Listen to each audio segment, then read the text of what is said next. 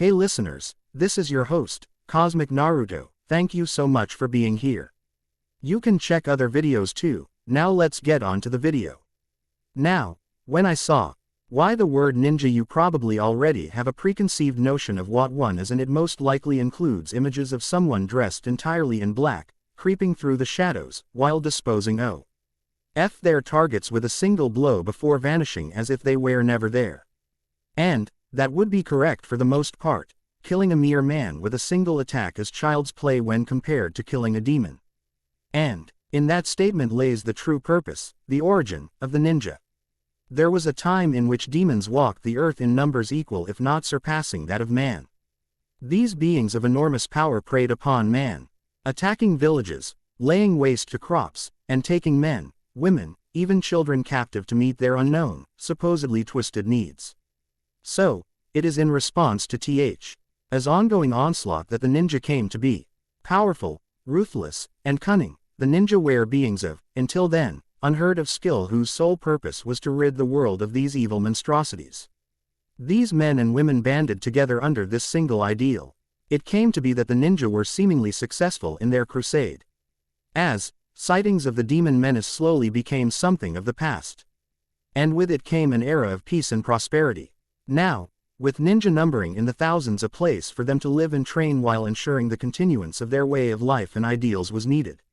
These refuges came to be in the form of the hidden villages. Soon, these villages were sprouting up all across the land, a lasting refuge to an old way of life in an increasingly modernizing world. With the demon menace slowly being a thing of the past, a new purpose was needed, a new way of life, and thus the ninja of today came to be. Alas, as with all things, time changes everything, and soon the truth about demons and ninjas became lost and forgotten. It became the things of myths and legends, a part of our dreams and nightmares. Yet, as I stated before, there comes an end to the way things were and a beginning to the way things are. That moment came during the great shinobi wars when the demon menace emerged once more, this time in the form of the great beasts.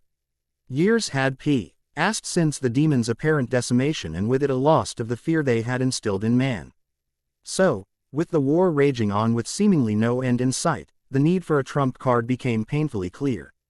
That card came in the form of a legend about the leaders of the demons, 9 beasts from 9 ruling clans, who possessed a power so enormous that whoever could harness it would clearly be the victor of these seemingly endless battles. It's said that it was the leader of one of the hidden villages who found the legend, and it was under his command that the harnessing of this power was attempted. To say the least, their attempt proved futile as the village was wiped from the face of the earth. And, in its wake, it left the menacing visage of the 9 great beasts awakened and set loose upon the world.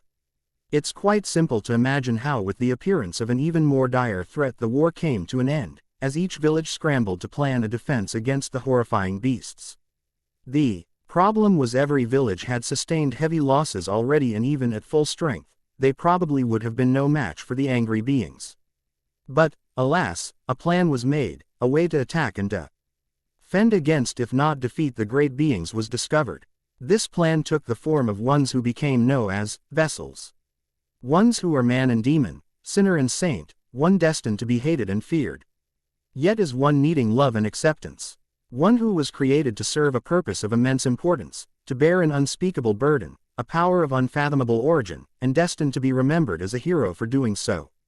Or, at least, that's how it was supposed to be. A vessel is one who was damned, cursed to live a life beyond their control, a life of hatred for something they did not do. It was thanks to these beings, these people, that peace returned once again to the world. For when the strongest of the great beast, the leader of the greatest demon clan, was sealed within one, the remaining beasts fled. Some escaped, others were sealed as well. It was these moments that lead to the world we know today, and they were accomplished through the sacrifices of great men and women, both alive and deceased, who all put our future, our happiness before their own.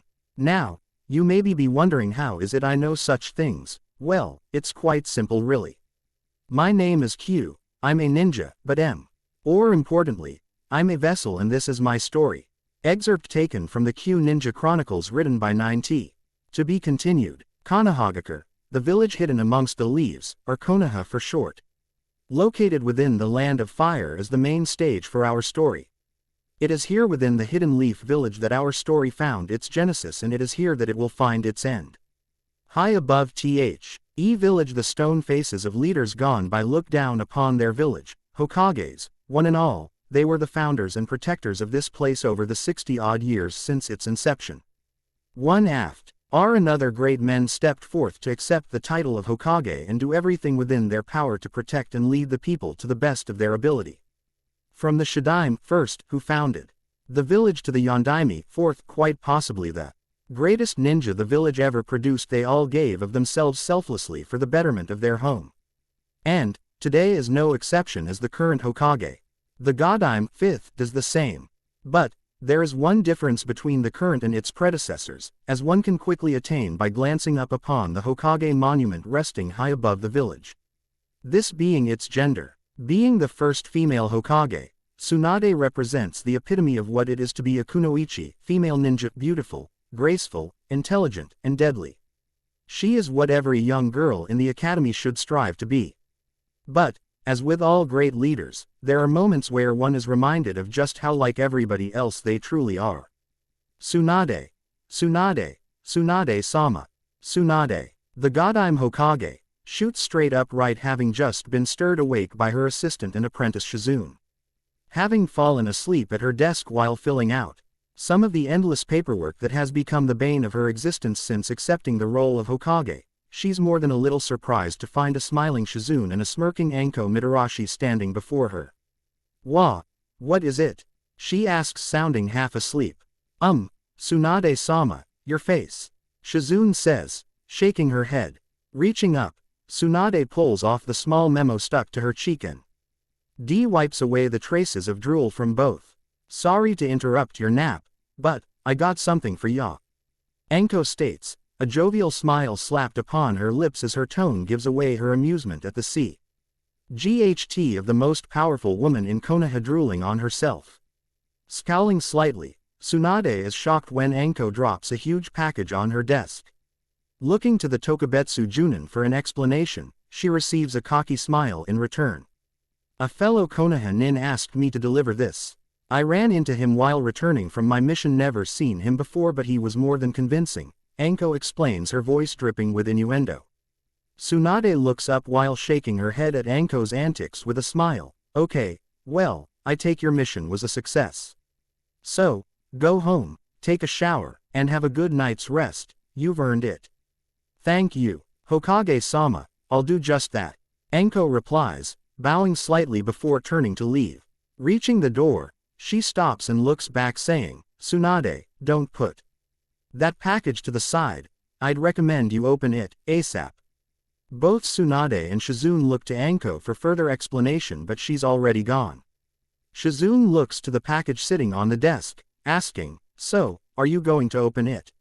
Tsunade looks the thing over and sighs, might as well, it'll beat doing more paperwork. Seeing the look of annoyance on Shizune's face, Tsunade quickly recants, saying, I mean, it must be something of great importance. Sadly, the paperwork will have to wait. Yeah, whatever, I'll be outside. Don't forget I need those papers signed in the morning. Of course not, have I ever? Tsunade stops short as Shizune looks at her with a gaze that screams, I'm serious.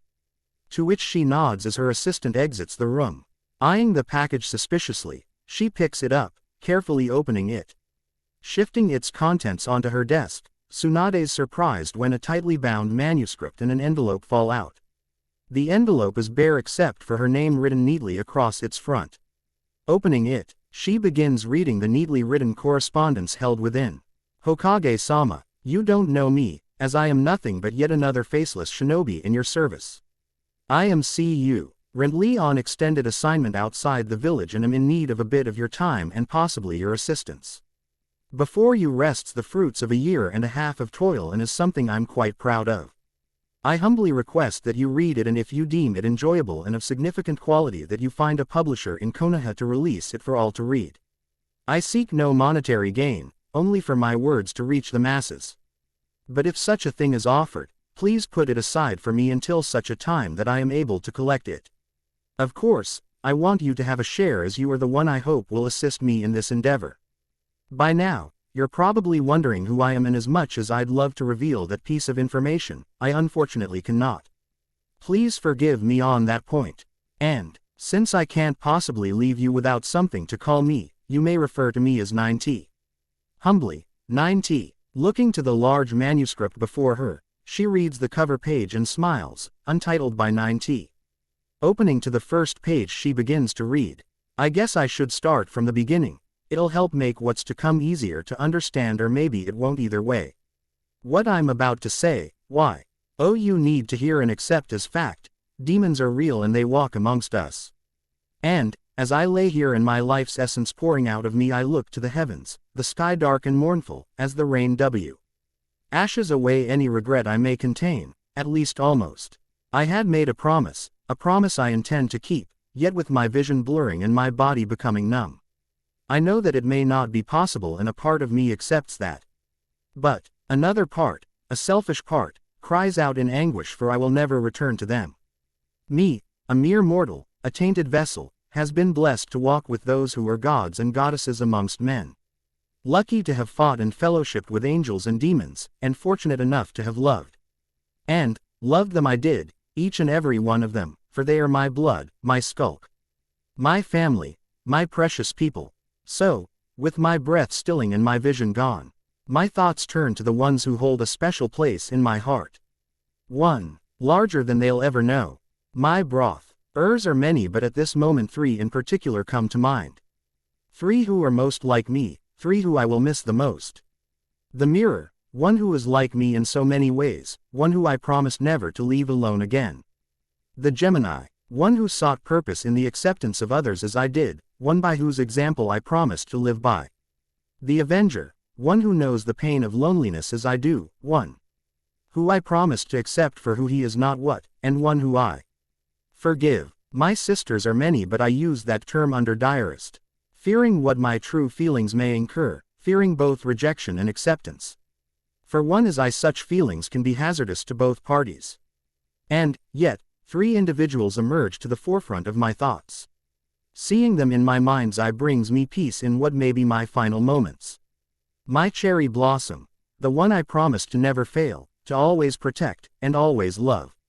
My Himes, the ones who brought light into my darkened existence, whether they were aware of it or not, the ones I promised to love.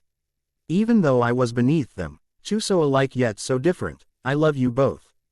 Forgive me, my mothers and fathers, my brothers and sisters, my loved ones, my precious people, for I have failed. Reading the last line of the story again, Tsunade can't help but weep, as the sorrow, the regret, contained within those final passages are unlike any pain she's ever felt. My God, Naruto, is this really how you see the world? Composing herself, she puts the tome aside and rises from her seat. Turning around, she looks out the window upon her village and is shocked to see the rising sun peeking out from the horizon. How long have I been that boy, even when he's gone, giving me headaches?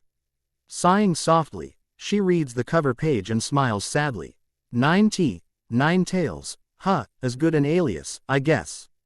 I'll get this thing published, all right.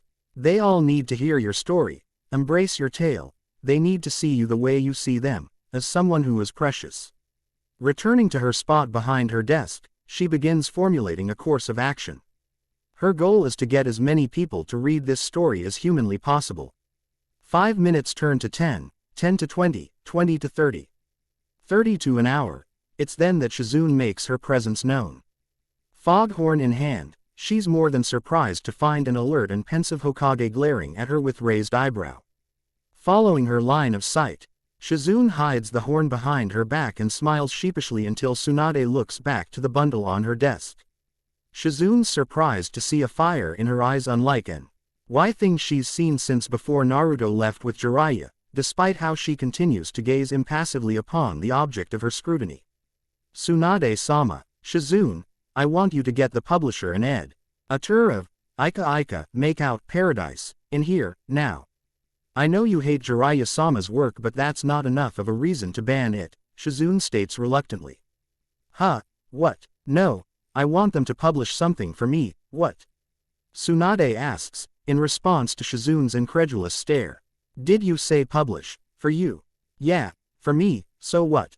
No offense, but the last time you showed me some of your writing it left, quite the distinct impression. What are you trying to say? Tsunade asks, the slightest hint of amusement or is that annoyance in her tone. I don't think the world's ready for a yaoi edition of Aika yet. Well, first, I think you're wrong and, second, it's not my writings, it's his, she replies, handing her apprentice the letter. 9T. Who's that? Someone. We don't know nearly as well as we thought. Shizune can sense the sadness in her words, but before she could ask for an explanation, Tsunade continues, I want you to read a specific passage but first contact those Aika people. All right, I'm on it. Watching Shizune vanish from the room, Tsunade reads over that final line once more. Forgive me, my mothers and fathers, my brothers and sisters, my loved ones, my precious people. For I have failed. We had searched for hours without success, only to stumble upon them in pure happenstance. 2 women, 2 angels, sat across from us, but that was most definitely not my first impression. The mistress was beautiful beyond description. She possessed an air about her that one could not ignore, even if she was stink-faced drunk. Strong, confident, and deadly, she was all this and more. Not that I cared or really noticed at that moment. The attendant was the antithesis to her mistress. Plain and unassuming, yet one could not help to see the beauty she possessed. Her beauty was a natural one that her master could only hope to attain, yet, it was hidden under a meek disposition that frankly I didn't buy for a second. Not that I saw through it at that moment either. They were a sight to behold, 2 women, 2 angels, who would come to hold a special place in my heart. They are my Okasan and Nichan. Shizune could only blink her eyes in an attempt to hold back the tears that threatened to spring forth. Never in her life had anyone managed to make her feel so loved, so special, that she had no idea how to respond. She looks to her mistress, who simply smiles and nods. He wrote this. How? When? Why? She was truly at a loss for words. Shizune always knew there was more to her Otudo than he let on, but this was simply too much. I don't know why, but as the letter said, he wrote it over the past year and a half. As for how, I'd figure with a pen. Shizune stares with amused eyes at Tsunade's lame excuse for humor. Seeing her look, Tsunade shrugs, laughs, and says, Hey, it's early, I'm tired. That causes Shizune to laugh out loud, as there's a knock at the door. Enter. Hokage-sama, the members of Rod Publishing have arrived. Fine, send them in, Tsunade replies. Turning to Shizune, she whispers, Stick around, I don't want to be left alone with these perv. She freezes mid-sentence as 2 women enter the room, one a tall, boyish young woman maybe 18 to 20 years of age, the other a bespectacled woman of average height and above-average assets appearing to be in her late 20s early 30s. To say that the 2 women already present are shocked would be an understatement. You're from Rod Publishing? The Hokage asks, sounding as shocked as she looks. Correct, my name is Yumiko and this is my partner Maggie. It's an honor to meet you, Hokage-sama. The glasses-wearing woman answers, bowing respectfully despite her obvious nervousness. Hi, Maggie says, blushing as everyone's gaze settles upon her. She fidgets slightly in place, something that reminds Tsunade of a certain Hyuga. Fine, well, ladies, I called you here for an important reason, Tsunade begins to explain before being cut off by a nervous Yumiko. I'm sorry if Ero-chan has offended you, but please don't shut us down or Aika, we. Ero-chan, Tsunade and Shizune ask simultaneously. Oh, that's what we call J. Araya around the office, it's kind of his code name, Yumiko explains, blushing slightly at the endearing yet perverse name. Anyway, that's not why you're here. What if I told you I had the next Aika sitting on my desk? Tsunade asks, sounding quiet pleased. I'd say that a yaoi version of, Yumiko tries to explain before being cut off by the boisterous voice of the Hokage. You're wrong, excuse me. I mean the next big hit that everyone can enjoy, men and women, young and old, a blockbuster of Aika proportions. I'd say I think you're correct. Yumiko nodding enthusiastically states. This is good, rough but good. Agrees Maggie. Hey, when did? Tsunade asks, shocked to notice that the duo is sitting on her couch huddled together reading 9T's manuscript. Shaking her head she smiles, saying, Well, take your time and tell me what you. Before she can say any further, she's cut off by Yumiko, who mumbles, yeah, sure, talk later, reading. Tsunade and Shizune smile at this. They take it as a good sign that they're that engrossed by the story. Little do they know that they were in the presence of two world-class bibliomaniacs, who will only acknowledge to the quality or lack thereof something until having read something cover to cover, meaning they'll be engrossed by just about anything. Hugh, I like him. Maggie states to no one in particular. Tsunade smiles at them, as she waves Shizune out, mouthing to her, it'll be a while. Shizune nods and heads to leave, glancing back at the odd women, smiling. She thinks, Naruto-kun, I think you've gained your first fans. A vessel, one who was created to serve a purpose of immense importance, to bear an unspeakable burden, a power of unfathomable origin, and destined to be remembered as a hero for doing so. Or, at least, that's how it was supposed to be. A vessel is really a damnation, a horrible mistake, a tainted shell, a monster, a demon. Locked within the vessel is something that will forever haunt them until the day they die, alone, hated, and feared. But that will not be my fate. No, I shall rise above this tragic fate. I will shape my own destiny, as fate is only something we blame for our lot in life, and I won't do that and can't do that. I wasn't always this strong, this mature, but once I came to understand the way of things, I put a plan into action. I would become a ninja of great strength, my village's greatest warrior, earning the respect of those who hate and fear me. I would become a man worthy of trust, of friendship, of loyalty, of love. And so I adopted a mask of joy, of innocence, of ignorance. No one would fear a fool and everyone loves a clown, or so I thought. But I was soon proved wrong, as the mask only seemed to add to my scorn. I'm all those things by nature, but they're not all I am. No one could see underneath the underneath, at least, not until those days. The days where I met them, the moments that would change the course of my existence. Tsunade hears sobbing and looks up from her paperwork to see Yumiko consoling a tear-streaked Maggie. It's okay. I'm sure Q's gonna be fine in the end. Those sisters and their father seem to be nice. I know, but his dreams are so sad, Maggie replies, saying the most Tsunade has heard from the tall woman all day.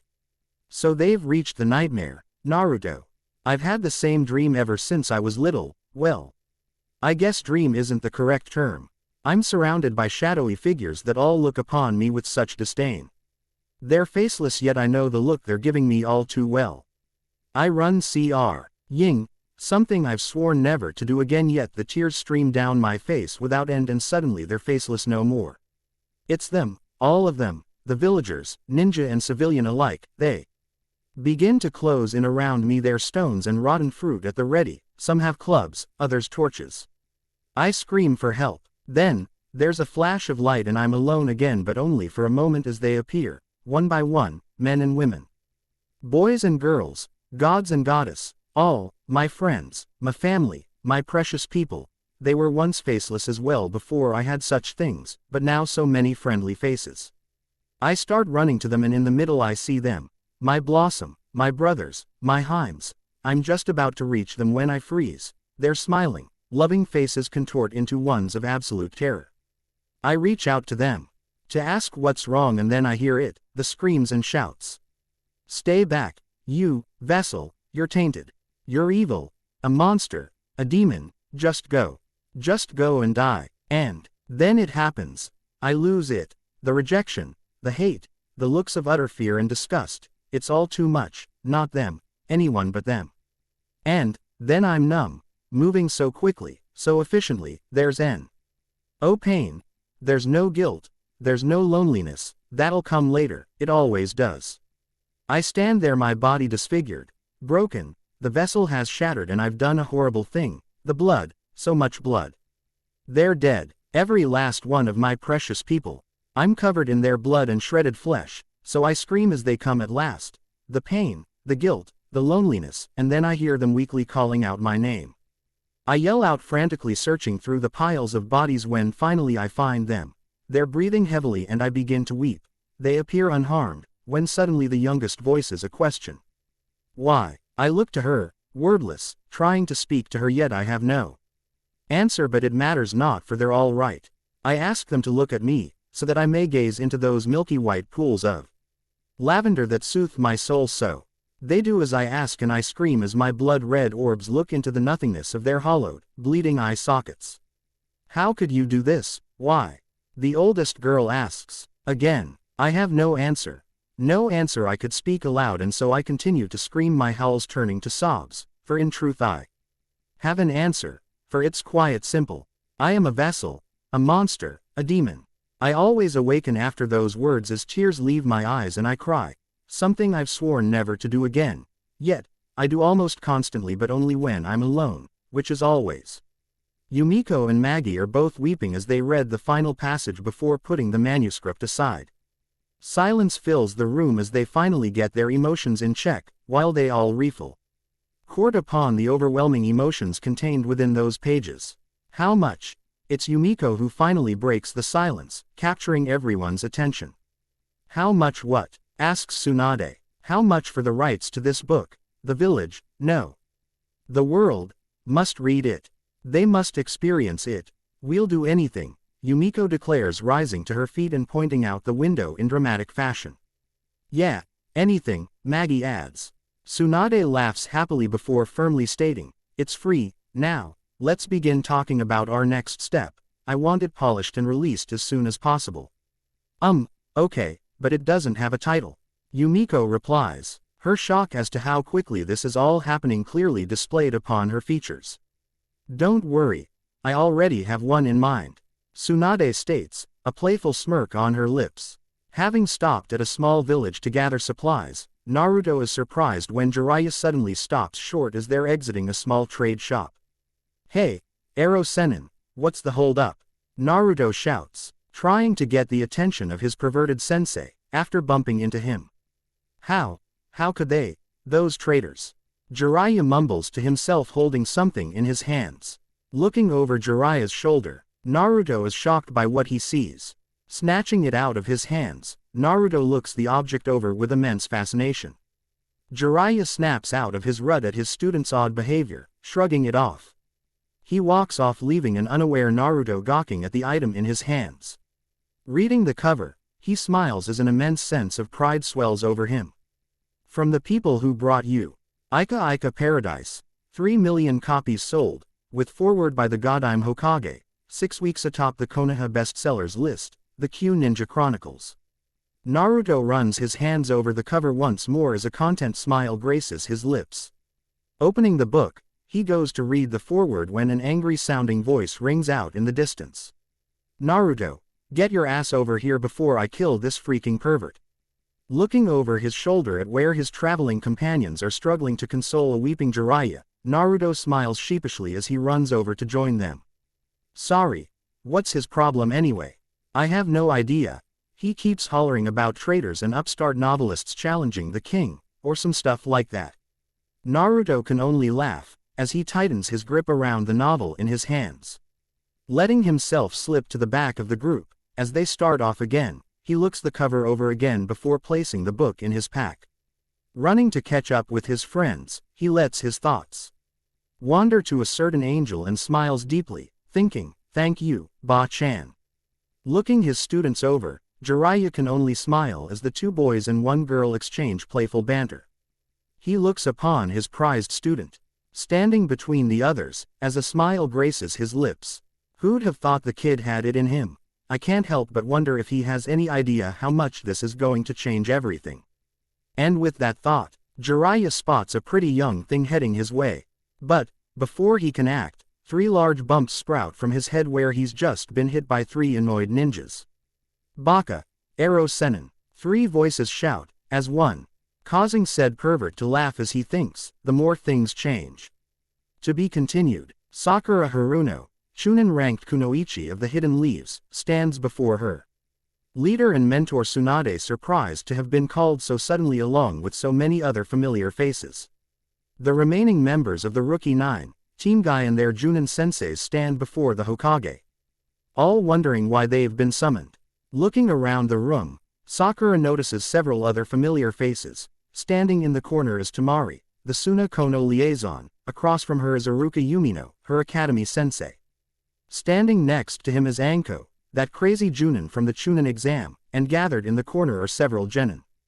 3 of which she's quite familiar with, namely the Konohamaru core, made up of Konohamaru, Udon, and Moegi, but it's the 4th, leaning quietly against the wall, that catches her eye.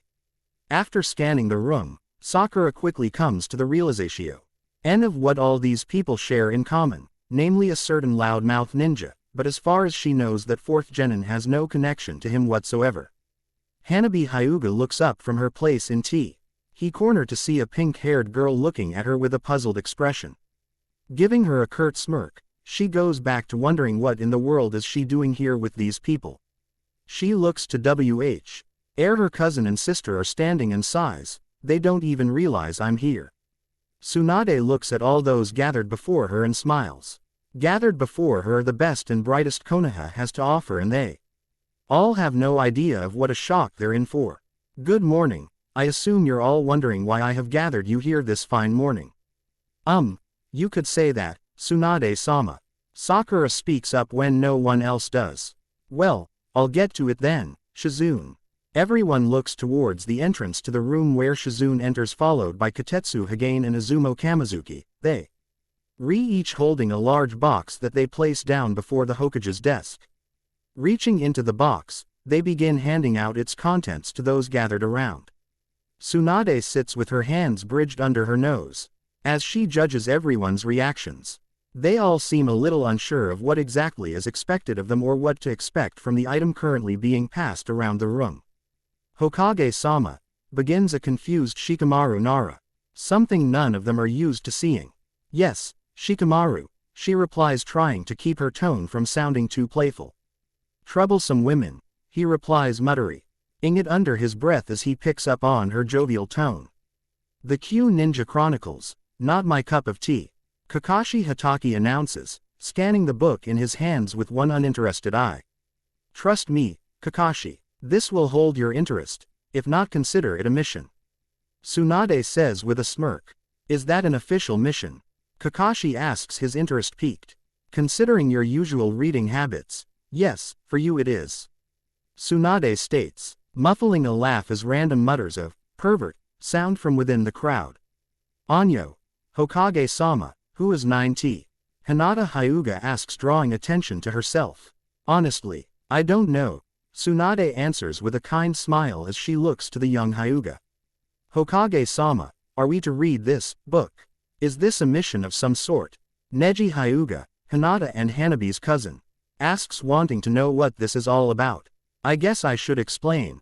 Does everyone have a copy? She looks around the room to see everyone signal to that effect. Good, all right. No, this is not a mission for anyone but Kakashi. But I would like for you all to read this book.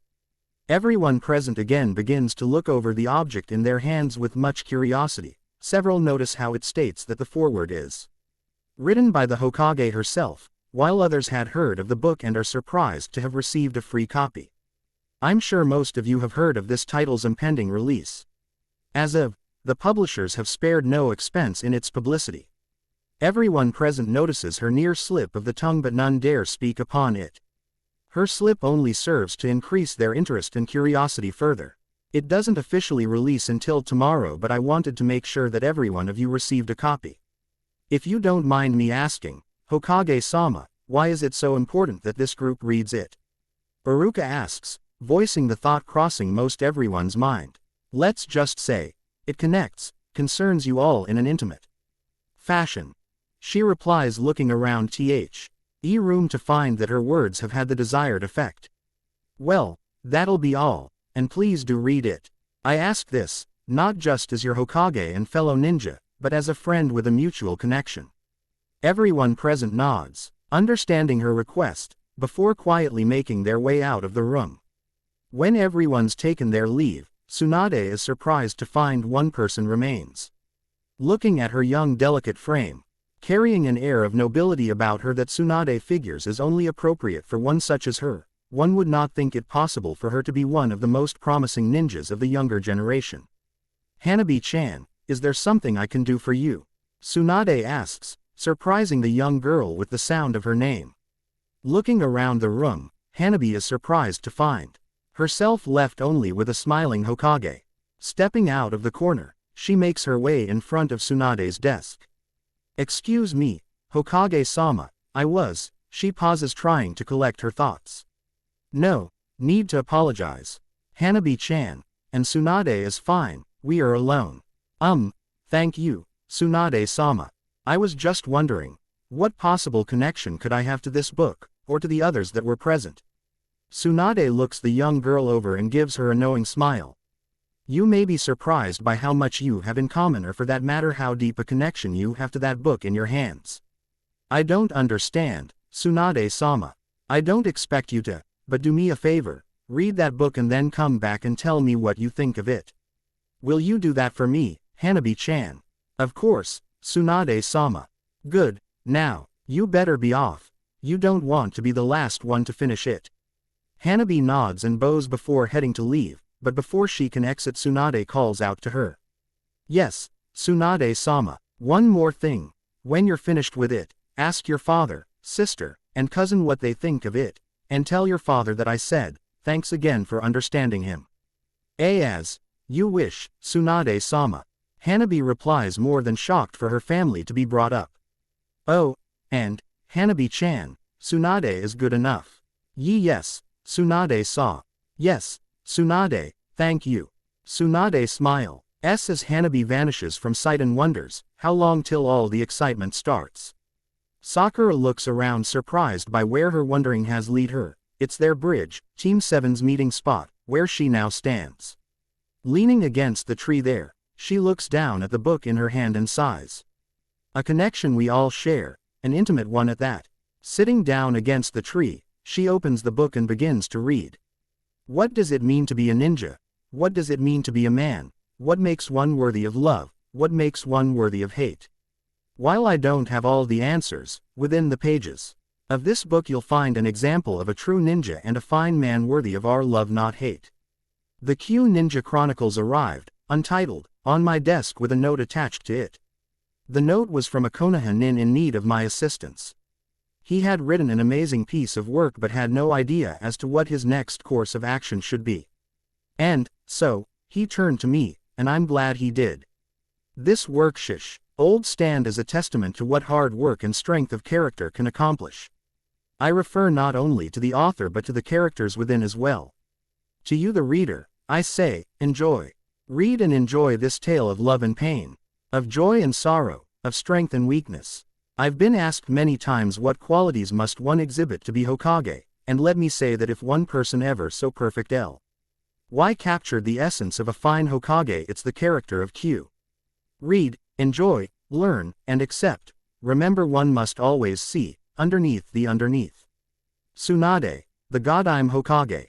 So smart, so strong, my cherry blossom, stronger than she ever gives herself credit for. She used to be a quiet, shy girl, so unsure of herself, so scared, yet, she was cute, sweet, and smart. I remember when she was as quiet and withdrawn before she became friends with Yellow Flower. That's when she began to change, but there was still a tough road ahead of her. One day, when she was alone and being picked on by some of the other girls, I stepped in to defend her. The other girls began making fun of her for being friends with the outcast, the loser, the fool. So, she did the only thing she could do in that situation. She pushed me out the way and made fun of me too. They cheered her on and left together laughing. I saw her glance back at me as they left. She had a look of worry in her eyes. So, I flashed a big toothy grin, for it was my shield. As pranks wear my sword. Once, I was sure I was alone. I dropped my shield, my mask removed, I became quiet and withdrawn. I was glad I could help her. It had gone as planned, but it still hurt. Sakura pauses as she finishes reading those words. She's shocked beyond belief. There's simply no way this can be real. There's no way what she read can be real. Yet, it is, and with that realization she jumps to her feet, rushing off to find somebody who can help her understand what this is. Little does Sakura know, but on the other side of the village, someone is reading at the same pace. But they've continued, and what they're reading is shocking them too. It was also on that day where I first noticed her, I don't know how long she had been there, but I became aware of her presence when I heard a muffled sob. Looking up, I saw her peeking from behind a tree. I pretended not to see her and got up, looking as if I was leaving the park we were in. But I had simply circled around and got up into the tree she was hiding behind. Much to my surprise, she was crying, and not 'cause she was hurt. No, she was shedding tears of compassion for me in my plight. Sitting on a branch above her, I heard her mumbling to herself. She said, why were they so mean? He was just being nice. He was just trying. Why? I was shocked. Could she really be crying for me? I wanted to say something, thank her, cry myself, but as I got a good look at her face, I saw something that would stick with me forever. Her eyes, those lovely pools of lavender that seemed to be pulling me in, but even at that young an age I clearly understood something else I could look but dare not touch. I would later learn exactly why that was, but at the moment this did not concern nor occur to me. Yet, all I did was sit there watching her while she cried for me. Never in my life had I felt so wonderful and horrible at the same time. Wonderful for knowing that there was at least someone who cared, and horrible that I was causing her pain and couldn't do anything about it. But I could tell that those tears weren't for me alone. I don't know how I knew, maybe I saw a little bit of myself in her. Once she had finally composed herself and got to her feet, I followed her. I don't know why, but I was compelled to make sure she was all right. I stuck to the alleyways and rooftops, as I had become skilled at running, leaping, climbing, and hiding over the years, for obvious reasons, so following her unseen was simple to say the least. Looking back on it now, it would be the closest thing to a date I would ever experience. Watching her stop in the marketplace, looking over various things, stopping at the flower shop, she looked so happy smelling the various plants. She finally bought some and headed on her way. I would later find some of my own in the forest and try to grow them. It seemed to be a nice way to remember her. Arriving safely at her home, I hopped down in front of the gates to her family's estate. It was then that I realized that I couldn't allow myself to feel the way I was. I didn't exactly know how that was at the time, but I knew it wasn't for someone like me to feel towards someone like her. It would be about a week later that an event that would change my life forever would occur. It would also give me insight into a way of life I could never imagine. I would come to know them, my Heim and Chibi Heim. I would also take my first life in defense of one who would become precious to me. She can't believe what she's read. This can't be possible. This can't be happening. Yet it is, and it's shaken her to her very core. Is this even possible? That he knew, and I was, untouchable. Hinata wipes away the tears that threaten to fall, as she continues to read. What she reads next leaves her feeling something she has become used to feeling: sad, confused, and unwanted. Father, Hanabi, and Naruto. To be continued. Shift Fro. How a scene is written in KNC to how it actually happened. ABC. Spoken. It began like any other day in my up until then pathetic existence. I had spent the morning being glared and spit upon, the afternoon running from bullies and angry villagers, and was heading back to my sad excuse for an apartment after some training in the evening when I heard something. Making my way through the woods surrounding the village, I was more than surprised to see someone walking through my domain. This was my sanctuary, an area of the woods where no one came. It was my hiding place and training ground, and this man was trespassing. I followed him because something simply didn't feel right. My suspicions would be confirmed when the bundle he was carrying made a noise. Daddy. It was muffled but loud enough for me to hear. When the man hit the bundle telling it to be quiet, I knew this was all wrong. I continued to follow him, thinking of what I should do, but, with each step taking us farther from the village. Gripping the kunai taped to my right thigh, old man Soul had given it to me so I could prepare for entering the academy. I kept it with me however as a last line of defense, feeling it against my hand. I realized it was now or never. Leaping down upon him from behind, I tackled him, knocking him over. I had the advantage but only for a moment as he quickly grabbed me and threw me into a nearby tree. I knew something was broken as the pain in my chest was intense. I looked up to notice that the small bundle had unraveled to reveal a small child. She looked to me with eyes wide with fright. I also realized I had seen eyes like that before. They had belonged to Heim, which meant this small girl was somehow related to her. That knowledge made my decision for me. Run. Run now. It took everything in me to scream that out, but at least she listened. Scrambling up to her feet, she tried to run, but I knew she wouldn't get far as the man was now stalking after her, completely. Ignoring the fact that I was still there, I grabbed a rock that lay next to me and threw it at him. It had the desired effect. Turning to face me, he shook his head. Stupid brat, I don't want to kill you, but you're leaving me no choice. Leave her alone. It had left my lips before I even knew what I was saying. He looked at me with a critical eye. I could then see amusement in them. I like you, kid.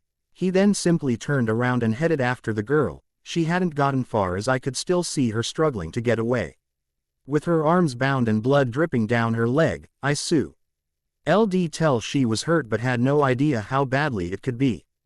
I had to do something. I had to get up. I wouldn't let her down. Funny the way things work out. Here was a man, kidnapping a small child, yet he was the first adult. Besides the old man, to every look upon me without hatred in his eyes. Not only that, he liked me, he saw something in me and approved. Reaching the girl, he momentarily strew. GG led to get a hold of her, but once he did, he threw her over his shoulder and turned back around to face me. Hey, kid, how about you?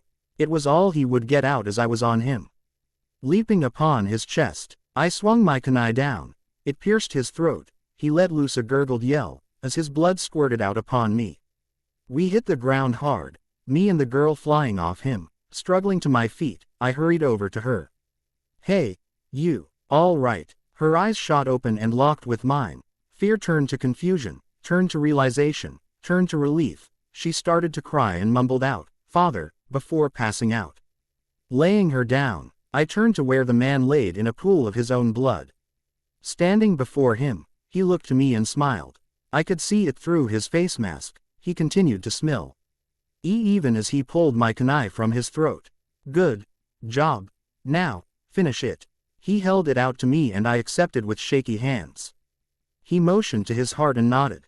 I kneeled beside him and said I was sorry. He shook his head. Grabbed my hands and lined them up with my target. Be strong. I nodded and drove my kunai into his heart. I was 8 years old and I had just taken my first life. Struggling to remain conscious, I made my way through the outskirts of the village. I knew where I must go and I would make it if it killed me. Tightening my grip on the small girl asleep on my back, I continued on my way, recognizing the area I was in. We're almost home. I said it more for myself than for her, but it was true. Turning the next corner, I now stood before the estate I had followed Heim to. Hey, open up. I tried to yell, but the pain in my chest was only worse now. Giving up, I slammed my fist against the gate until I heard a voice from inside. Hurry, get the master. Tired, I sat against the gate with her asleep in my lap.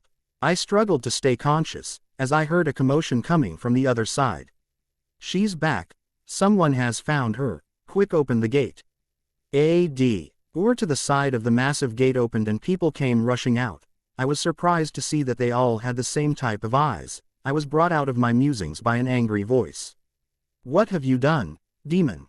It wasn't the first time, nor would it be last someone called me that. Hand her over this instant. They began reaching for her, and before I knew what I was doing, I had brandished my kunai. Still covered with the blood of my kill, I waved it in front of us. Stay back. I want father, only father. They looked at me like I was crazy, but I did not care. She wanted father, and I would get her to him.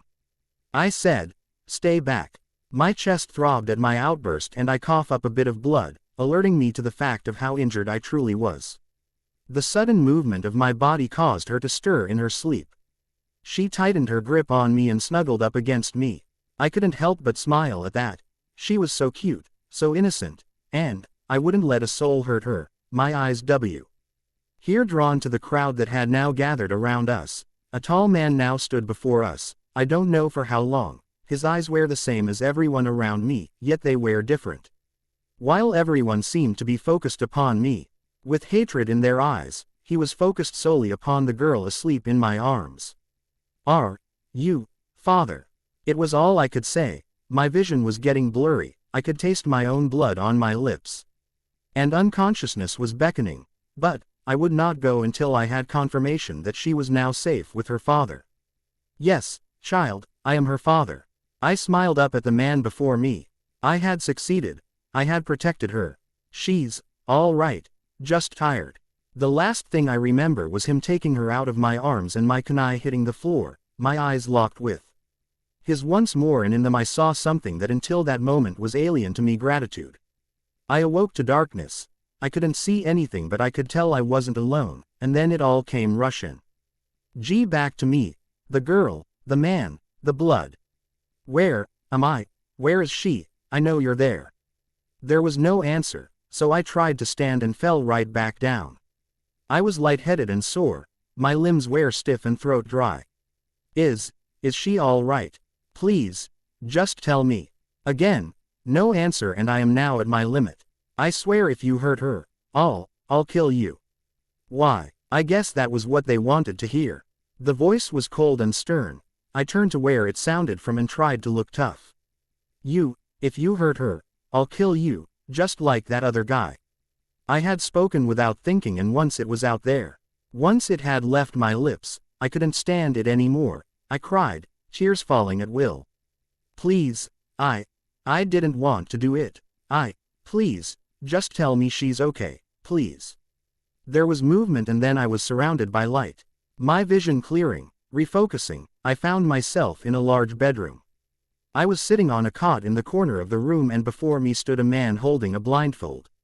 Looking up at him, I instantly recognized him as the one called Father. I looked around the room frantically, looking for any sign of her. Hiashi Hyuga looked upon the blonde child before him with something akin to wonder. Naruto Uzumaki, the jailer of the Kyuubi, had arrived on his doorstep holding the sleeping form of his missing daughter Hanabi, 1 day prior beaten in blood. Why, with 3 broken ribs and a pierced left lung. Now, here he is searching frantically for what he can only assume is any sign of his daughter's well-being. Clearing his throat, he recaptures the child's attention. Tell me, child, why did you assist my daughter? No, not until you tell me if she's okay. Hiashi can only smile at the child. For him to still be worried about someone else when he should be more concerned for himself is impressive. She is fine. Now, why did you help her? Naruto looks at him with confusion clearly evident in his eyes. Hiashi sees this and realizes he's smiling at the boy yet again. I just did. Why wouldn't I? That, child, is the real question. Huh? Naruto replies, his face scrunched up in confusion. Nothing. Now, tell me exactly what happened. Naru. Two nods and proceeds to recap his day from when he woke up to when he ran into the woods to when he finished his training and saw the man carrying the odd bundle to when he killed him and brought the girl home. Hiashi listened to the boy's story and couldn't help but feel both disgusted and proud. Disgusted at the treatment this boy receives from his fellow villagers, and proud of the boy for not only rising above it but for also risking his life to protect a complete stranger. Could you take us there, so that we could find the body? Yeah. Am I in trouble? Naruto asks, avoiding the man's gaze. Child, why would you ask such a thing? I killed that man. Naruto states, the sadness in his voice is disheartening to say the least. Yes, you did. Hiashi cuts in, seeing where this is going. Quote, you killed a man who had kidnapped my daughter. You only acted as any true ninja of Konoha would have. Naruto remains quiet, but nods. Hiashi sits on his bed across from the cot, not sure what to do or say next. One would be surprised by how much thought had gone into this encounter. Some members of the clan had actually suggested that it was the boy who had taken his daughter and that he should be dealt with as such. He was no fool. He could tell by just the few words he exchanged with the boy before he succumbed to his injuries, and by the way he looked upon his child, that this boy was her savior, not assailant. What's her name? Quote, Hiashi is caught off guard, as Naruto suddenly speaks, his voice barely audible. Her name is Hanabi. I am her father, Hiashi Hyuga. Hiashi, where am I? You, child, are in my chambers within the Hyuga compound. You've been here ever since you arrived a little over 24 hours ago. I slept for a day. I must have been hurt badly. Yes, you were. Why does this not surprise you? When I get hurt real bad, Like that time they caught me on my birthday and beat me. I sleep for a long time, but I always wake up feeling better. Hiashi feels a chill run through him. He's thrown by how a child can speak of such things as if they were a common occurrence, and then it hits him it's because they are. Child, what do you seek? What do you mean? I mean, I am indebted to you. You saved the life of my child at the risk of your own. What do you want? Hiashi, having only just met Naruto, had no idea what a huge mistake he made in asking that. He had the nerve to ask me what I wanted. Did he actually think that I had saved her because I wanted some kind of a reward? No, I wouldn't let him think such a thing. Nothing. I want nothing. Child, I will not owe a debt. What do you want? I didn't help Chibi Hime cause I wanted something. He eyes me over a moment before he starts laughing. What's so funny? I'm serious. Yes, sorry, child, I meant no disrespect. I understand that you didn't save her seeking reward, but despite that fact, a reward you shall receive. Now, what do you want of me? I look into his eyes for any hint of, well, I'm not sure what, but what I find is surprising. I find honesty, sadness, and understanding. I want you to train me. To say that he was surprised would be an understatement, as he just sat there blinking at me. He wasn't the only one surprised, as I had said it without even thinking, but once it was said I knew it was right. Why do you want me to train you? I want to be strong. I want to be able to protect myself and others. He continues to sit there looking me over, as if he's trying to bore into my very soul. I don't back down. I look him straight in the eye, and then he smiles at me. Very well, I will train you. Hinata has no idea as to how she should react to what she's reading. If the characters in this story are really who she thinks they are, then it means that there are secrets being kept from her by her own father and sister that involve the one she loves. Trying to remain calm, she decides to keep reading and save judgment until she finishes this book. Sakura had tried his apartment, but he was nowhere to be found. Trying a few more spots she's heard he frequents, she was disappointed to find him at none of them. Stepping out of the tree line, she's surprised to find him here. Yet, upon retrospect, it probably should have been the first place she checked.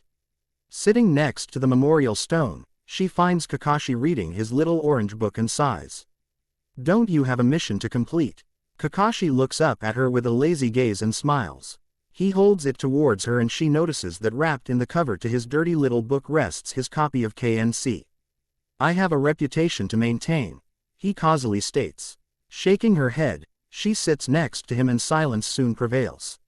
She looks to find him actually reading the book and can't help but smile. Her smile wouldn't last long as he speaks and says the one thing she was both hoping and fearing to hear. Naruto's quite talented, it would seem. Sakura remains silent. There it was, the confirmation she wanted, and yet she can't help but feel worse for it. Remembering how he described her, his cherry blossom. Turn to page 136. Sakura looks to Kakashi to see him smiling. Turning to that page, what she's about to read will forever change how she views her orange-clad teammate. They knew each other. Haku's alive. To be continued. Every time I practiced Sensei's taijutsu, I'm always left depleted of chakra. At the time, it took everything I had to control the amount released with each blow. Of course, I remember him saying that I should accept its use as an assassination style in my hands. But I couldn't help but want to try and learn to use it like he did. As a result of my stubbornness, I would always end up passing out from chakra depletion. But this was one time where I was glad for it. Awakening to a soft voice in my ears, I awoke to a vision unlike anything I had experienced before or since. She was a goddess. Now, I can say that I'm blessed to know some utterly beautiful women, but none held a candle to the beauty at my side, so like any red-blooded male I did what was expected of me. I stared like a fool. Is my face really that fascinating? Her voice was as soft as it was gentle, and all I could do was nod. She giggled at my reaction and it caused me to turn a deep shade of red. Well, I'll leave you to your sleep. I was just worried you'd catch a cold. Worried? About me? She looked at me a bit puzzled before smiling and giving a quick nod. Thank you. She simply shook her head and went about her business. I sat there watching her gather herds, and before I knew it I was helping She gently led me through the process, showing me which were medicinal. I kept stealing glances at her and she continued to gently laugh them off. So, why are you out here all alone? Training. Are you some kind of ninja? I noticed your headband. Yeah, I am. I was practicing a super secret style my sensei taught me. It's super cool and super deadly. I couldn't help but try and impress her, yet now that I think about it, I sounded like such a kid. What are you training for? You look pretty strong and manly as it is. I couldn't help but blush at her words. I had never had such a long conversation with a girl before. Well, besides Chibi-Heim, and I was constantly trying to make sure I didn't say anything stupid. Yeah, well, there's always someone stronger, so I need to get stronger too and stay focused. But, why? Her question was innocent enough but the answer it brought forth surprised us both. He resulting conversation would change both our outlooks. Right, now, it's 'cause I have to prove something to a certain person, but, it's also 'cause I need to be strong so that someday I may become the soul of my village. Then everyone who looks down on me will have to realize how wrong they were. She looked me over as if she was trying to find fault in my words. I did the same, trying to see why she would doubt them. And, are you doing this all for that certain person or for your own sake? What? She caught me off guard with that one and I guess my face showed it, as she started to laugh. It was soft and free, it made me do the same and then she spoke so suddenly that I nearly missed it. Do you have anyone special in your life? I just sat there as the true implication of Th's words hit me all at once. Did I? If I did, what did it mean? If I didn't, what did that? Before I could think on it any further she continued. When someone is protecting something that is truly precious to them, they can become truly strong, stronger than they ever imagined, as strong as they must be. Her words were strong, firm, and true. Our eyes meet and I smiled. Not that phony smile that was my shield, no. A true smile, an honest smile, and she did the same. In that moment they came to me one by one. My precious people, Old Man Soul, Sensei, Heim, Chibi-Heim, Scar, Cyclops, Avenger, Cherry Blossom and now, her. Yeah, I know exactly what you mean. She nodded and proceeded to gather her things. You will get stronger, stronger than you can ever imagine. I know we'll meet again. Standing, she flashed me one last beautiful smile before beginning to leave. I realized that I hadn't asked her name, but before I could she spoke. Oh, I think you should know, I'm a boy.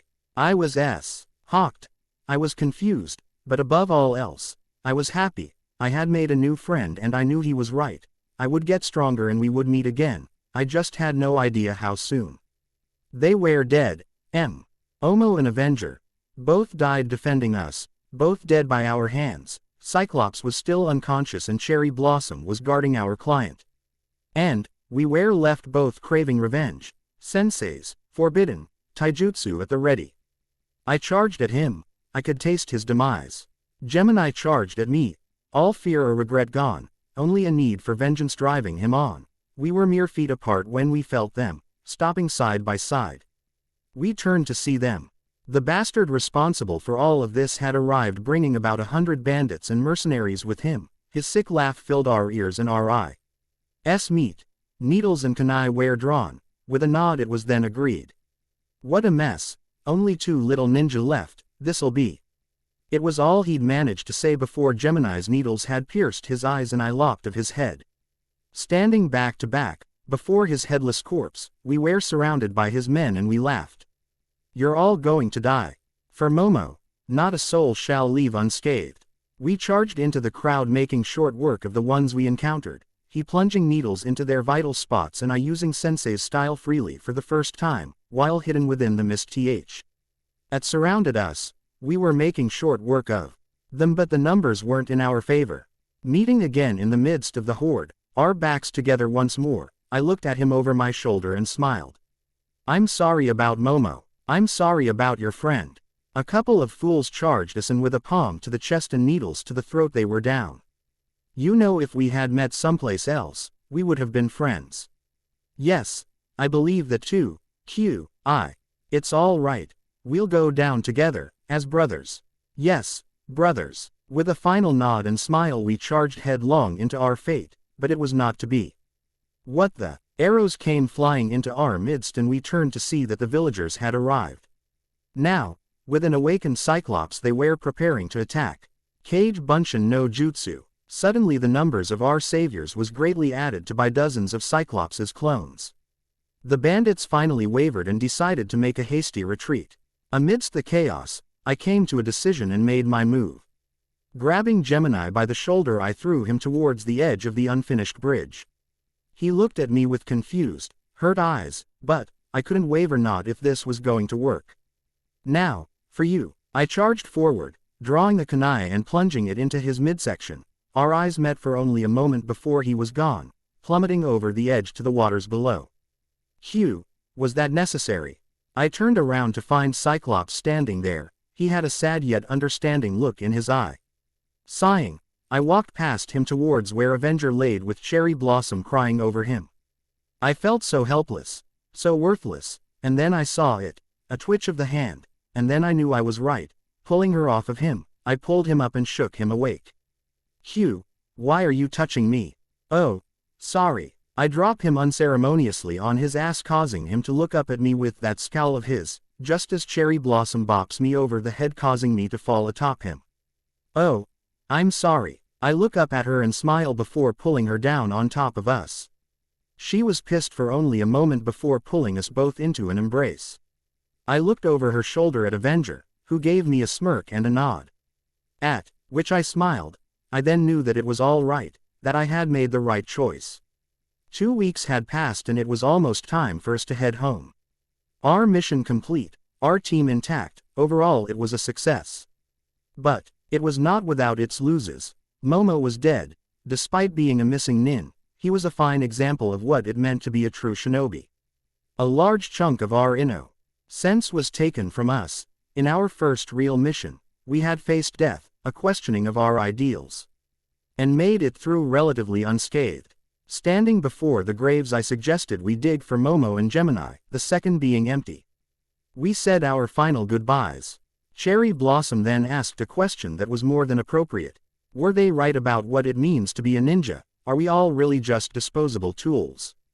A shinobi shouldn't be concerned with a reason for their own existence. It is merely important that we exist as tools for our village to use as they see fit. It's as Tr. First as it is for any ninja anywhere else. Cyclops' answer just didn't sit right with me. I had been told as much by Sensei during our talks, but to witness and experience it, I didn't like it and I would voice as much. I don't agree, not for 1 second. We're more than tools, we're more than skills, jutsus, and bloodlines. If that's what it means to walk the path of a true ninja, then I am going to create my own path, my own destiny, my nindo.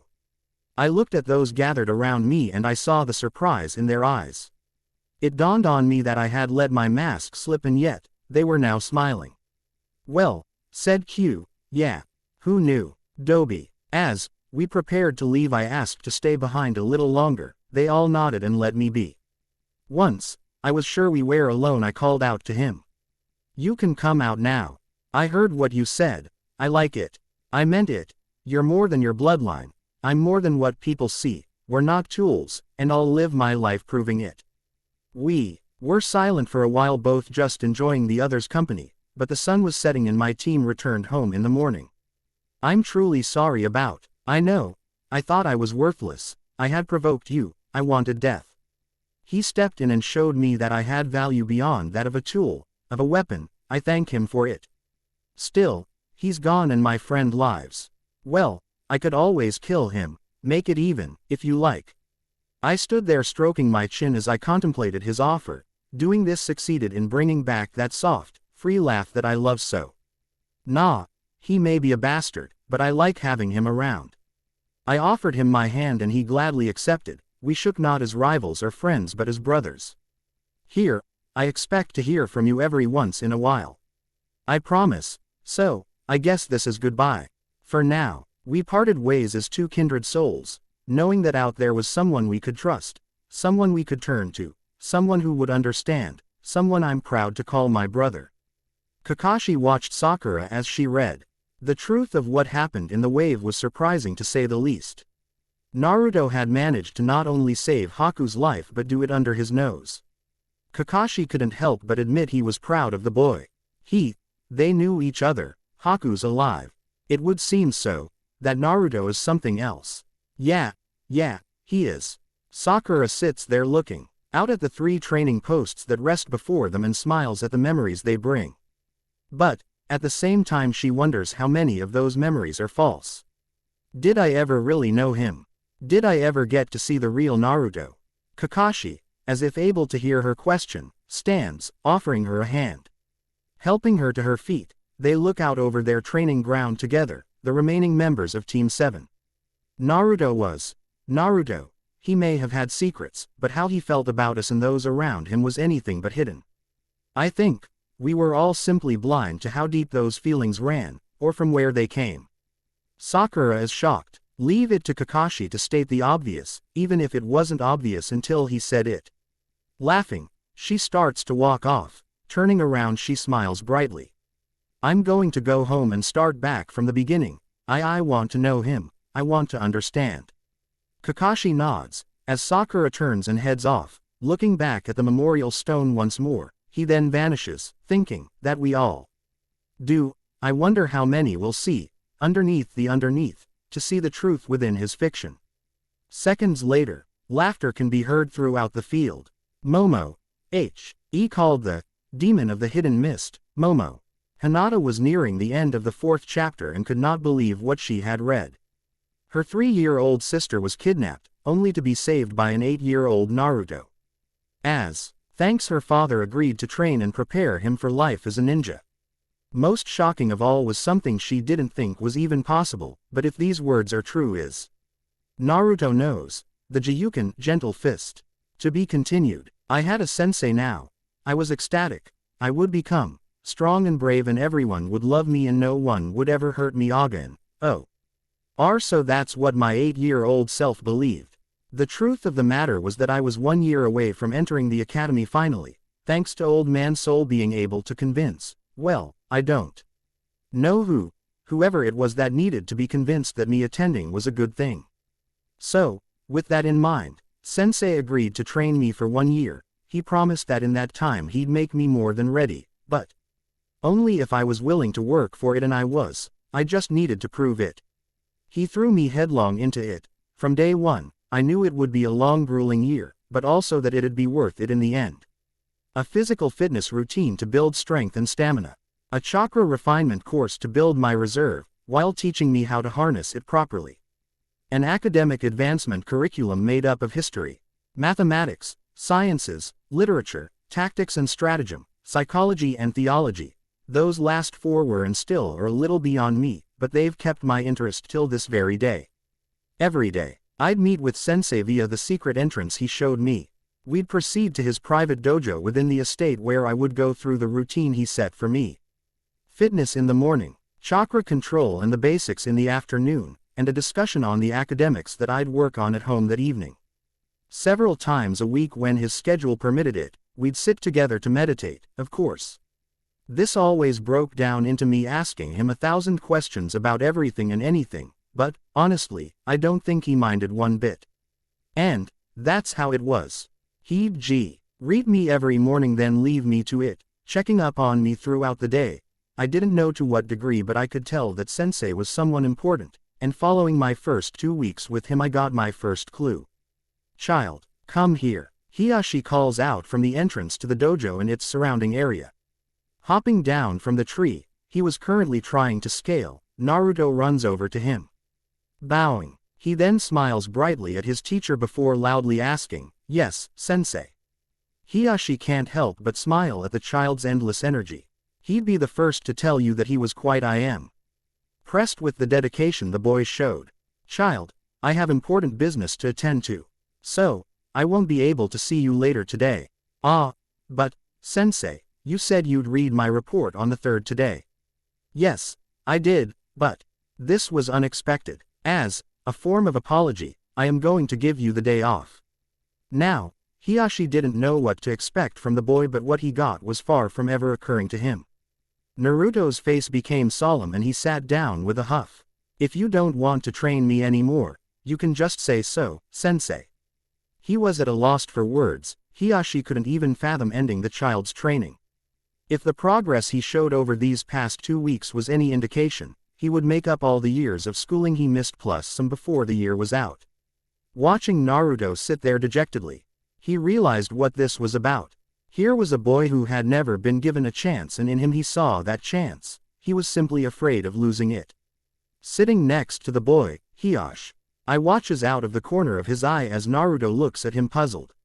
He has to keep from smiling when the boy gets up and mimics his position. Side by side, they sit looking out over the training field. Their sights set upon the medium-sized pond near its middle. Sensei, don't you have something important to do? Yes, child, I do, but I do not believe they'll be too upset if I'm a little late. He watches as Naruto closes his eyes and nods as he contemplates his words. The child would remain silent for only a moment more before jumping to his feet. I don't want you to get in trouble cause of me. Who says I would? Well, whenever I'm late in meeting the old man he always scolds me, saying that being on time is as important to a ninja as being able to use any jutsu. Those are wise words. All right, I'll be off then. Naruto nods in agreement, before remembering why he was upset in the first place, but before he can saying anything Hiashi injects. Then I'll see you tomorrow, as always. Naruto's face beams as he nods in agreement. Hiashi nods back before heading off. Stopping by the exit that will take him back into the main compound, he looks back at Naruto walking up the tree and nods in approval. The child deserves a day of leisure, yet he'll never take one. I know exactly what will keep him distracted. I was left alone in the training field, so I continued my train. Insecure in the knowledge that no one but Sensei came back here. I knew he wouldn't mind if I stayed to continue training, or at least, I hoped, since it had never come up in any of our discussions. I was halfway up the tree when I heard a sound, soft and harmonious. It was coming from below me.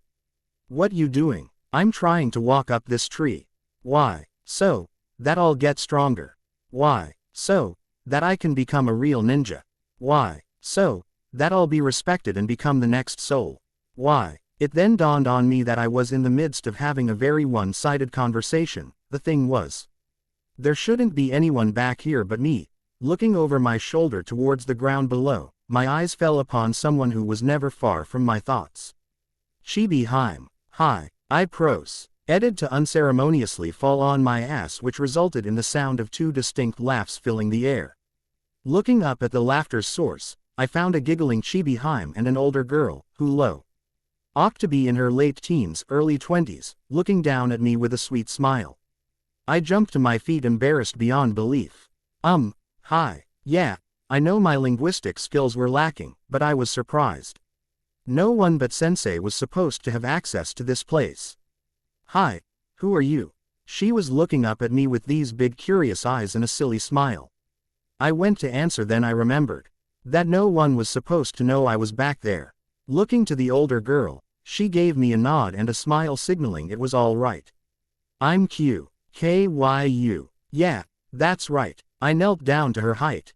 Giving a big toothy grin, she returned in kind, as she jumped up and down excited to have said my name right.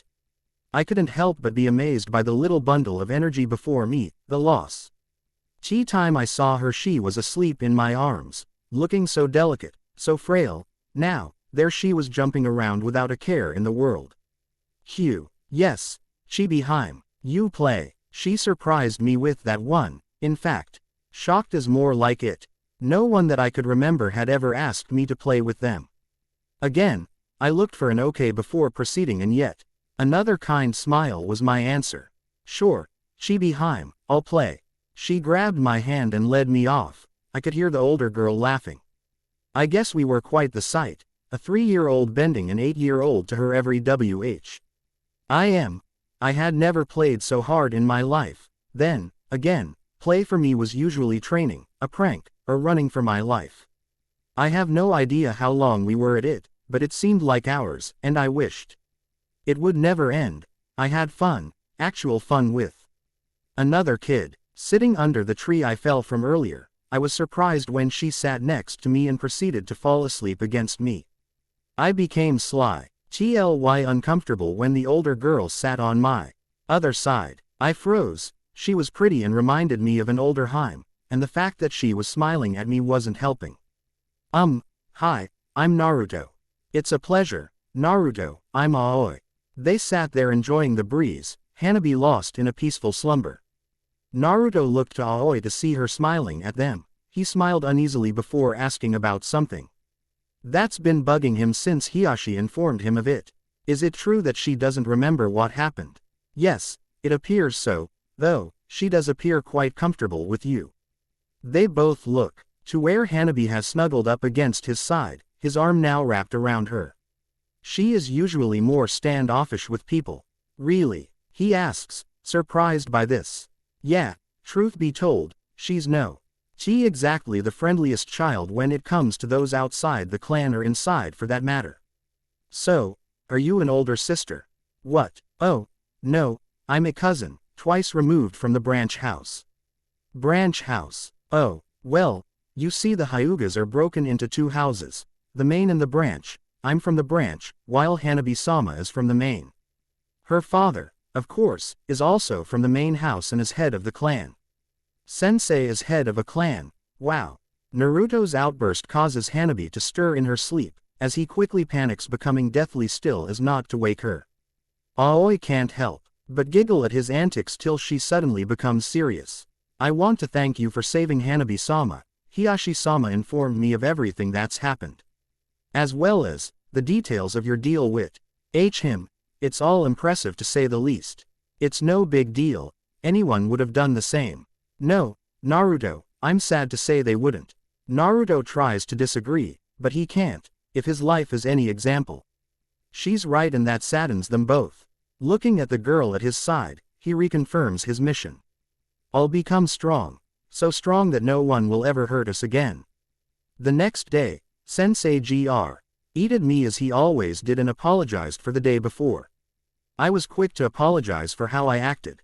Not having faith in my sensei was unforgivable. He smiled at my words and told me that knowing Hen to admit that one was wrong is a sign of true strength, which he explained went beyond the physical to the very core of your character. I couldn't be any happier after hearing his words, because that's what I sought, true strength. Both physical and emotional, and, with Sensei's help I was well on my way to achieving it. Training went on, as it always had, with me making steady progress. After a month, I had moved on to water walking with less than stellar results. Sensei told me one day that he couldn't understand why my chakra control was so sporadic. Some days it seemed as if I had perfect control. Others I couldn't even take a step without sinking. We adapted my training to my little problem and kept moving forward. During the second month he started my ninjutsu training, which said on basic academy level skills and jutsus. It would be during the third month that I got to see Chibi Haim and Blue again. They greeted me at the secret entrance, informing me that on days where Sensei couldn't greet me I would spend the day with them. From then on they would join me during my training. Blue would watch over Chibi Haim, who would spend her time running around cheering me on and trying to get me to play with her. The next few months went by in a flash, and before I knew it I had been training with Sensei for 6 months. Our time together was halfway through and I had made amazing progress, if I do say so myself. Chibi Haim's birthday also fell on that 6th month. I had saved up so I could get her something. But, first I had to figure out how to tell her I couldn't come to her birthday party. Sensei was swamped with work that month, so I was seeing Chibi Haim almost every day during the weeks leading up to the party. And, every time she asked me if I could come, I'd manage to find some way of changing the subject. It was the week of the party when I finally asked Sensei about it. He was far more understanding than I expected. So, she's asked you to attend the celebration? Yes, Sensei. I would like to attend, but I know it is not allowed, so. I pulled out a small package, at which the surprise in his eyes caused me to mumble out an explanation. It's a present. A doll. It's not. Never mind. I'm sorry. I tried to take the item back, but he quickly snatched it from my grasps. I was frozen in place as he opened the small bag and removed the gift. It began as a snicker which became a giggle, finally turning into all-out laughter. Sensei. I was shocked. Sensei was laughing and not the near silent snicker he'd let loose every once in a while at my antics. No, This was from deep in the gut and it didn't look likely to end anytime soon. I'm sorry, child, it's just, this doll reminded me of someone I once knew and. He composed himself and looked at me with a caring smile. He handed me the small doll and ruffled my hair. I had never seen this side of Sensei and to be honest, I was shocked, but more than that, I liked it. Sensei, why would a froggy doll remind you of someone? Quote. He looked surprised by my question. I could see several emotions flash through his eyes. At the time, I was too young, too inexperienced to recognize them all, but the two I did recognize was sorrow and regret. No reason in particular, child. But, what if I said there's a way for you to attend the party? The day of the party arrived and I was a nervous wreck. I knew I was ready, thanks to Sensei's lessons on how to behave, but standing there next to him as we entered the great hall housing the event I realized that I was out of my element. My name was to be Kazama. I was the son of an acquaintance who was here on business. I was invited at the last minute and was under Sensei's charge for the day, as my father was busy and unable to attend. I was dressed in robes like all the other children of the house. I wore a face mask to cover the lower half of my face, thus avoiding anyone from recognizing the blood-red tear marks on my cheeks. I had a bandana covering my reddish-orange hair, and a pair of dark shades hiding my crimson eyes. I had to have looked suspicious, but being the guess of the guy in charge had its benefits. The party on the other hand was anything but one. People sat and stood around talking amongst themselves and the number of children present was minimal. I quickly realized that I was the only non-house member present and that made my earlier unease return full force. Luckily, I was apparently below socializing with as only a few adults approached me and were quick to leave after a brief introduction. Finally, following what I guess was the usual happenings of such a gathering, it was time for the opening of presents, and I must say it was one of the oddest things I've ever seen. Clothing, books, scrolls, kunai, shuriken, tea and calligraphy sets, and other odd items. I was beyond confused. I always thought birthday parties were about getting toys and games, but it appeared I was wrong, and that's when I started to panic. I noticed that my gift, now in a small box wrapped in expensive-looking paper thanks to Sensei, was next. I sat there waiting to be chewed out for my inappropriate gift, wondering how Sensei could let me make such a grave mistake. Then, I heard it, a gasp, followed by a squeal of delight and laughter. Opening my eyes, I saw Chibi-hime hugging her new frog doll, giggling. I couldn't help but smile, she looked so happy. I then saw Sensei smiling at her. I then understood. This was not what a normal birthday was like. This was what a birthday for the daughter of someone of Sensei's stature was like, and by allowing her to receive my gift, it brought a bit of normalcy to the stuffy affair. Following the exchanging of gifts and the serving of food and drink, everyone went back to see TTING and standing around talking about who knows what. The only difference from before was I noticed that everyone was smiling more, especially whenever they spotted Chibi-hime walking around with her doll firmly in grasp. I was sitting in a corner, slowly finishing off my drink, when I saw her sitting across from me in the opposite corner. Hime. I had only seen her in passing outside the estate once or twice since our initial encounter. I knew I shouldn't, but before I knew it I was walking over to her. Hi, I'm Kazama. I bowed like Sensei had shown me and smiled under my mask. She as surprised by my sudden appearance, and it showed. She looked me over before blushing and quickly returned my greeting. I'm Hime. It's nice to meet you, Kazama-kun. Same here, Hime-chan. She blushed at my words, it was so cute. Sitting in the chair next to her, we sat in silence for several minutes. I could tell my presence was making her nervous, but I was enjoying the calming effect her presence was having on me. I spotted Chibi-hime heading towards us and started to panic. No one had recognized me yet, but then again none of them knew me like she did. All I could do was wonder what would happen if she recognized me. Would Sensei get in trouble for bringing me here? What of my training? Would it have to end? Would I ever be able to see Chibi-hime, Blue, or Hime again? I was so caught up in my thoughts while trying to decide if I should make a run for it that I completely missed her arriving right in front of us. Hi, who are you? Looking at her standing there, I got a sudden sense of déjà vu. Standing, I kneeled before her and introduced myself. To say that her reaction shocked everyone present is an understatement. She hugged me. She jumped at me, knocking me over, and hugged me. I fell back with her on me, as she thanked me for her doll. I sat there, frozen. I had no idea what to do. I looked to Haim for assistance, but she was too busy giggling at our display. I looked at everyone gathered, and they all were reacting the same way, smiles as far as I could see. I smiled as well, as she finally got off me. Looking into her eyes, I couldn't help but laugh. She was so happy. Hearing me laugh, she started laughing as well, and I used that moment to stand us both up. Giving her the chair next to her sister, I leaned against the wall as we started talking. It was the first time I ever talked with Haim, and I was surprised by how different they were. Haim was quiet, shy, and demure. Chibi Haim was loud, outgoing, and authoritative. They were complete opposites, yet surprisingly the same. They laughed at the same jokes and seemed to dislike a lot of the same things. Even better, we all got along great, as we all seemed to enjoy the other's company. Getting bored with just standing there talking, I asked what I thought was a simple question. "Do you ladies," Chibi Haim held up her arms glancing at me expectantly, "and Gama-chan, want to go outside?"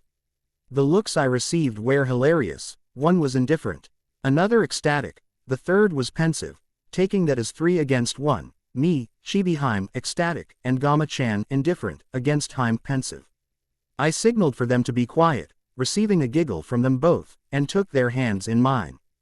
Quickly, we made our way to the exit and slid our way outside. I wasn't ignorant enough to think we weren't seen, but being sneaky just added to the fun. Once we were outside, I declared a game of hide and seek. I would hide and they would have to find me. They quickly agreed, both of them smiling. Taking my spot, I watched them count. I knew they'd never find me, but that was half the fun. They began their search, first separately with Haim checking the bushes and Chibi Haim with Gama-chan checking the koi pond. It was hilarious as they ran around trying to find me. Finally they started working together, and it was the sweetest thing. Walking hand in hand, they searched the entire area again, but still couldn't find me. Giving up, they started calling out for me. I tried to remain silent, but it was too much. I started laughing and they spotted me instantly. I was standing upside down, hanging from a tree branch. They were definitely surprised and their faces showed it, which caused me to laugh harder and lose my grip. Looking up from where I landed, I found them both kneeling before me. Haim was worried stiff while Chibi Haim laughed and poked me with a stick. I started laughing, they quickly joined in. It was the first and only birthday party I ever attended, and it's a memory I will always cherish. We played a few more times, each taking turns seeking and hiding.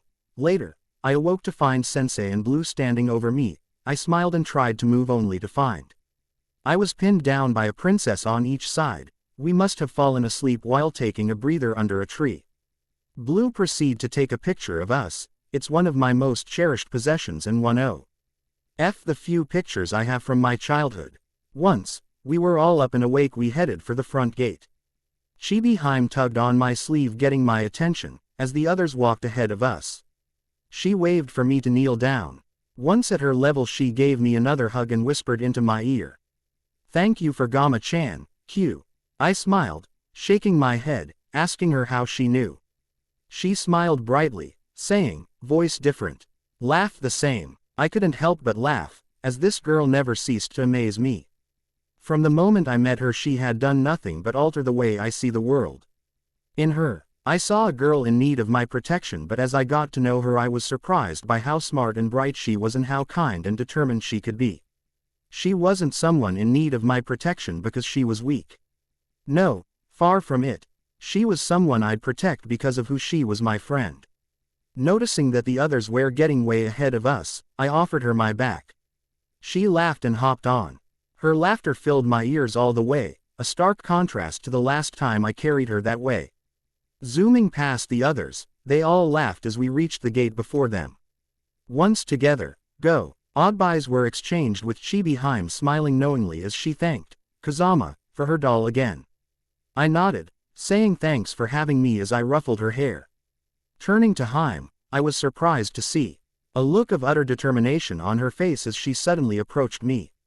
Stopping right in front of me, her look of determination gave way to a gentle smile as she pulled me into a quick hug. Now, I can count the number of times I've been hugged by anyone, let alone cute girls, on one hand. That day I received my first, second, and third hugs and they were all wonderful. Please, come see us again, and, thank you. She said it barely above a whisper, but what really struck me was that she had said it without the slightest hint of a stutter, embarrassment, or nervousness. I could only nod while she stepped out of the hug blushing. I was as well, only being able to mumble something along the lines of, sure, and, thank you, before stumbling out of the front gate. Looking back at the group gathered on the other side of the gate, I smiled brightly and bowed. Sensei gave me a quick nod of the head before the gate was closed with me alone on the other side. Yet, I felt anything but alone as I headed home. Walking the streets, the sun setting in the distance, I realized that I wasn't receiving any of the usual stares or glares. It dawned on me that I was still in disguise, so no one recognized me. It was the perfect end to a perfect day. I wondered if that was what it's like to be accepted, to be loved. That day they had given my training a clear purpose and me a goal, a wish I'd keep only to myself from fear that speaking it aloud would prevent it from happening. I would become strong. I would discover true strength. And, then someday, every day would be like that. Someday, soon I hoped. Every day would leave me feeling loved. We gave him a purpose, a goal. Hanabi wipes her eyes of unshed tears. She had been burdened with keeping a secret she didn't believe was necessary. She is the daughter of Hiashi Hyuga, head of the most prominent clan in Konoha. She is one of the possible heirs to said clan. But, more importantly, she is the self-proclaimed best friend of one Naruto Uzumaki, and, for as long as she can remember she's wanted to tell someone that fact. To be able to go out in public with him, to be able to laugh with him, to be able to go to his favorite ramen stand with him. To be able to admit him into her home through the front gate and not the rear. To be able to train openly with him, her partner, these are all things she's dreamed about. But, now, after what she's read they all seem insignificant when compared to her new dream. I want to thank him, for saving my life. Keeping the fact that Naruto was trained by her father a secret had never really bothered her. She was mature enough to understand that her secrecy was the price she paid for having him in her life at all, even if it's been years since she's talked with him. Part of her always wondered why her father would agree to train an outsider, let alone share the secrets of the Gyuukin with them. Now, that she knows the price for said training, she can't help but feel that Naruto was somehow cheated in the end. He killed someone, for me, to protect me. She wants to run and confront her father, to demand to know why Naruto's heroics have remained a secret from everyone, her included. But as quickly as her righteous indignation builds, her common sense comes to bear silencing it.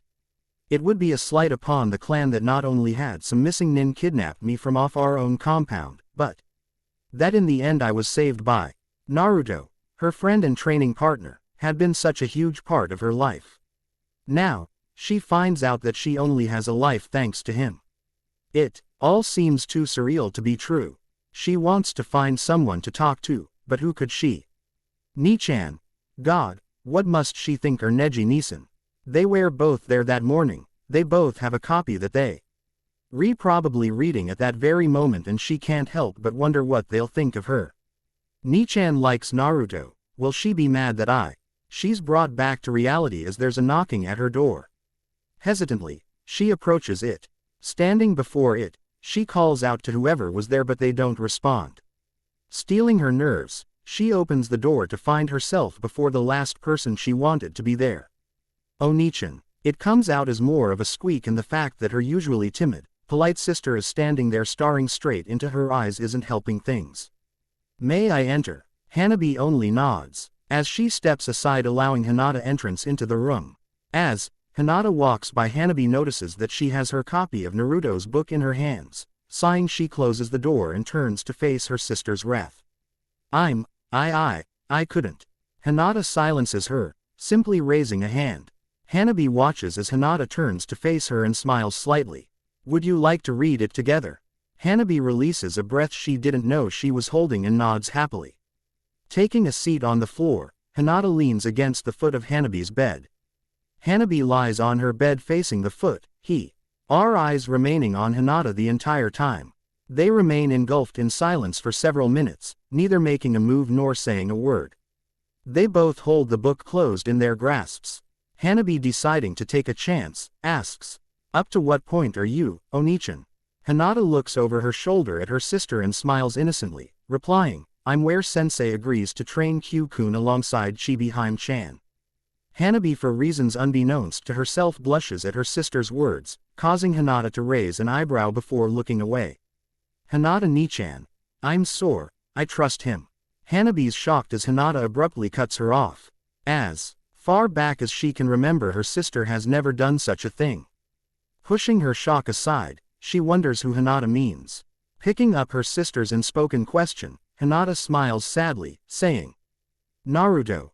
I trust him." "What do you mean?" Hanabi finds herself asking without even thinking about it. She's surprised when Hinata turns to face her and smiles at her. But unlike any other smile she's ever received from her sister, this one is different. This smile is full of warmth and confidence, but above all else it's full of love. "I know that Naruto would never do anything to hurt someone if he could avoid it. And, while it hurts to know what I know now, it also makes me happier than I've honestly ever been." Hanabi can only stare at her sister like she's grown a second head. Never has she seen her sister like this, so strong, so confident. It makes her wonder where this person's been her entire life. "What happened to you?" Laughter is her answer, as Hinata struggles to stifle it. It turns out to be infectious as Hanabi joins in her laughter, filling the room alongside her sister's. "What's he really like?" Hanabi's laughter is silenced almost instantaneously, as the hurt and uncertainty that has replaced the strength and confidence in her sister's voice is shocking to her, as well as painful, as she can't help but feel partly responsible for it. "I don't know. I thought I did. Maybe years ago when we were training. But, now, I'm not sure anyone really knows." Her answer is not what Hinata was expecting, and it shows in her eyes, as any hope of getting a first-hand account of who her beloved really is has been dashed, causing her to release a dejected "Yeah," as a reply. "But, I know one thing for sure." "What's that?" Hinata asks her voice sounding more like it usually does, which causes Hanabi to frown momentarily. "That he cares for us both, as we do him, right?" Hinata laughs as she wipes tears from her eyes, smiling that confident, loving smile from before. She replies, "Yes, you're right about that. Of course, when am I ever wrong?" Hanabi giggles as Hinata scrunches up her face like they've seen Naruto do when he's deep in thought. Soon, Hinata joins her as their laughter again fills the room and echoes out into the compound. Bearing witness to a scene he hasn't witnessed in years, a smile graces the lips of the man who's watching them. Byakugan activated, from outside the room. Hearing his daughters laugh together brings a warmth to his heart which he didn't know was possible. Walking away, his presence unnoticed, his smile only grows as the one responsible for bringing his girls together, a certain blonde-haired student of his, comes to mind. "Thank you for that, child. Now, return to them safely." To be continued. This story begins like many stories before it with the giving and taking of life. An innocent enters the world, a great man and a being of horrendous power departs it. As a result, the futures of countless individuals are secured, all in exchange for the futures of those three beings, a hero, his foe, and a pawn. Two were lucky enough to leave this world, their legacies secured for better or worse. The third, however, would not be so lucky. He entered it, his fate already decided. The third, an innocent, a pawn, was me, and it wouldn't be until the 12th year of my existence that I will learn of my connection to the other two. But, I'm getting ahead of myself. There's much to tell, so I guess I should start from the beginning. It'll help make what's to come easier to understand, or maybe it won't. Either way, what I'm about to say, you need to hear and accept as fact. After reading those words, Neji Hyuga looks to his teammates to see what their reactions would be. He was on 3 paragraphs into this book and he already had a feeling that he would not like where it's taking him. He sees in his teammates' eyes a mixture of surprise and uncertainty. He can only assume they remember the Hokage's words as clearly as he does. Let's just say, it concerns you all in an intimate fashion. After the little he's read, he's uncertain if he wants to know what that connection is. But never let it be said that he is one to fear the unknown. Opening the book, He continues to read, his curiosity driving him on to confront whatever awaits within. Why was this happening to me? What had I done to deserve this? Why were they chasing me? What did they want? Why did they hate me? Running, hiding, and hoping that they don't find me, and that if they do that it won't hurt too much. As I am able to tell despite my youth that if they get their hands on me there won't be any apologizing, only punishment. I look around a corner to see that the street is clear. Stepping out, I start running home to the orphanage when I see them and they see me. I turn around, running in the opposite direction as I hear someone shout, "He's over there," quickly before the demon gets away. I look back at where the voice came from for any sign of this demon. And, in that moment, as I'm hit in the head by a rock, thrown by one of the men chasing me, I come to a horrific realization. I am the demon they're talking about. I'm 5 years old and this is my earliest memory. It's one of pain and heartache but also one of hope. This wasn't the first time this had happened, no. The first time being the year before on my 4th birthday. I had bumped into an elderly couple while checking out the festival that is held every year on that day in remembrance of our village's greatest hero. I had always thought it to be a coincidence, my birthday and the festival falling on the same day. I would eventually learn, years later, that there's no such thing. I had snuck out of the orphanage after being left behind, as everyone else had left to enjoy the festivities. I was told that it was no place for someone like me and that it was for my own good. I would come to agree with that last part. I don't exactly remember what happened, so I can't claim it to be my earliest memory. It's more of a sensation, a searing one at that, with which I recall these events. Exactly what happened between me sneaking out, bumping into the old couple, and being found by Old Man Soul is a complete and utter haze. But, what I do remember, what will never leave me, is the sensation, the taste of my own blood and tears. Before being jolted by an unbearable pain in my abdomen. That is all I remember, as the rest was told to me by Old Man Soul. The old couple, the beating, him finding me near death. It was all told to me years later. Even he didn't know what was true, as it was all based on the reports of the few witnesses who were willing to come forth and speak. But, what he did now to be true was that when he found me I had obviously been beaten and left for dead. Yet, somehow I had survived and made a complete recover in a matter of days. It was something he said that would haunt him till the day he died. Not the state I was found in or how quickly I recovered. No, what would haunt one of the bravest men who ever lived was the look in my eyes when he found me, the look of someone who was hollow. Who was broken. So, with me unaware of these events there I was walking through the festival yet again. Only this time I did nothing to trigger them, they had simply been waiting for me, and when they saw me it was made perfectly clear what was to come, so I did the only thing I could. I ran as fast as my legs could take me. Bleeding thanks to the rock that hit me above my left eye. I made my way down some alleys and emerged on the next major path. I quickly started looking for a place to hide, a house or shop to duck into, but everything was closed as everyone was in the center of the village enjoying the festival. Luckily, I found a door that was unlocked and quickly ducked inside. Looking around, I'm sure my face must have paled as I found myself surrounded by all sorts of weapons. Swords, knives, clubs, staves, axes, kunai, shuriken, and many other deadly instruments of all sorts of sizes and styles stood before me. Walking up to one of the sword racks ting along the wall at the rear of the store, I was about to touch this particular blade, sitting atop the rack, that caught my eye when a voice rang out. "I wouldn't touch that if I was you, they say it's cursed." I turned around to find a girl with her hair up in 2 buns looking down at me from the stairs behind the counter. She smiles with her eyes full of curiosity and mischief. "Cursed? Yeah, they say that if anyone but its master touches it they will die." "Die? Yep. Wanna know how I know this?" I nod slowly as she had me hanging from her every word. Her smile brightened as she slowly made her way towards me. "I know this because..." She paused, now standing next to me. I realized that she's taller than me and probably older too by no more than a year, I guessed. "I did this once and..." She reached out and touched the sword's hilt before suddenly dropping to the floor. I stared down at her still frame, shocked by what had happened. I knelt down to check on her when I heard a sound from outside the shop. Suddenly, I remembered why I had ducked in there in the first place. Grabbing the girl's body by the shoulders, I pulled her, as hard as I could, towards the counter. This caused her to suddenly jump up, scaring us both, but I still managed to get us behind the counter. The door opened as a man and women stepped into the shop. I could hear them looking around when the women called out for anyone around. The girl next to me suddenly jumped to her feet and announced her presence. The two adults asked her if she's seen a small boy with orangey red hair and blood red yes, with crimson tear-like birthmarks on his cheeks. She glanced down at me through the corner of her eye and saw me begging her to say no.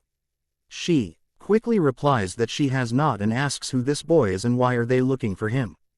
They quickly state that they're helping his parents look for him. She looks at them, clearly not believing a word they're saying, but she smiles and nods nonetheless. Making a quick exit, the girl follows them to the door and locks it once they're gone. Turning around, she looks at me warily, for a moment, before she notices something that makes her scream. "Hey, you're bleeding." I nod as she quickly runs over and grabs my hand, leading me up the stairs to the second floor of the building. The upstairs area turns out to be a 2-story apartment with living area, kitchen, and bathroom on one floor and bedrooms on the other. She pulls me into the bathroom and proceeds to clean and dress my wounds. She asks me if those people did this to me. I simply nod cow. Sing an angry look to grace her features. Why would they do this? Her question was the same one repeating itself over and over again in my head. Why would they do this to me? And even more puzzling, why was this girl helping me, and wasn't she dead? My wounds taken care of, she led me into the living area and tells me to sit down on the couch. She sits next to me, causing me to scoot away from her, which doesn't go unnoticed. Scooting closer to me, she notices that I keep moving away. Finally, we reach the end of the couch, causing me to fall off. Looking at me sprawled out on the floor, the girl giggles as she asks me what's wrong. Are you a ghost?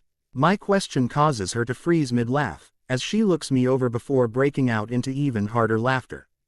Walking towards me, she kneels down in front of me and smiles before flicking me in the forehead. "OWWW, could a ghost do that? Or clean your wounds?" Her words make sense, causing me to blush in my embarrassment at being more than a little dim. She smiles gently as she offers me a hand. Standing again, I get a good look at the girl as I try to burn her image into my subconscious. This encounter would come to hold a special place in my heart, even if I would eventually forget about it, only to remember it years later. Did those people really hurt you? Yeah. Why? I simply shrug my shoulders, as I honestly have no idea why they attacked me. She smiles sadly, saying, "I'll tell my mom and dad, they'll."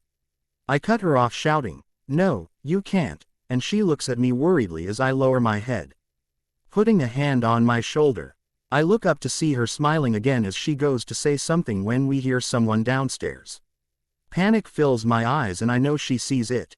Grabbing my hand, she pulls me up second flight of stairs to where the bedrooms are and shoves me into her room. Closing the door behind me, she whispers, "Stay here, it's my parents, I'll be right back." I can barely hear her conversing with her mother. Then I hear a male voice join the conversation. They speak of the festival and their plans to attend. The girl shouts happily before saying that she left something in her room. Entering the room, she finds me standing in the middle of it, afraid to touch anything. Smiling, she tells me that I can hide in here till she gets back. Then, she'll help me get home without letting her parents know.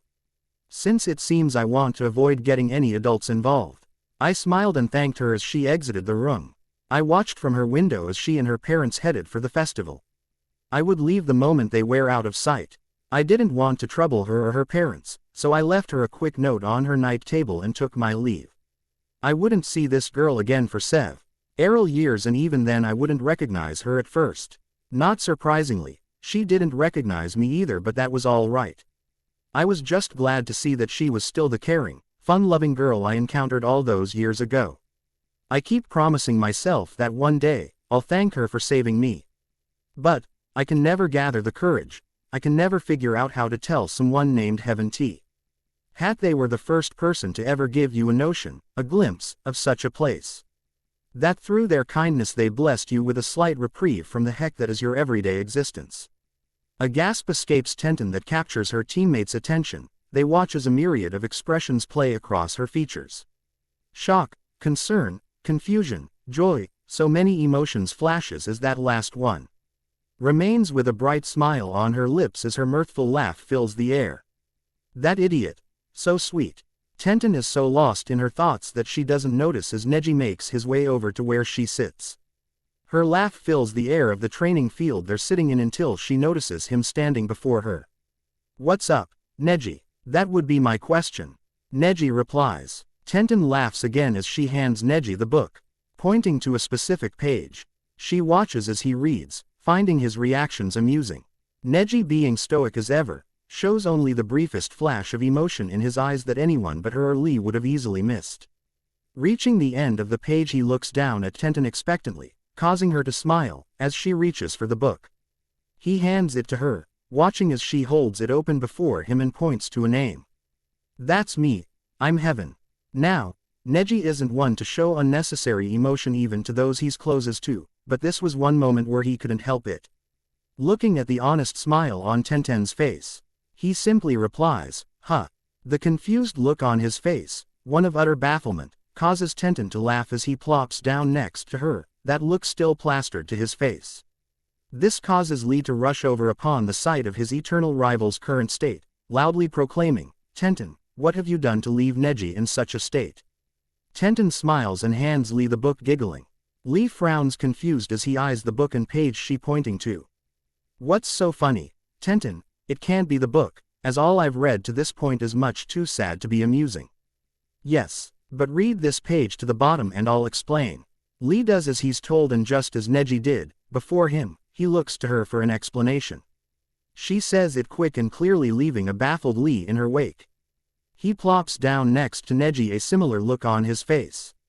They sit there trying to understand how what she said can be possible, and as if on cue they both turn to her, focused with eyes full of understanding, saying together. Then that means I know who 9T is. They look at her expectantly, but she says nothing. Seeing how their looks turn to ones of frustration, she smiles, saying, I'm not telling. What? Why? Lee shouts, causing both of his teammates to cringe from the loudness of his voice. I now understand what Tsunade-sama was getting at. We're to figure that out ourselves. Neji and Lee both nod in understanding, as Tenten giggles again. But, I will tell you one thing, I'll tell you what was written in that note. Which was? Neji asks, his mind hour 80 working on figuring out the identity of their mystery writer. To Bunbin-chan, thank you for saving me. I hope to meet you again. Your friend, Bunbin-chan. Neji asks with an incredulous tone. Tenten blushes at the nickname, as Lee jumps to his feet, beaming with a smile brighter than the sun itself. Oh, what a youthful name. Tenten, I will for now on call you by the youthful name of Bunbin-chan. No you won't, Lee. Ah, but, Bunbin-chan. No, Lee, only. Tenten pauses suddenly. Only what? Neji asks, catching her near slip. Only he may call me that. She sternly replies, crossing her arms across her chest for added effect. Well, that helps narrow the possibilities, states Neji with a smirk. Trust me, Neji, it won't be that hard for you guys to figure out who he is. Tenten replies with a smirk of her own. Yet, little does she know that similar scenes are beginning to play out all across the villages, one by one, everyone who was summoned before Tsunade or Kami-ing across a part of the book that references them. All are left unbelieving, yet they know it to be true. Naruto.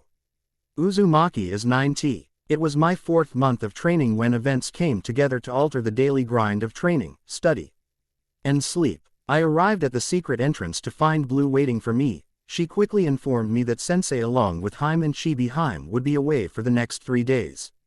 So that after today I would have to train on my own away from the estate. I was saddened to say the least, but I put those feelings aside and quickly got to training. By sunset, I had G1 through my routines twice over and was thoroughly bored. So I quickly made my way off the estate grounds and out into the streets surrounding it. I was smack in the middle of the clan district, L. Ike. With all walks of life there are the haves and the have-nots. the upper and the lower classes, and in the world of the shinobi these were the haves to my have-not. Walking through the district IW, as surprised by just how many clans there were, as the size of the various estates was awe-inspiring. I was nearing the exit to the district when I noticed a road that looked different than all the others. It led into what looked to be a separate district, but when I looked up at the sign standing over the street it was clear that it was actually the grounds of yet another clan. Yet, unlike the others, there was no huge gate or foreboding structure. Even stranger, it was barren, lifeless when compared to all the others, and I couldn't help but wonder how I had never noticed it before. My curiosity piqued. I was about to enter when I noticed that an elderly man was glaring my way. He was obviously from one of the clans, as the way he held himself screamed, "I'm better than you." Watching him go by, as his distaste at my presence thoroughly crushed my curiosity and enthusiasm, I turned to head on my way, leaving the odd district behind when an explosion rang out from somewhere within. Quickly, I made my way in, running towards the location of the explosion. Following the small pillar of smoke that rose into the air, I hopped up onto the roof of a house. Jumping from rooftop to rooftop, I arrived at the source to find someone that would play a part in my life larger than I could ever fathom. "Hey, are you all right?" Jumping down into the yard, I surveyed the scene to find a raven-haired boy probably the same age as me lying a few feet away from a blown to shreds training post. The post was still simmering, as I knelt down to check on his vitals. I quickly realized that he's simply unconscious from training too hard, most likely due to chakra exhaustion. I called for help but no one answered, making me notice what had been nagging at my mind ever since I entered the area. I had not seen another living soul besides this boy. Knowing that it was up to me, I picked the kid up and took him inside, what I figured was his house. Heading up to the second floor, I took him into the only room that looked lived in, as the others were locked or covered in a thick layer of dust. Laying him upon his bed, I quickly tucked him in and took my leave. The next day, I returned at the same time to find him training again. I sat atop the roof of the house next door and watched him. He was punching and kicking another post till he stopped mid-swing to turn and launch a kunai at me. Leaping down into the yard, I laughed uneasily as he sized me up. "I see you're doing better. You're the one who..." "Yeah, I was walking by when I heard an explosion. You wear out from chakra exhaust. So I took you inside. Sorry for intruding." He looked at me surprised, a smirk spread across his lips, as he returned to punching the post, mumbling, "No harm done." I laughed, taking that as his way of thanking me. Taking a seat under a tree, I watched him train. I could tell he was strong and skilled for our age. Watching him, I wondered if this is what it was like for Blue and Chibiheim when they watched me training. Before I knew it, the sun was almost completely gone from sight when he came to a halt and started to gather his things. Looking over to me, he smiled slightly and nodded. I returned the gesture with a wave and a smile before hopping up onto the neighboring roof, before heading on my way. That day was the beginning of a new part of my routine. From then on, I would end my day of training with Sensei by stopping over at the raven-haired boy's house to watch him train for an hour or so before heading on my way. If you had asked me then why I was doing it, I probably would have just shrugged my shoulders. But now I can say with utter certainty why I did it. We never exchanged names and we never spoke, as the closest thing to a conversation was me shouting, "Cool, let's see." Some of his fire-based jutsus or him uttering a muted, "Thanks," whenever I handed him his water bottle. Normally, we'd simply sit there in silence in between his routines, just enjoying the other's company. And it's in that statement that you find the answer as to why I continued to visit him. In him I saw myself, because while he'd never admit it, I could tell he was glad for the company. Anybody who's known true loneliness like the two of us did. Time passed. It had been a little over 3 months since I started visiting him, and we continued on as we always did. Until one day, during the 7th month of my training, arriving as I always did by the neighboring rooftop, I was surprised to find the yard empty, no sign of him at all. Leaping down into the yard, I heard a sound coming from somewhere inside the house. Entering, I made way towards the sound. Arriving in front of the entrance to the master bedroom, I looked through the slightly parted doors to see a sight that has stayed with me till this very day. The room smelled of blood and death, and at its center was a chalk outline of two bodies with the dried remains of spilt blood. There before it was the raven-haired boy on his knees, hunched over, sobbing his heart out. Mom. Father. I watched him, my heart pouring out to him, but I did not enter. I did not make my presence known. I simply sat outside against the wall and listened to him cry. I figured he'd probably like to be alone, yet I could not leave him, after all the times I had been in his place and wished that there was someone there alongside me. I sat there till he had cried himself to sleep. Then, as I had done on the day we meet, I carried my friend, for he was exactly that, to his room and left him there to rest. The next day would be the last that I would see him until 5 months later.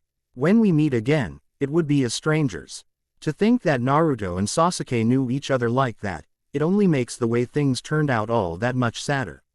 Ino Yamanaka walks through the streets of Konoha, her destination the home of her best friend, sometimes rival Sakura Haruno. She has read through several chapters worth of KNC, which has caused her to seek out someone to talk to. Arriving at the Haruno home, she knocks on the door hoping her friend is home. She waits impatiently for a moment before knocking again. She can't help but wonder why she's so anxious. The door finally opens to reveal a red-eyed, tear-stained Sakura. Surprised to see her friend in such a state, Ino goes to speak but is cut off. Well, if it isn't Yellow Flower, Sakura says with a weakly playful tone, as she wipes any remaining tears from her eyes.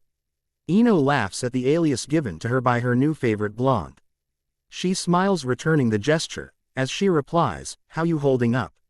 My cherry blossom." Sakura blushes at the way in which Ino speaks that name. With a smile she says, "Better now that you're here, come on in, I bet you need someone to talk to as much as I do." Ino nods, stepping into the house, as Sakura closes the door behind her. A similar scene is playing out throughout the village as all of Naruto's closest friends and acquaintances slowly gather into groups to discuss what he has written. I awoke that morning full of an emotion I hadn't felt in almost a year. It felt alien at first, but I quickly became adjusted to it. As there was a time where not a day went by when I didn't awake to this feeling of dread. I would dread the moment where I had to exit my apartment and step out into the hateful glares, the angry words, and threatening gestures. But that day was different, as it was the first time I had dreaded meeting with Sensei. Tomorrow, I would be entering the academy, which meant that today would be my last day of training under Sensei. It also meant that it would be the last time I'd get to see Chibiheim. I honestly didn't know which was affecting me more, or was it that I didn't want to admit which it was. Stepping out into the crisp morning air, I made my way across town for what would likely be the last time. I mean, what reason would I have to ever be in that part of the village again? Arriving at the secret entrance, I was greeted by Sensei, who quietly led me to the dojo. Once inside, he motioned for me to sit before sitting himself. Sitting before him, he looked me over and smiled before becoming suddenly stern. "Now, child, I'm going to ask you several questions and I want you to answer them. I want you to use what you've learned and experienced over the past year as your guide. And be honest, holding nothing back, understood?" "Yes, Sensei." "Good. First, why do you think I trained you?" Of all the questions he could have asked me, why did it have to be that one? I had pondered that very question more times than I'd like to admit, and I was never able to come to a firm answer, or at least not one I wanted to accept. I could say it was because I saved Chibiheim, but that'd be wrong, right, Sensei? You're supposed to be answering questions, not asking. Sorry, Sensei, but that's an interesting idea. Explain yourself. Fine. Well, first off, you didn't have to give me anything. It didn't matter that I had saved your child. Worst case, you could have blamed the whole thing on me. I could tell that my answer hit a nerve, as Sensei frowned, as I finished speaking. He looked conflicted for a moment before speaking. Why would you say such a thing? I'm not blind, Sensei. People hate me. I don't know why, but they do. I remember the way your people looked at me when I was holding her. It was the same as everyone else. He looked saddened by my words, as he knew them to be true. I consider for a moment asking him if he knows why I'm hated so much, but his eyes tell me not to. Point taken. But you still haven't answered my original question. why did I train you?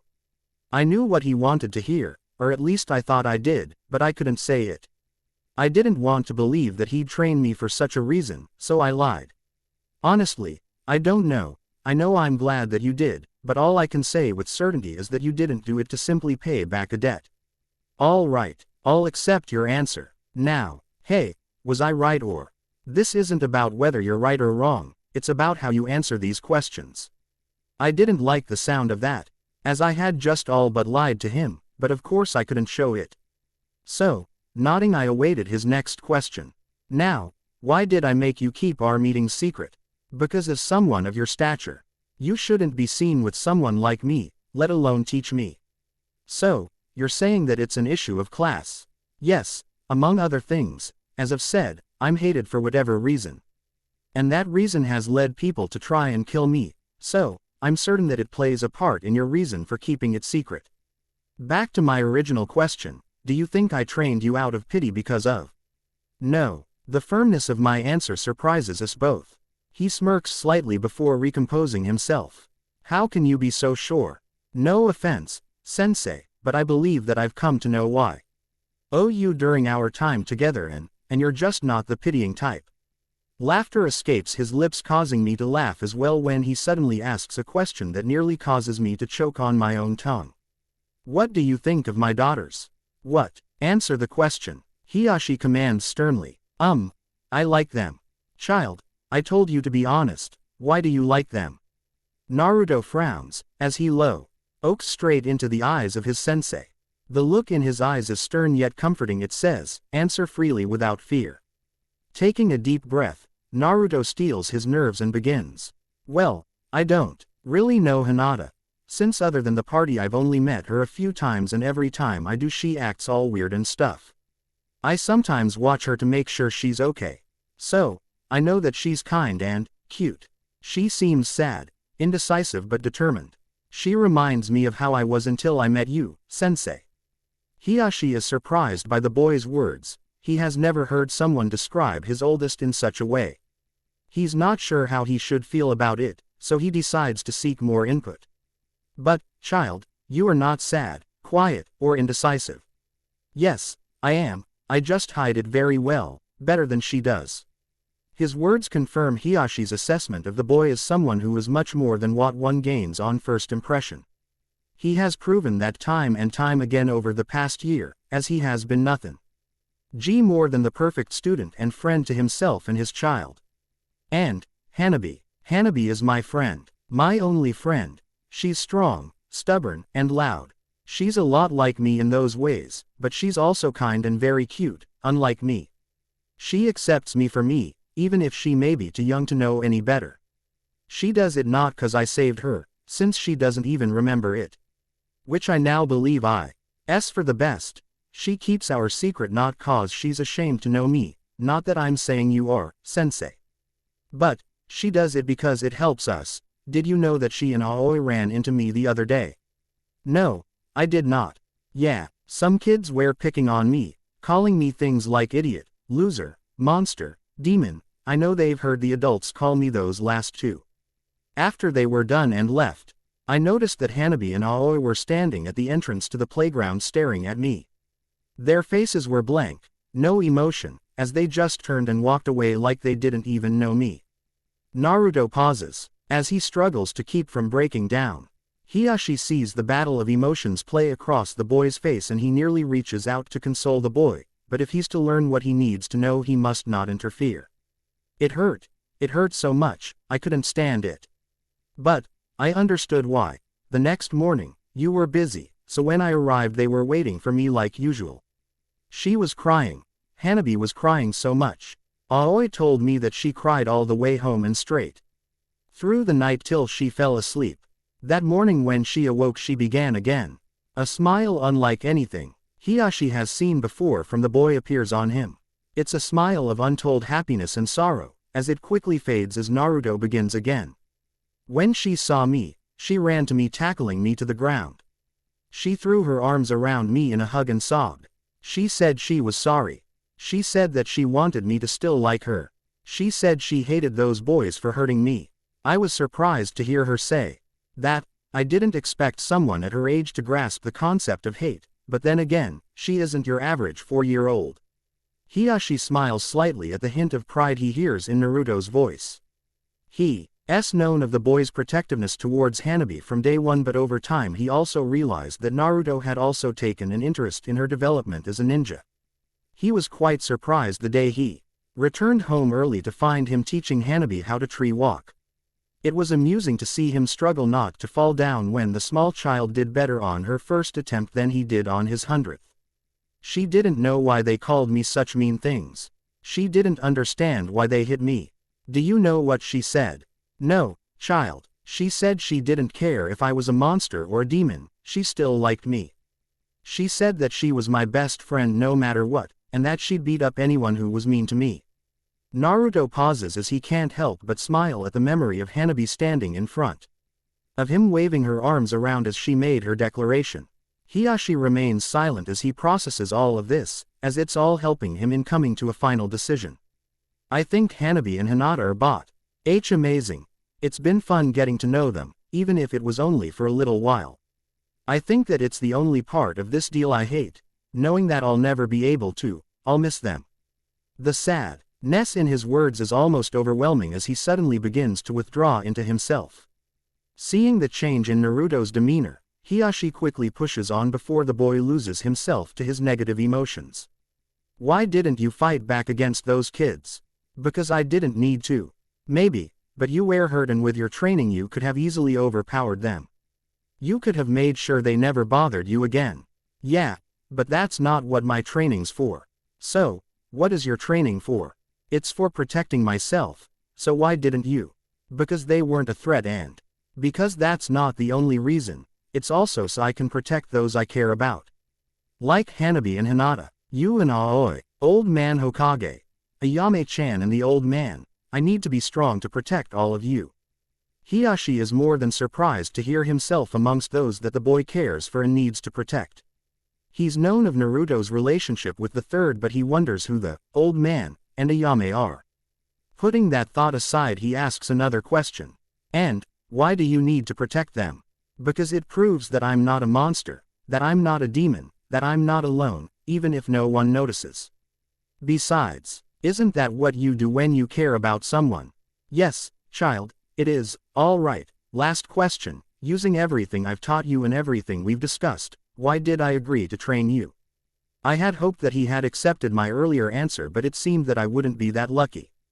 Looking him in the eyes, I knew that he wanted the truth. I knew that he knew I was holding back. And after everything he's done for me, that was not right. Because you can use me. I may not be anything now, but thanks to your training I'm stronger and smarter. I'm going to be a ninja, and you and old man Soul have taught me that loyalty is important. Based upon what you've taught me, you trained me for 3 reasons. I paused to gauge his reaction, but he showed no signs of what he was thinking.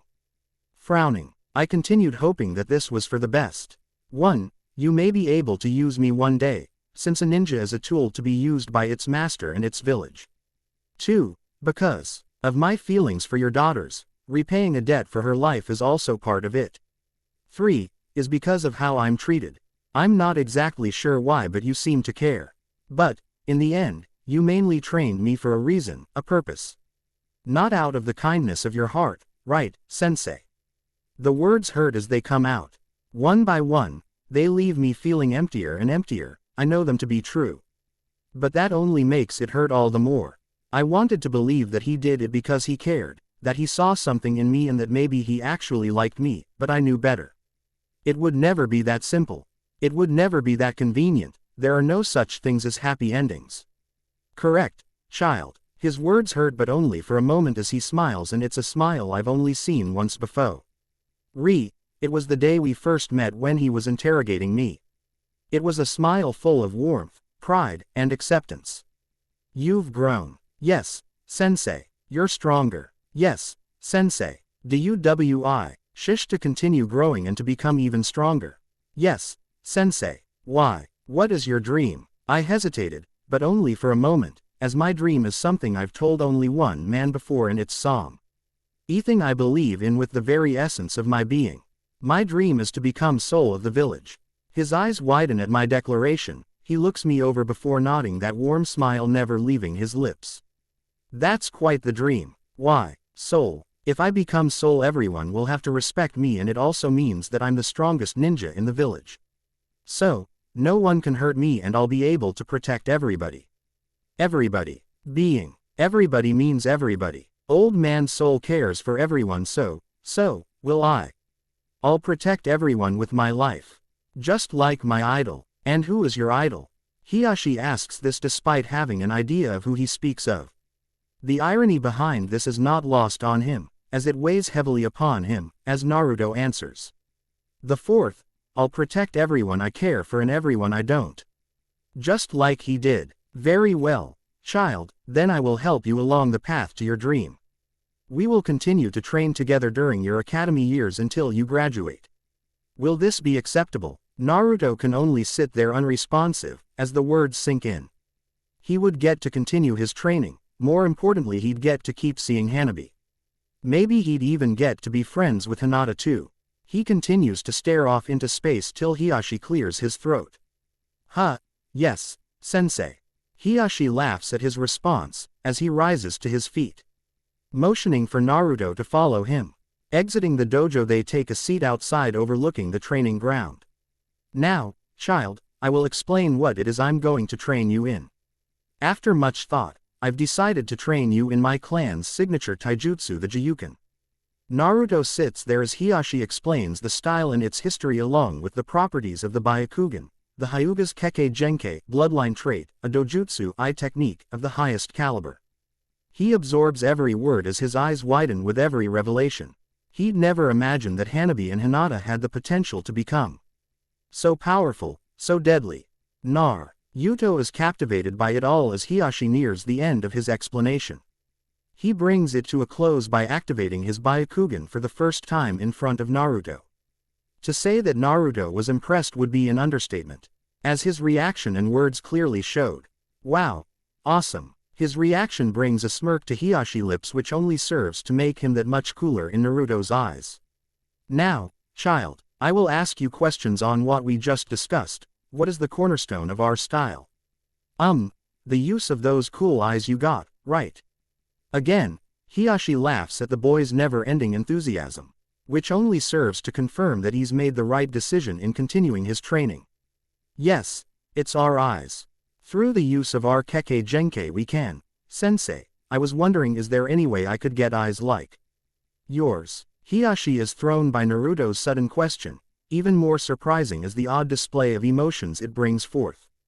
Naruto is surprised to see surprise, uncertainty, sadness, and, finally, resignation.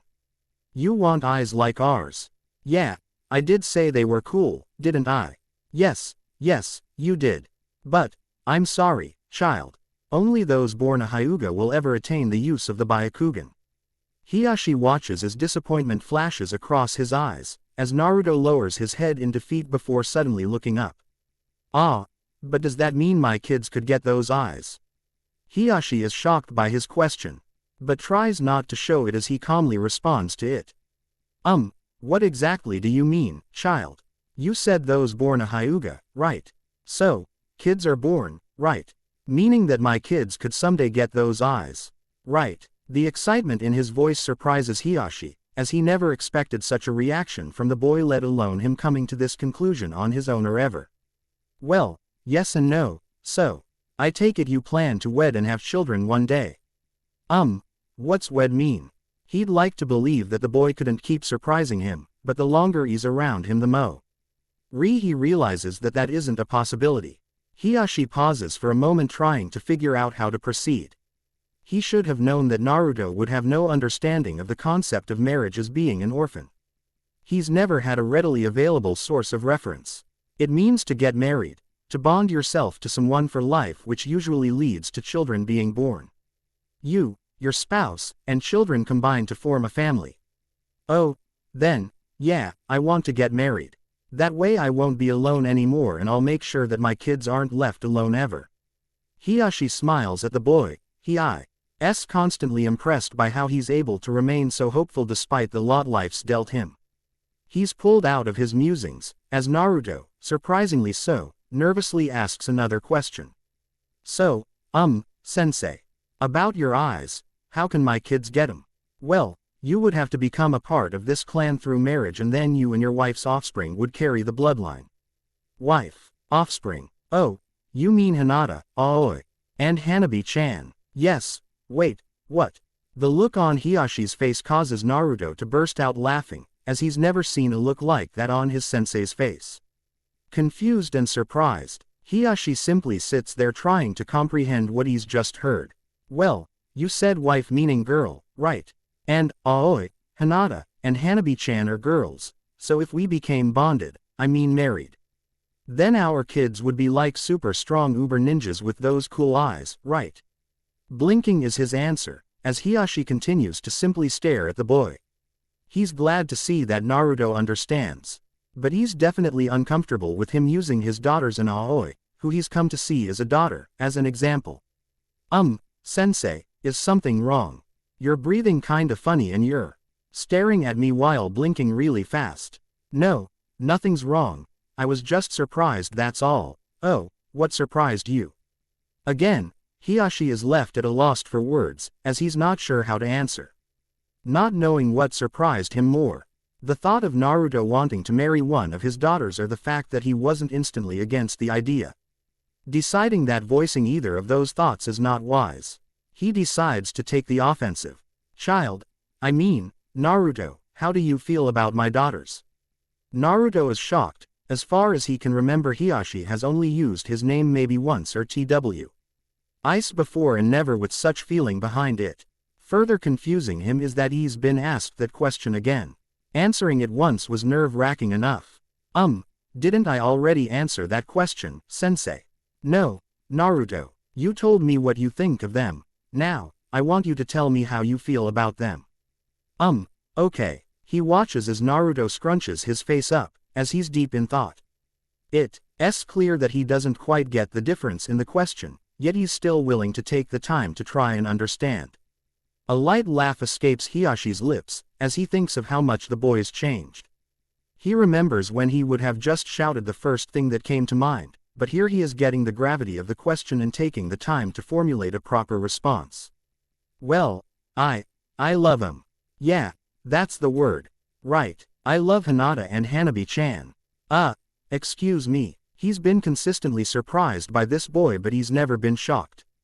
Naruto has affected Hiashi's look on life in ways the man may never comprehend, but this takes the cake.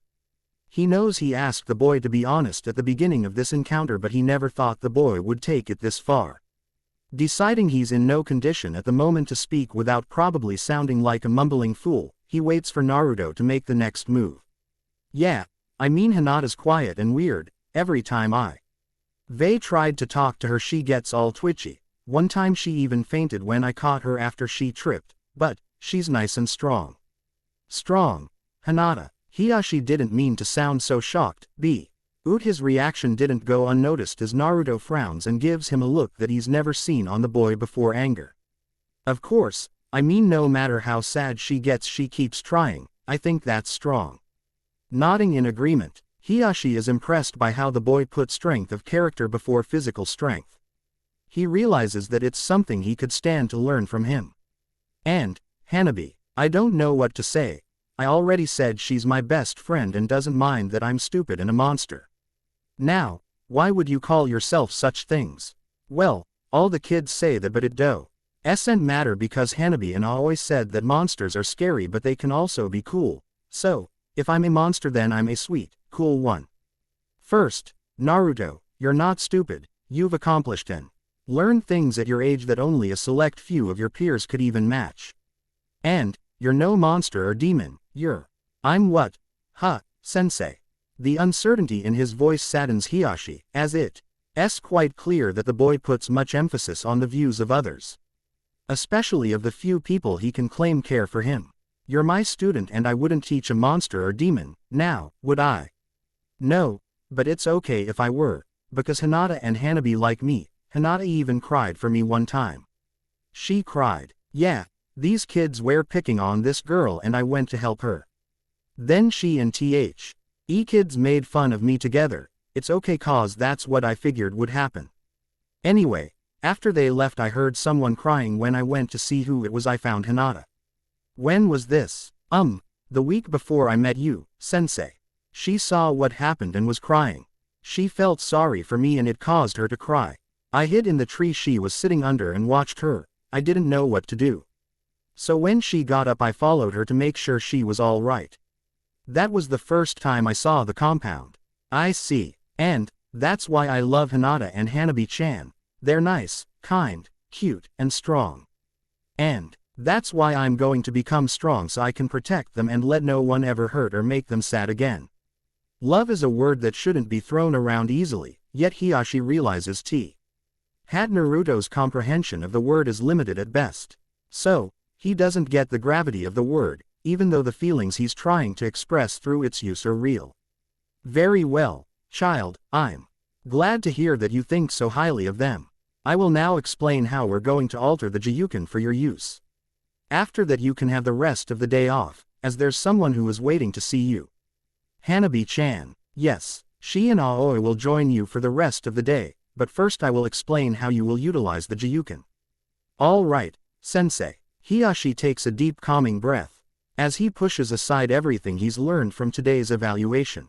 He's now surer than ever that he's doing the right thing and that in the end Naruto will surpass even his expectations. Now, we have discussed in the past the roles a ninja may have to play on the field of battle. One in particular will be suitable for the use of this style in your hands, the role of an assassin. Naruto is uncomfortable but only for a moment, as he's quickly reminded of the fact that he's already taken a life. And, as Hiashi had explained to him once, the first is always the hardest. Stealing his nerves, he sits quietly as Hiashi continues his explanation. As I also explained, the Jiyuken meaning, gentle fist, gets its name from the fact that in the hands of an effective user even the slightest tap can be fatal. Now, for its use to reach that level one usually needs use of the Byakugan, so that they may view the chakra circulatory system and the Tenketsu chakra points. But, for what I have in mind for you that won't be a problem. What do you mean, sensei? The excitement in his voice pleases Hiashi, as that's one of the qualities he admires in the boy. His desire to improve and learn even if he doesn't comprehend what's been taught is an admirable quality. Look at it this way, when we use it, it's similar to threading a needle in how we push our chakra into our opponent's tenka. Then in your hands it'll be like trying to thread that same needle with a cleaver instead of thread. The implications of sensei's words left me short of breath. Would I really be able to be so strong?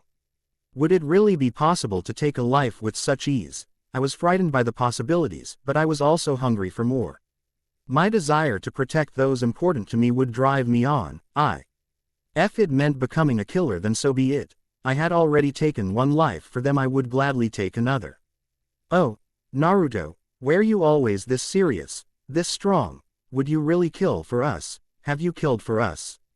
Sakura lets loose a dejected sigh as she looks over to where Ino sits reading her copy of KNC. The blonde is fully immersed in what she's readying and it brings a smile to Sakura's face. I wonder how many of the others have figured it out. Probably all of them. I never knew that he had such connections to us all. I'm sure none of us did. A sigh escapes Ino's lips, as she looks up from her book. She looks to see Sakura staring into space, a sly smile creeps onto her lips.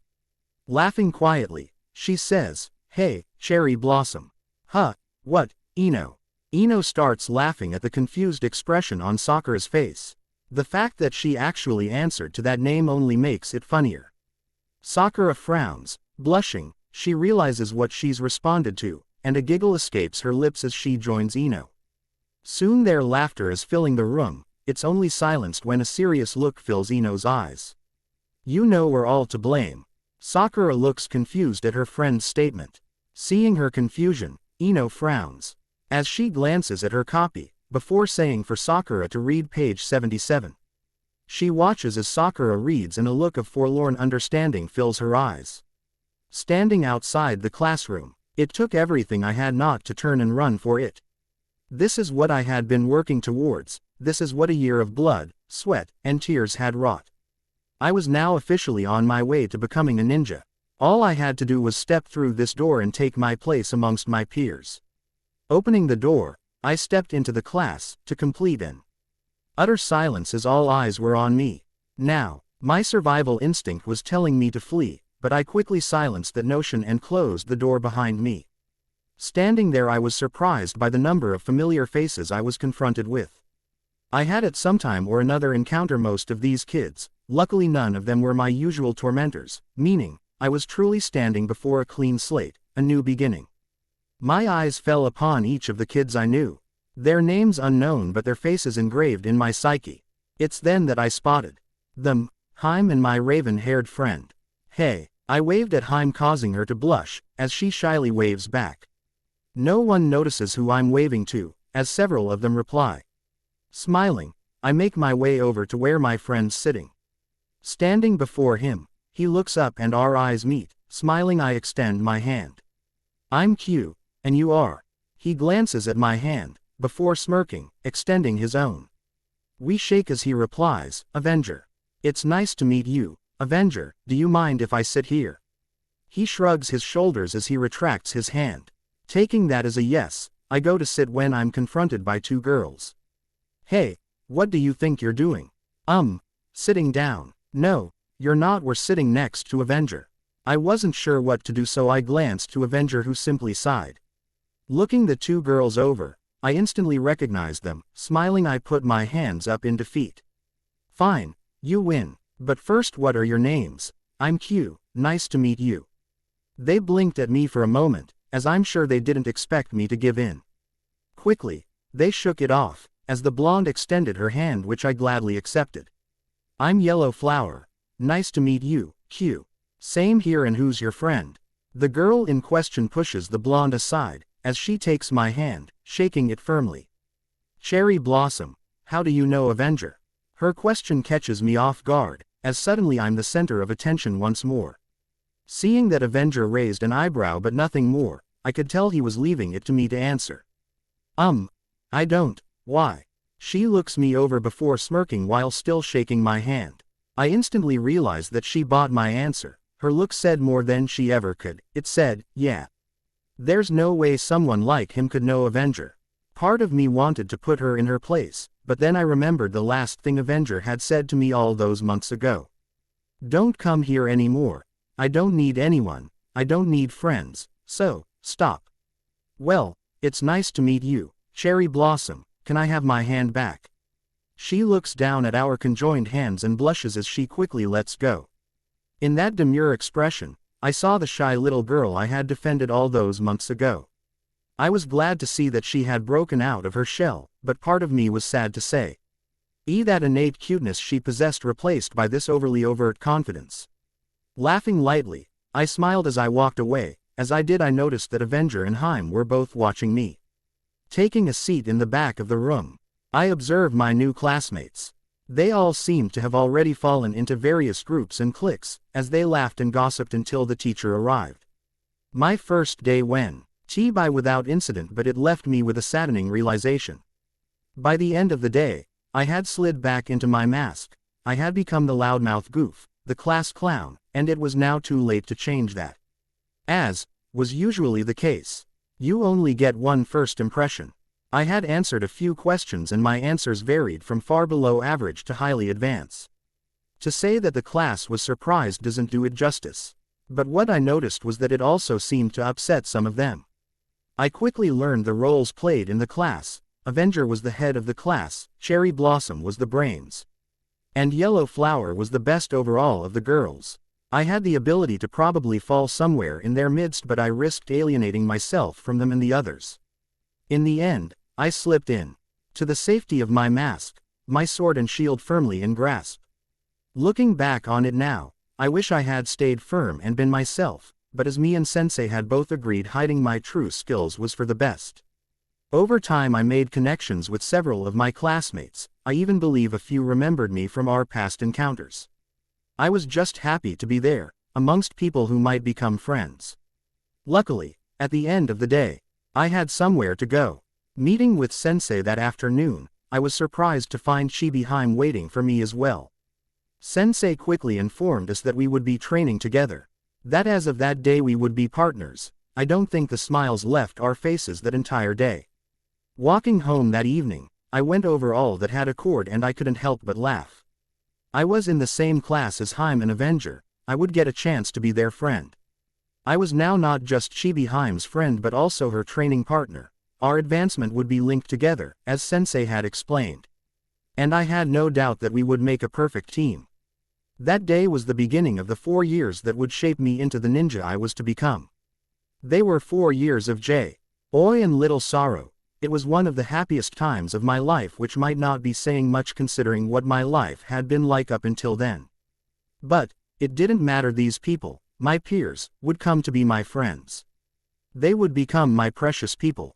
We never got to see the real Naruto, and it's all our fault, all of us. Sakura doesn't want to agree with her, but Ino's words hold true. They were supposed to be his classmates, his friends, and yet their attitudes and behavior had caused him to hide himself. Yeah, you know, I hate to admit it, but I'm jealous. Of who? Hinata's little sister, Hanabi. I think her name is. She got to know the real him while I. It's not your fault. Yes, it is. Ino is surprised by Sakura's outburst, but then again that's exactly why she came over. She had a feeling that if this book was affecting her the way it was, she could only imagine how Sakura must be feeling. I was so obsessed with Sasuke that I never bothered to notice him. He was annoying and loud and always there for me whether I wanted him to be or not. I should have seen through it all. I never realized that the mask wasn't him, the loudmouth idiot. Despite all the signs to the contrary. Did you know that he saved me from Gaara? No. I've heard stories of what happened. Gaara had knocked me out and trapped me against a tree with his sand. Naruto beat him when Sasuke couldn't. And do you know what I did? I thanked Sasuke, and when he told me that Naruto had saved me, I laughed. Even though I've seen him do some amazing things, I just couldn't believe it in. When Sasuke firmly stated it was true, I didn't even bother to thank him. I never thanked him for saving my life, for risking his for mine, for being willing to kill for me. She feels a pair of arms encircle her, looking up. Sakura is surprised to see Ino sitting next to her with an understanding smile. Leaning into her embrace, she lets herself go, yet again, as tears fill her eyes and her sobs fill the air. And that's all that should matter. The fact that despite how shitty we treated him that he still cares about us. After what I've read, I'm amazed that he doesn't hate this entire village. But that's not Naruto. That's not our friend. Sakura can only nod as Ino's words hit her hard. She knows that she's right and it warms her heart. The truth is that she's disappointed in herself, in her lack of understanding. In her selfishness. Naruto will be back. Then you can thank him. We all can. Yeah, you're right. I just hope that. Sakura pauses as something occurs to her, something that should have been weighing heavily on her this entire time. Ino sees the look in Sakura's eyes and it worries her. Giving her a gentle squeeze, she recaptures her friend's attention. What is it? What's wrong? Sakura wipes away a few stray tears as she looks Ino straight in the eye. Sadness, confusion, fills her eyes that break Ino's heart. Why do they hate him? Why is Naruto hated so much? Ino can only shake her head. As she has no answer to give. An empty silence fills the room as the two girls find comfort in each other. The thought of anyone hating him fills them with an anger they cannot comprehend. A slight muffled snore breaks the silence, as Ino looks down to find an unconscious Sakura lying against her. A smile graces her lips but quickly leaves as Sakura's question reays itself again in her head, causing her to wonder. How could anyone possibly hate you, Naruto? To be continued. It was during lunch one day near the end of my second month in the academy that an earlier notion of mine was all but confirmed. Girls are scary. I was sitting in a tree eating my lunch when I noticed this cloud rising up over the horizon and approaching quickly. Studying the phenomenon, I noticed a slightly panicked Avenger at its front and at its core a herd of giggling, squealing girls. Now, I'm not one to deny someone their happiness, and if eating lunch with Avenger would make them all happy, then who was I to interfere? But on the other hand, if escaping them is what would make him happy, then what type of friend would I be if I didn't lend a hand? So, with that in mind, I went into action. Hopping out of the tree, I stood hidden behind it and waited until he was passing by. Grabbing him, I pulled him into the brush and covered his mouth. Quiet. I'll distract them. Meet me by the training field. He nodded in agreement as I grinned and hanged into an exact copy of him. He was clearly surprised by this, so giving him one of his own trademark smirks, I dashed out into the open, instantly capturing the attention of the throng of girls. Once in the open, the chase began anew, only this time I was the one being hunted. Leading them further and further away from the training field, I dashed around a corner and waited for them to catch up. I watched as they all froze upon losing sight of their intended prey. They scanned the area for him before noticing that a door leading inside the school was left ajar, which must mean it's been used recently. With a group squeal of their prey's name, they recommence the hunt, dashing inside hoping to corner and capture the hunted. Laughing from my perch on the ceiling above the entranceway, I lowered my henge and dropped to the ground. Impressive. A henge, chakra-enhanced movement, sticking to surfaces, most surprising. Turning around, I came face to face with an old friend. We had met years earlier on my 7th birthday. It's funny how what is usually the worst day of the year for me has also served to bring me tea. Together with some of the best people I know. That year it was the same as always. The festival was in full swing and I had thought that I found the perfect hiding place since I spotted several villagers scoping out my apartment earlier that day. But I was found anyways and was on the run once more, only this time I had learned my lesson and made a beeline for the outskirts of the village. Runnin'. Through the trees I made my way to one of the clearings I had staked out as a safety zone. Places in the woods surrounding the village that no one seemed to visit or know about because of their distance from the village proper. Entering the clearing, I saw a sight that caused me to panic momentarily. Standing at its center was a boy of similar age with his back to me, but that's not what had me panic. That was the fact that he was nearly covered from head to toe with insects. I was about to leap down and help him when I noticed that the movement of the insects had changed and that the boy was glancing over his shoulder at where I was hidden. Leaping down, I made myself known. "Hey, those friends of yours." He didn't respond vocally, a simple nod of the head was his reply. Seeing that, he appeared to be just as weary of me as I was of him, I slowly made my way towards him, making sure to make myself as unthreatening as possible. "That's so cool. I wish I had that many friends. So, why aren't you at the festival?" He didn't respond at first, so I took a seat next to where he stood and laid back, staring up into the evening sky. He seemed to relax as his friends also calmed. Looking down at me, he spoke. "Celebrating in such a manner keeps your enemy's memory alive, as if they were never defeated. While also showing how great a threat they were. A real shinobi does no such thing." I could only stare up at him in shock. I found his words to be wise for someone our age. Yet, they made perfect sense, and not only that but for reasons that were beyond me at the time, his words made me incredibly happy. I couldn't find the words to voice my agreement, so I smiled, nodded, and extended my hand. "Yeah, and I bet you and your friends don't like large crowds." He looked at me surprised, I think. As he raised an eyebrow at my gesture, I couldn't see his eyes from behind his shades. "Then something happened that I've been privileged to experience on too few occasions," he laughed. "I assume you are the same." It was my turn to laugh. Smiling, I replied, "It's that obvious. I'm Q, by the way." I think he smiled, but I couldn't tell since the collar of his jacket covered the lower part of his face. Extending his hand, he accepted mine and we shook as he introduced himself. That was how we met, and for the first time since that day I stood before my friend smiling. "Hi, Q." I laughed as I walked away, motioning for him to follow. He raised a solitary eyebrow and fell in step beside me. Walking in silence, we reached the training field where Avenger was waiting, leaning against a training post. He spots us approaching and smirks. Laughing, I motion for him to follow as well. With a shrug, he follows slightly behind me and Hive. Reaching our destination, they both look at me for an explanation. Standing on the steps leading into the large entrance hall near the rear of the academy, I smile, gesturing to everything around us. "I've noticed that no one comes back here, hence peace and quiet." Taking a seat, I lean back against one of the pillars forming the entrance to the large hall. I watch Avenger sit to my left as Hive sits on the opposite side. We sat there simply enjoying the company and the silence, when I sense an all too familiar presence. Smiling, I quickly excuse myself saying I'm going to hit the vending machines. I ask if I should grab them something. A nod and a grunt are their replies. I glanced over at the bushes across from where we sat, causing them to move slightly before I headed for one of the outdoor vending machines.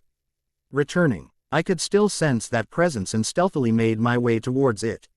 And there she was, crouched down behind the bushes, peeking through at where we were sitting. Trying hard not to laugh, I snuck up on her and put an ice-cold can of green tea against her forehead, causing her squeak in surprise and fall backwards. Catching her in my right arm, the shocked look in her eyes was so worth it, as they went from being full of surprise to relief as she realized who was holding her up. "Hey, Hugh-kun, wanna join us?" She nodded bashfully, causing a giant grin to fill my face till it dawned on me that I was still holding her in a pretty intimate fashion. Instantly, I stood her up as we seemed to be competing to see whose blush was more intense. Getting control of myself, I handed her a can of tea and motioned for her to follow. She hesitated, so I took a hold of her hand and dragged her along out of the bushes. Emerging, we were spotted by Hive and Avenger, who both showed slight surprise at who I had with me. I shrugged before throwing each a can of tea, which they caught effortlessly. Standing before them, I noticed my guest was quite nervous, so moving her in front of me with my hands on her shoulders, I made introductions. "Hive, Avenger, I'm sure you know Haim. She'll be joining us." They greeted her each in their own way, a polite nod and indifferent grunt respectively. Taking a seat against one of the pillars, I'm more than a little surprised when Haim takes a seat right next to me. We look at each other to find similar looks of surprise, as I can tell she shocked herself with her boldness. Smiling at her encouragingly, I noticed how she relaxed instantly as I received a shy smile in return. And that's how it began. We would gather there for lunch on a regular basis. Conversation was kept to a minimum, as none of us were for much small talk. Hive, Haim, Avenger, that would make Q. Kiba Inuzuka has never been known for his intelligence, but when needed he can be quite insightful. Sitting across from his teammate, Shino Aburame, his copy of KNC resting in his lap, he begins to piece together the puzzle that is this book and the Hokage's cryptic message.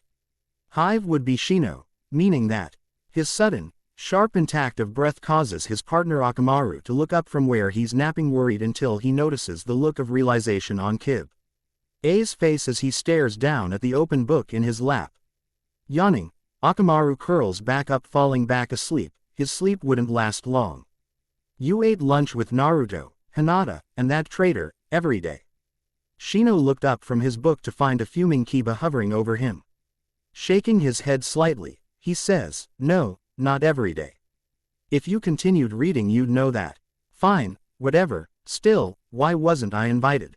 Now, Shino has found himself used to Kiba's frequent and sudden outbursts, but he still wishes that his friend would think before speaking, as the answer to his question is all but obvious.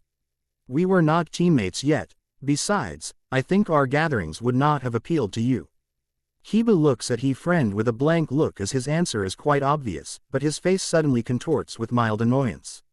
"So, what you trying to say? Huh, that I'm too loud, too brash, too annoying, to join your boring little lunch date?" "Your words, not mine, my friend." Kiba growls, voicing his annoyance at Shino's answer, but he suddenly gets quiet as something else occurs to him. "Wait, so, that means that everything in this book is true?" "It appears so. And the author is? I would assume it to be Uzumaki." Kiba quietly walks over and sits back down, picking up his copy of KNC. Shino raises an eyebrow at the sudden change in his friend's demeanor. "Well, I guess Naruto ain't such a doby after all. Ah, man. I lost my place. Wait, found it." Beginning to read again, Kiba freezes as he hears a sound he's never heard before. Looking up, he sees a sight that only few have: a laughing Shino. I guess Naruto wasn't lying. It is possible. Well, where was I? And that's how it began. We would gather there for lunch on a regular basis.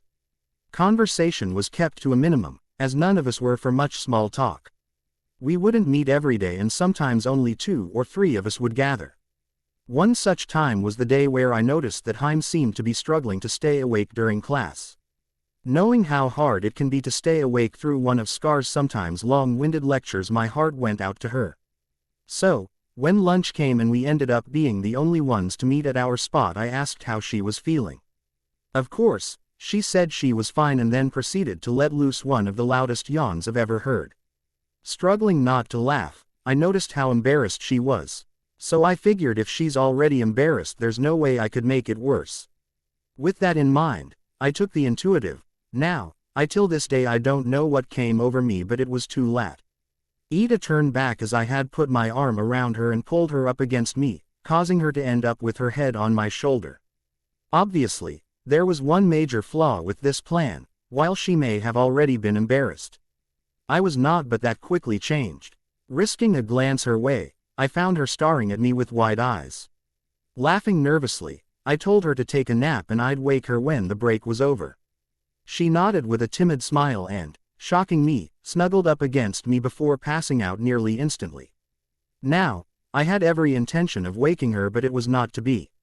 Sitting there, peacefully with Haim in the shade of one of the pillars, as a gentle breeze blew through the hall carrying with it the sounds of nature, the smell of fresh pine and Haim's shampoo, it was just too perfect. Too comfortable, and I soon followed her into slumber. A sudden pain in my thigh caused me to wake, only to find Avenger kicking me in the leg. "What? Sleeping here? You're not the only one." Me not getting what he was trying to say, he sighed and gestured to my left where I looked to find Haim curled up against me out cold. "Oh, I can explain. Wait, what time is it?" "Time to go home. Everyone's left already." I couldn't believe it was that late already. The idea of both of us sleeping that long seemed impossible, yet that's exactly what happened, so what was I to do now? Snapping out of it, I looked down at Haim's sleeping form and smiled until noticing that Avenger was walking away from us. "Hey, should I wake her?" He paused momentarily to shrug and glance over his shoulder, saying it wasn't his problem. Laughing, I thanked him for coming to find us, to which he smirked, saying, "Just paying back a debt." I watched him leave before facing the problem at hand. What to do now? Again, I have no idea what came over me, but my logic that day was obviously off kilter.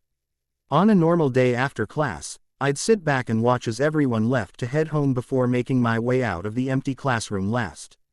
Exiting the building, I was always greeted by the sight of kids walking home with their parents, while others walked home alone for various reasons, some as childish H's thinking they were too big to be picked up, while others were more serious, like their parents being away on a mission. Haim was one of these kids, who always walked home alone, yet unknown to her, she was never truly alone.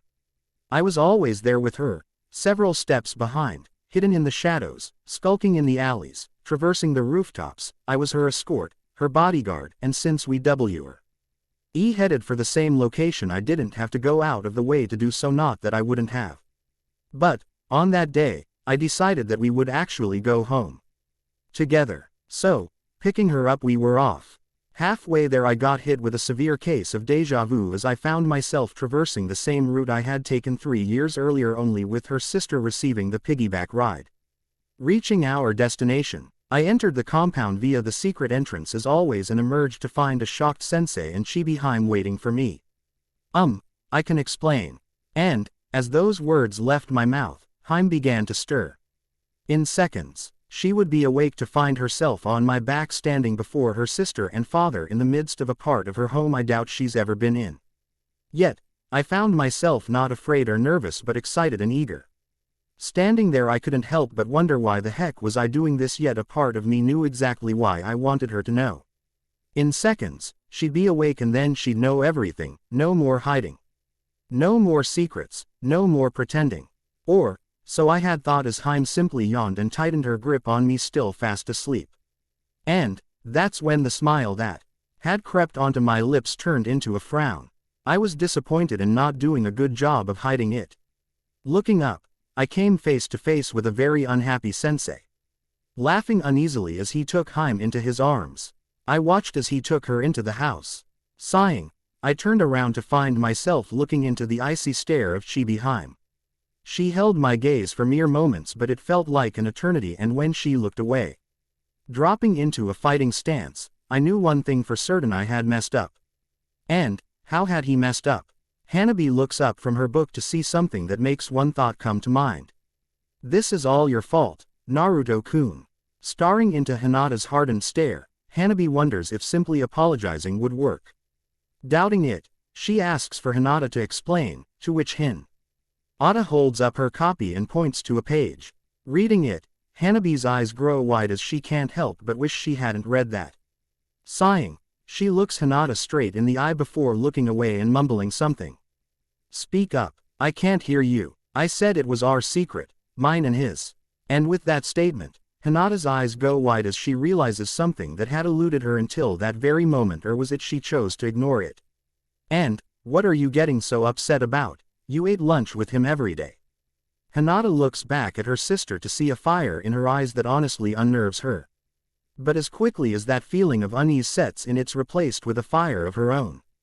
"It wasn't every day, and you're one to talk. Our secret, you had him all to yourself for how many years? Let's see, 5, give or take, and your point being?" Hanabi states with an indifferent tone. The two girls lock eyes, both on the verge of activating their Byakugan, as they try to stare the other down. And, just as suddenly as this conflict began, it ends with the sound of laughter. Laughing so hard that they can hardly breathe, the sisters laugh at how foolish they're acting. "You do realize that was our first fight?" Hanabi's question causes Hinata to sit up from where she lays on the floor, catching her breath. Climbing up on the bed, she lays next to her sister, smiling sweetly. "Yeah, and it was over a boy." "Yeah." Silence fills the room once more as the full weight of that statement hits them. Their relationship has always been an odd one, as neither sister hates the other, yet they never been all that friendly with each other either. The reason behind this has always escaped them both, as they've blamed it on various things, from their difference in age to their father to their fate as heirs of the Hyuga clan. But now with that statement, another possible reason comes to mind, one they're both afraid to even think about, let alone admit to. Reaching over the edge of the bed, Hinata picks up her book and begins to read. Nodding, Hanabi continues to read hers as well, both girls silently agreeing not to speak on the topic any longer. Outside the room, Neji quickly walks away from the door and heads outside. He had heard the entire argument, and it has only added fuel to the fire that is building within him. Feeling shocked, confused, and angry upon reading the secrets hidden within the tome resting in his right hand, Neji left his teammates behind and came home to confront somebody about what he read. Not being able to find Hiashi, he went to find Hanabi when he tumbled upon the sisters' surprisingly heated argument. Now, he's left with even more questions, as Hinata's behavior has left him slightly shell-shocked. Are they really as you describe them, Naruto? Have I really been that blind? Making his way to a quiet corner within one of the compound's many gardens, he lets his mind drift back to his main source of ire. This entire time, he's known how to say the Jiyuken, he and Hiashi-sama even. Neji pauses as the true implication of this thought hits him hard. Naruto not only knew how to use the Jiyuken, but from what's hidden within the words of this book, he was at one time, maybe even still, on equal footing with Hanabi in terms of its application. Beyond that, he's gone as far as to seemingly alter, if not improve upon, the style. I wish to know more. I want to challenge him and Hiashi-sama. I wonder if Hanabi-sama practices this variation. Hanabi, another source of much confusion, as Neji has never been close with the girl, as most of his focus has been on Hinata. First hating, now watching over her. Now, he finds himself intrigued by the younger girl. Hanabi, like Naruto, appears to be something of a master at hiding herself behind an impenetrable mask. As the quiet, stuck-up little girl Neji knows is nothing like the beacon of light that Naruto describes. To think that she'd be so adept at hiding her emotions, she must be. Now that I think about it, I did notice her in the Hokage's office. It didn't even occur to me to wonder why she was there. Neji pauses as he tries to refocus his thoughts, as the true reason he's upset is escaping him. He used to believe that he was guided by fate, but on a simpler level he thought that he was better than Hinata, better than Hanabi, better than a failure like Naruto. He came to see the error in his ways thanks to his defeat during the Chunin exams, but now, to learn that it was he who was outclassed is slightly too much. Yet, as he sits there staring at the book in his hands, he can't stay angry. As much as he wants to feel betrayed, belittled, he can't. Opening the book, he's again hit with a sense of dread that he won't allow to override his curiosity despite what he knows is to come. My earlier actions will no doubt appear to haunt me. I only hope you were kind in your portrayal, Naruto. Another year, another birthday, only that year was going to be different. I was turning 11 that year and had just entered my 3rd year in the academy a few months earlier. I had a little less than 2 years left in my training with sensei before I was to graduate and become a full-fledged ninja. I decided I was going to make the most of this remaining time, not for myself but for those I cared for, starting with Hime. It had been about 6 months since the day I brought an unconscious Hime to sensei's training with me, and in that time not much had changed. Chibi Hime had forgiven me for what I had done wrong. I had an idea of what that was, but I decided not to think about it or what it could entail. Sensei had simply thanked me for watching over her and reminded me to remember our agreement. I knew what agreement he spoke of and promised to do so, but there's always a loophole if one looks hard enough. After much thought I figured out what that loophole was and went about putting it to use. Now, I only had to sit and wait for sensei to return from the festival so that I could enact the final stage to my plan. I only hoped it would work. Child, I see that you are well. Naruto looks up from where he sits to see Hiashi entering the grounds. Smiling brightly, he rises to his feet and bows before his teacher. Of course, sensei, since I'm not out there with them. Hiashi nods, knowing all too well who them is. He's just glad he could offer the child a refuge from the horrors that have seemed to plague him on this supposed day of celebration. Taking a seat, Hiashi watches as Naruto does as well, mimicking his posture exactly. They sit in silence as is their custom. But as always it would not last long as Naruto speaks, although his tone is more hesitant than Hiashi remembers ever hearing before. Sensei, while I know it is not my place, I'd like to make a request of you. It could be a type of birthday present, I guess. Hiashi raises an eyebrow as he glances at the boy from the corner of his eye. In the time he's known Naruto, he has never made a request and has always turned down any offering of a birthday gift, stating that it is wrong to take any more than he already had from Hiashi or his family. Nodding his head, Hiashi watches as Naruto smiles brightly before quickly reeling in his emotions. Naruto's face becomes a neutral slate as Hiashi has taught him to do. As I'm sure you know, sensei, I have been training with Hinata on the Sundays you give me off so that you may train with Hanabi alone. Yes, child, I am aware of this. Hiashi's response is as void of emotion as always. It unnerves Naruto slightly, but he remains steady as he speaks in as void a tone as his sensei, impressing Hiashi with how stoic he has become over the years, a trait he noticed in the boy when they first meet and has been trying to get him to show more often. I know this is partly against what you've asked of me, but I do not apologize. I actually want you to explain exactly why is it that you want me to avoid her outside of class, before I make my request. Why should I do such a thing? I have already told you what I want done. I should not have to explain myself to you. You do not have to. I only ask that you do. Naruto looked to Hiashi hopefully, as his teacher remained still for a moment more before nodding and beginning to answer the child's question. All right, child, it is quite simple really. I'm using you in hopes of strengthening my daughter. She is far too timid and submissive. I deserve as much blame for this as anything else, more than I would like to admit. My hope is that by denying her access to what she wants, namely you, she'll find the strength to be confident and assertive so that she may claim it. Forgive me if that sounds cruel or in slight of you, but I do what I must. Finishing his explanation, Hiashi accepted surprise, maybe even shock from the boy. He expected him to get upset, maybe even yell, but the one thing he did not expect is what he got: a smirking Naruto. And how exactly is she to claim what she wants if she doesn't have the tools with which to claim it? Hiashi meets Naruto's gaze with wide eyes, as the child's words sound too old, too wise, to be coming from one who has only reached his 11th year on that very day. I don't know what events have led to her being this way or how much blame is to be placed upon you, sensei, but what I do know is that if she's not given the tools or even put on the path to discovering them, she'll never achieve her goals. Nodding in understanding, Hiashi wonders which of them the student truly is. Smirking, He laughs BEF. Or asking Naruto what exactly are these tools she needs and how should she go about getting them. Simple really. She needs confidence and she gains this by excelling at something she is innately gifted at, the Gyuken. Naruto explains, smiling despite speaking in a poorly veiled mimic of Hiashi. Child, I do not see what. Hiashi begins to rebuke his words before being quickly interrupted by the blonde.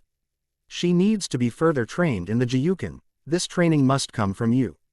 More importantly, she needs your support and encouragement. You are her father, act like it.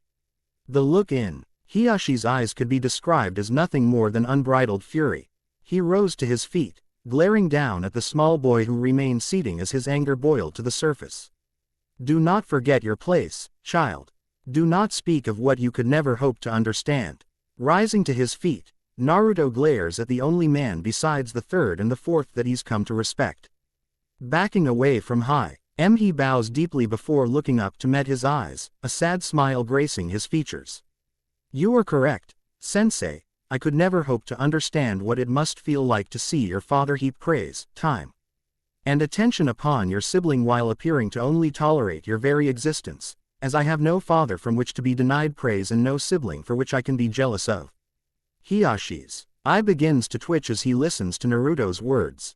His hand clenches into a fist before relaxing as his student continues to speak without a hint of emotion in his words.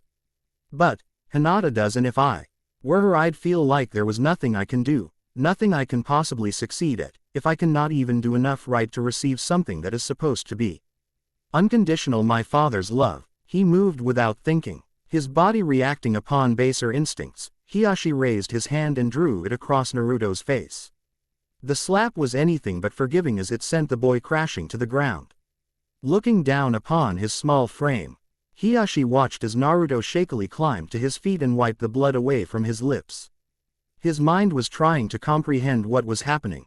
The boy had mana G'd to make his mind dredge up every wrong he had committed against his eldest while speaking of it in a tone that came to express nothing but his chagrin for those actions. Do you honestly think that you are one to be judging me?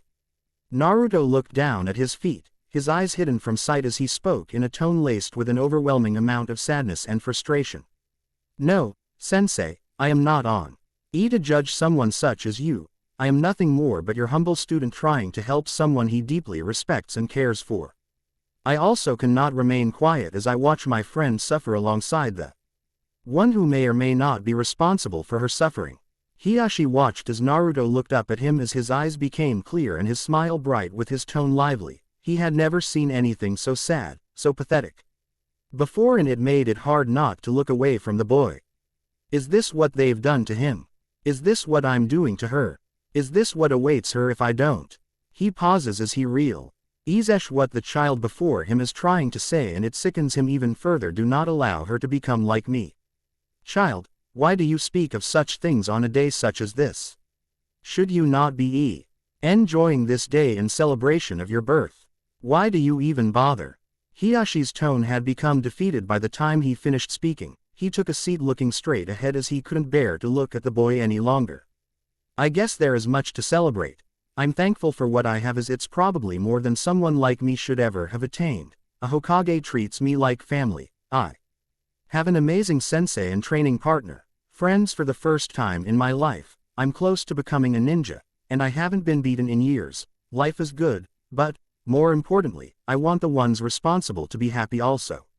Naruto takes a seat next to Hiashi, as his words leave him feeling vulnerable. He looks straight ahead as he can feel Hiyashi's eyes on him and doesn't want to meet his gaze. He's so much like, child.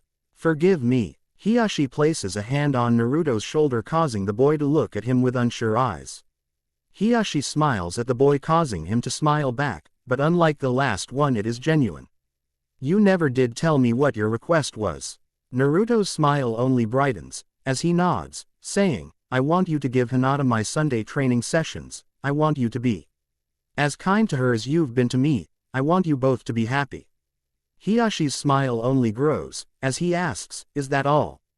Yeah, well, I don't expect any miracles. This'll probably take you some time to make happen. Laughter fills the area as Hiashi cannot contain himself upon hearing Naruto's more than sarcastic response. Naruto's laughter soon joins his as the blonde wipes away unseen tears that threaten to appear. I had never been more afraid in my life. Afraid of losing everything that I was grateful for, of losing the few precious things I had, but luckily I was afraid for nothing. As in the end, my faith in Sensei was rewarded. After sitting there in silence until the fireworks from the festival had begun and come to an end, Sensei stood next to me and agreed to my request, saying, "My child, you never cease to amaze, and I thank you on behalf of me, my daughters, and so many more for caring as much as you do.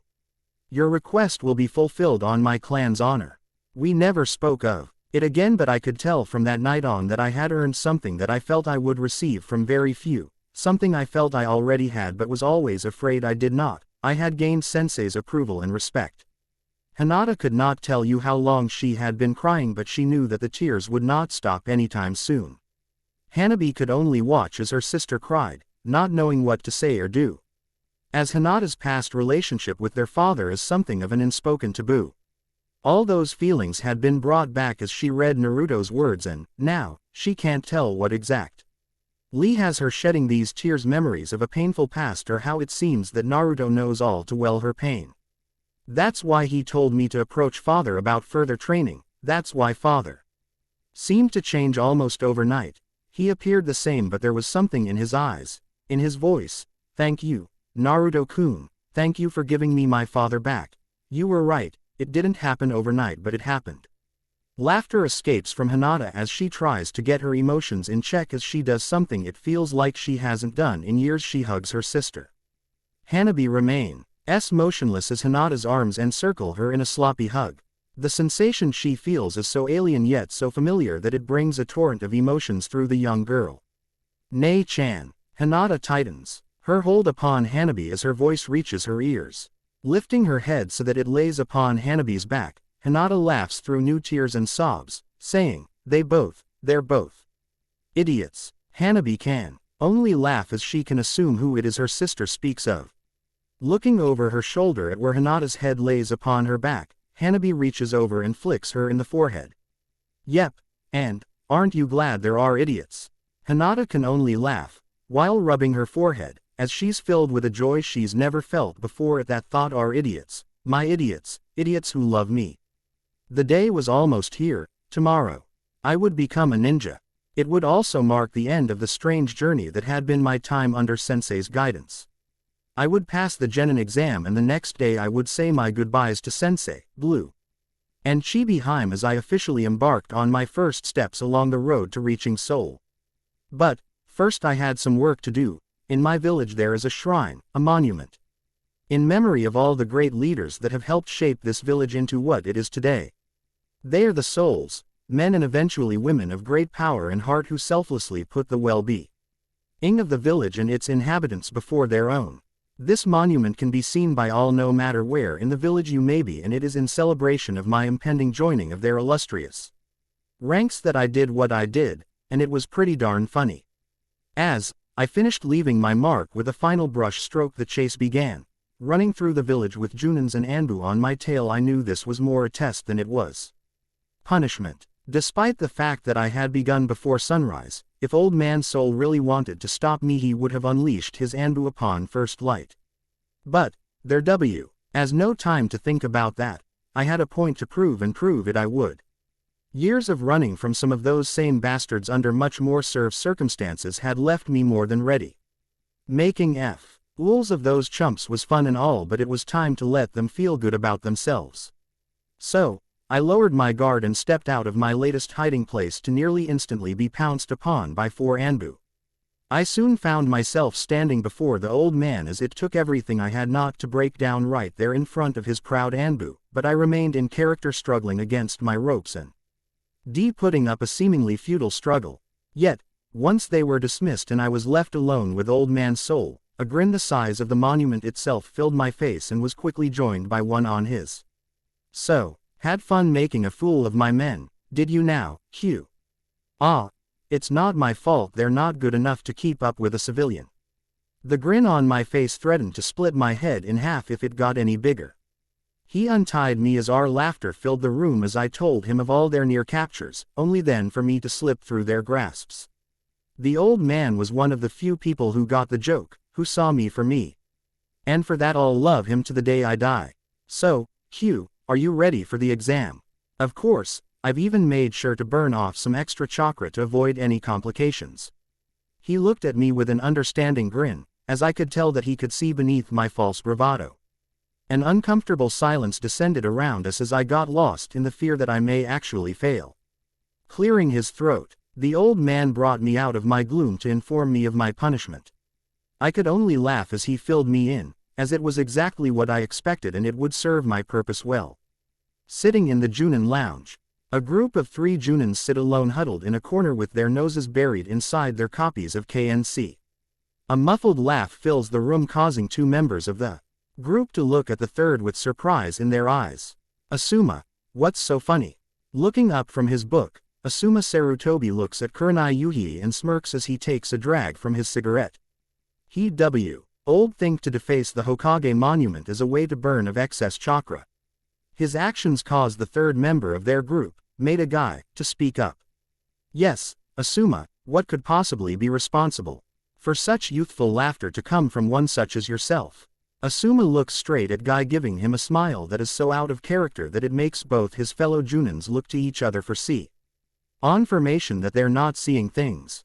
The third once told me of a civilian who had managed to elude several Junin and Anbu for nearly an hour. Ah, yes, I have also heard this story. They say that the man who accomplished this feat was a foreign nin posing as a villager.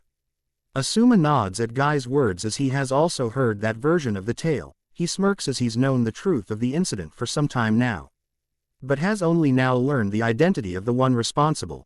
That was the story spread to help save face for the ones involved. The truth of the matter is that it wasn't a foreign nin or a man for that matter, but was actually a young boy, a civilian. No, you don't mean. Asuma can only laugh at the look on Kurenai's face, as she realizes where he's going with this. E3 of them had figured out early on that it was in fact Naruto Uzumaki who was responsible for the books in their hands. The shock of that truth had left Asuma and Kurenai nearly deaf as Guy went about shouting the triumphs of Naruto's youth over all obstacles and how it had allowed him to write such youthful words. Yep, he wouldn't tell me the identity of the boy, only saying that the incident was a perfect example of why one must never underestimate an opponent. But he did say that with skills like those, the boy was definitely destined for great things. He also added that things would never get dull as long as he was around. Guy laughs, saying, if there's one thing that Naruto is not, it is dull. His youthful exuberance won't allow it. Kurenai nods, shocked that she never saw it before, saying, the time when he painted the monument, I heard he turned himself right in. Well, who would willingly admit that the demon brat had managed to make a fool out of a bunch of Junins and Anbu? Asuma notices the looks he receives from the 2 other Junins and laughs uneasily before quickly apologizing. I meant no offense. You know what I meant. Yes, Naruto has faced much in his young life, yet his youth has prevailed, making him an inspiration to all. Kurenai can only smile at Guy's words until a more serious air surrounds her. Looking at the book in her hands, a N appears, drawing the attention of the 2 men. Noticing this, she sighs, saying, I was just wondering if any of them have figured it out yet. Naruto and Kyuubi. I believe that most, if not all of them will figure it out. They will come to us for answers. My team will figure it out. Asuma replies, taking another long drag of his cigarette, blowing smoke with a tired sigh. True. Neji for one will definitely figure it out. Tenten as well. My star pupil, Lee, will let the power of youth guide him to an acceptable conclusion. Shino is the same as Neji and Shikamaru. Kiba, well, he can be surprisingly perceptive. And Hinata. Kurenai looks at Asuma, unable to hide the worry in her eyes. Learning of Naruto's connection to the most prominent clan in Konoha was most shocking. Shikano-NL. Why, imagine what effect it's having on the young Hyuga. She is just as Naruto describes her. She's stronger than we all give her credit for. But learning of her feelings for the boy was surprising to say the least. As I could never see what she saw in him. Now, you wish he was a few years older, right, Kurenai-chan? The group turns to find Anko standing in the doorway to the lounge with a smirk on her face. The blush on Kurani's face only serves to brighten the Tokubetsu Junin's mood. And, where have you been, Anko? I saw you in the Hokage's office but you vanished afterwards. Nko doesn't respond to Kurani's question, as she takes a seat next to her friend. A sly smile fills her lips as she nonchalantly replies, doing a favor for a friend, a close, personal friend. The three Junins all raise an eyebrow at her declaration, as they all know that beyond Kuranai and a very select few, Anko doesn't consider anyone a friend. A friend? Yeah, a friend. What, is that so shocking? Asuma shrinks in on himself under Anko's intense glare but relaxes as she starts laughing.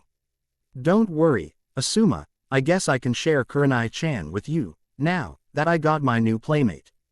Anko can't help but laugh as both Junins blush at her statement. Even Guy laughs as he boldly declares how the power of youth will guide them to an enduring love, which only causes Anko to laugh even harder. But, you know, there's one thing I got to admit, that kid sure has some connections.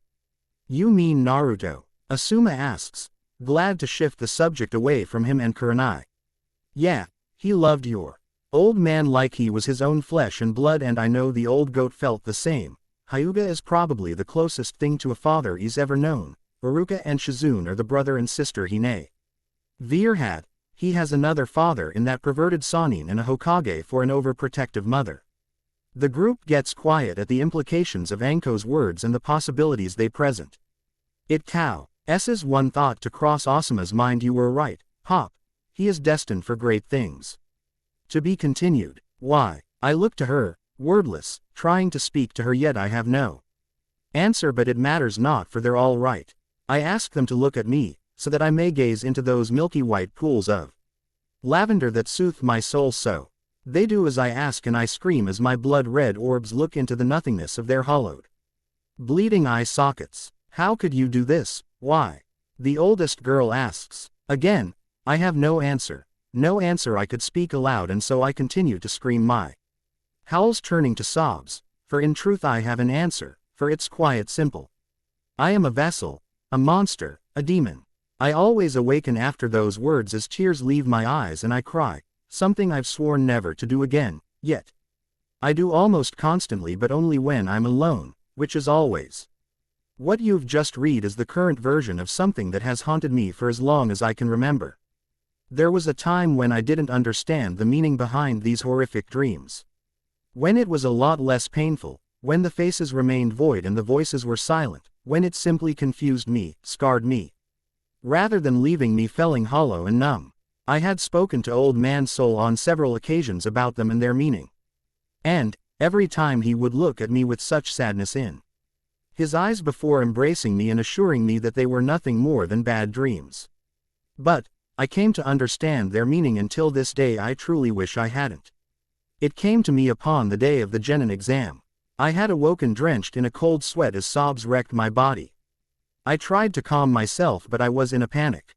Not so much from the dream itself, but from the fact that it had been almost a year since it had last plagued my sleep. No, why today, not today. I couldn't help but see it as an ill-fated omen, because without fail that dream served as a precursor to my continued misfortune. But, on that day I wasn't going to let be so. Has he really not touched his bowl since you placed it there? Chuki, owner and head cook of Ichiraku Ramen Bar, looks at his daughter Ayame with eyes full of disbelief. She shakes her head with a bright smile on her lips. They both turn to look at their other customer to find him in a similar state to his husky counterpart, namely with his nose buried into a copy of the Q Ninja Chronicles. Nope, Shoji-kun has taken not one spoon yet, and Shikamaru hasn't complained not once. Chuki lets loose a hearty laugh as they continue their hushed conversation. It seems the boy has them as captivated as he did you. Ayame blushes slightly before retorting, I'm sure Naruto-kun would love to hear that his book brought you to tears. It did no such thing. Laughing, Ayame goes about cleaning up as she replies, whatever you say, Noodle-sama. Letting loose a short snort of a laugh at hearing Naruto's alias for him, Chuki thinks, two can play that game, as he asks. Did you remember to thank Hokage-sama for our copies, Iris-chan? Ayame blushes as she replies, I did. She kept thanking me for being there for Naruto-kun, it was so sweet. Yeah, the letter she sent with the books was quite a surprise. I'm glad to see that he's managed to be accepted by so many people. I was afraid we'd always be the only ones. I know, and if the say to or any example that number's only going to grow. Ayame smiles, as she looks at Naruto's favorite stool, thinking, by leaps and bounds beyond anything we could ever imagine. Life isn't fair, the world isn't just, and fate is a bastard. What do I do now? How could this happen? I just wanna die. Those were the thoughts filling my head, as I felt like I was on the brink of losing it, since I had just failed the exam. After 4 years in the academy, 5 years under sensei's tutelage, and 12 years of the heck that is my life, all I had managed to accomplish was to realize one harrowing truth: I am a failure. I had met with sensei the day before and we agreed that holding back would not accomplish anything. So, with his blessing I arrived prepared to show everyone who I really was, what I was truly made of, and in the end, that was a failure. I placed in the top 10 for the written exam, placing just behind Cherry Blossom and a few others. I was second to Avenger in the Pro-Cetical applications and Taijutsu portion of the exam, yet in the end it wasn't enough, as I failed the ninjutsu portion, which consisted of making a bunshin my most hated technique. Why was I not able to do something so simple? Something I had managed to do perfectly on other occasions, something that the weakest of ninjas are able to perform. Sensei once told me that he noticed that my chakra entral seems to fluctuate from near perfect, thanks to his training, to non-existent. And it was this that had kept me from passing the exam. I could actually feel my chakra spiking as I tried to mold it, and I knew then that I would fail. I desperately tried to reel in the amount being released, but it was not to be, as I produced 4 disfigured clones. I could see it in their eyes. Scar was Emba. Rost, not only for me but for himself, having taught such a failure, and Ranshin looked amused by my failure, yet surprisingly also understanding. Sitting on the swing across from the entrance to the academy, I watched as every one of my classmates celebrated graduating with their friends and family, who came to congratulate them on entering adulthood by becoming a ninja. I could hear several of the adults making snide comments as they noticed me sitting away from the rest. They seemed to get a twisted satisfaction from the fact that I had failed. I could make out several of their comments, and they only served to darken my already blackened mood. Then, I spotted her, standing alone within the crowd, and for a moment I forgot my own pain. Haim stood there smiling politely as she was congratulated by random people. But I could tell she was hurting. All around her kids were being praised by their parents and loved ones while she stood there alone with no one to cheer her on. I began to get off the swing, to put my own sorrow aside, and go to her side until I spotted them. They approached causally as if their presence was nothing out of the ordinary. And, as I watched Haim stand there, completely unaware of who was approaching her, I couldn't help but smile. They stood there, not making a sound, until she turned around to face them, sensing a presence behind her. She was instantly embraced by a little girl, who was jumping up and down while holding her. You passed. Nei-chan's a ninja. Nei-chan's a ninja. Tusen, when can I become one? Blue giggled at Chibi Haim's question while noticing the Hitai that hung from the new ninja's neck. It looks good on you, Haim-sama. The look on Haim's face was simply beautiful, a mixture of shock and joy, as she stood there surrounded by her family. Chibi Haim let go of her and stood next to Blue, as Sensei knelt down before his daughter and embraced her. Congratulations, my child. He held her for the briefest of moments, but it served its purpose as tears fell from Haim's eyes and Sensei smiled, wiping them away. I watched this scene play out before me, and as happy as I was for them all, a part of me wanted to scream, to howl, to claw my eyes out, and wish it would all end. Jealousy is something that's far from foreign to me. How could I not be jealous of those around me when I had so little and they all seemed to have so much? But never before had I felt that way towards Haim or Chibi Haim, and it shocked me to be feeling that way at that moment. Pushing those disgusting feelings aside, I smiled at pair as they shared a moment I was proud to know I had played a small part in helping occur. It was then that she spotted me. Our eyes meeting caused her to smile at me. I froze under Chibi Haim's bright smile and caring eyes. as she tugged on her father's sleeve, capturing his and Haim's attention. Looking to where his child was pointing, I saw Sensei's eyes widen for a moment before becoming neutral again. The happiness in Haim's eyes vanished as she spotted me, replaced by pity and sorrow. Why is that child sitting there alone? Sensei's voice was low, but I picked it up from amongst the crowd. Haim looked away from me and lowered her head, as she explained that I was the only one who did not pass. The gasp of surprise that escaped Blue and Chibi Haim felt like a knife to the heart. Sensei looked at me, his eyes void of any emotion, while Haim continued to look at the ground. I heard a voice in my head telling me to run, but I could not move. The looks in their eyes, the shock, the pity, the sorrow. I rose from where I sat and, swallowing my pride, managed to take a solitary step towards them before I heard it crying. She was crying, Chibi Haim was crying, while Blue and Haim looked on the verge as well. I had to get away. I was causing this. My failure was ruining their moment, and I couldn't do that to them. Turning around, I ran up a tree, sticking to its surface with ease. Before launching myself over the wall surrounding the schoolyard to land on the nearest rooftop. I can only imagine that I must have surprised anyone who saw my little display. They were probably shocked to see such skill displayed by the failure. But that was the last thing on my mind, as all I wanted was to get away from anything that would remind me of my failure. Running as hard as my legs would allow, I made my way across the rooftops with no real destination in mind. I was slipping into the depths of despair with each thought that crossed my mind. Why isn't life fair? Why am I destined to suffer? What have I done to deserve this? I ran until I could run no more. Sitting atop some random building as the sun began to set in the distance, I looked out over the village that mocked me, hated me, and, yet, I still loved as my tears fell freely. They fell until I felt a hand on my shoulder. Looking up at who it belonged to, I was more than a little shocked. Ranshin Sensei. He smiled at me and took a seat.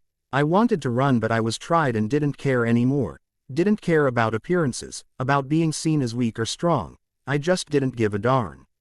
He spoke quietly, his tone soft, as he explained why Scar had been so tough on me and why I mustn't let it get to me. I heard his every word and tried to let them pass right on through me. I had no intention of listening to him explain why I was a failure.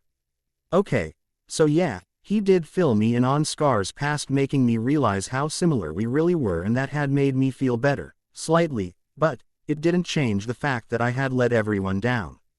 I had wasted their time and was unworthy of the feelings they bestowed upon me. But then Ranshin said something that captured my full attention. What if I told you there was a way for you to still graduate?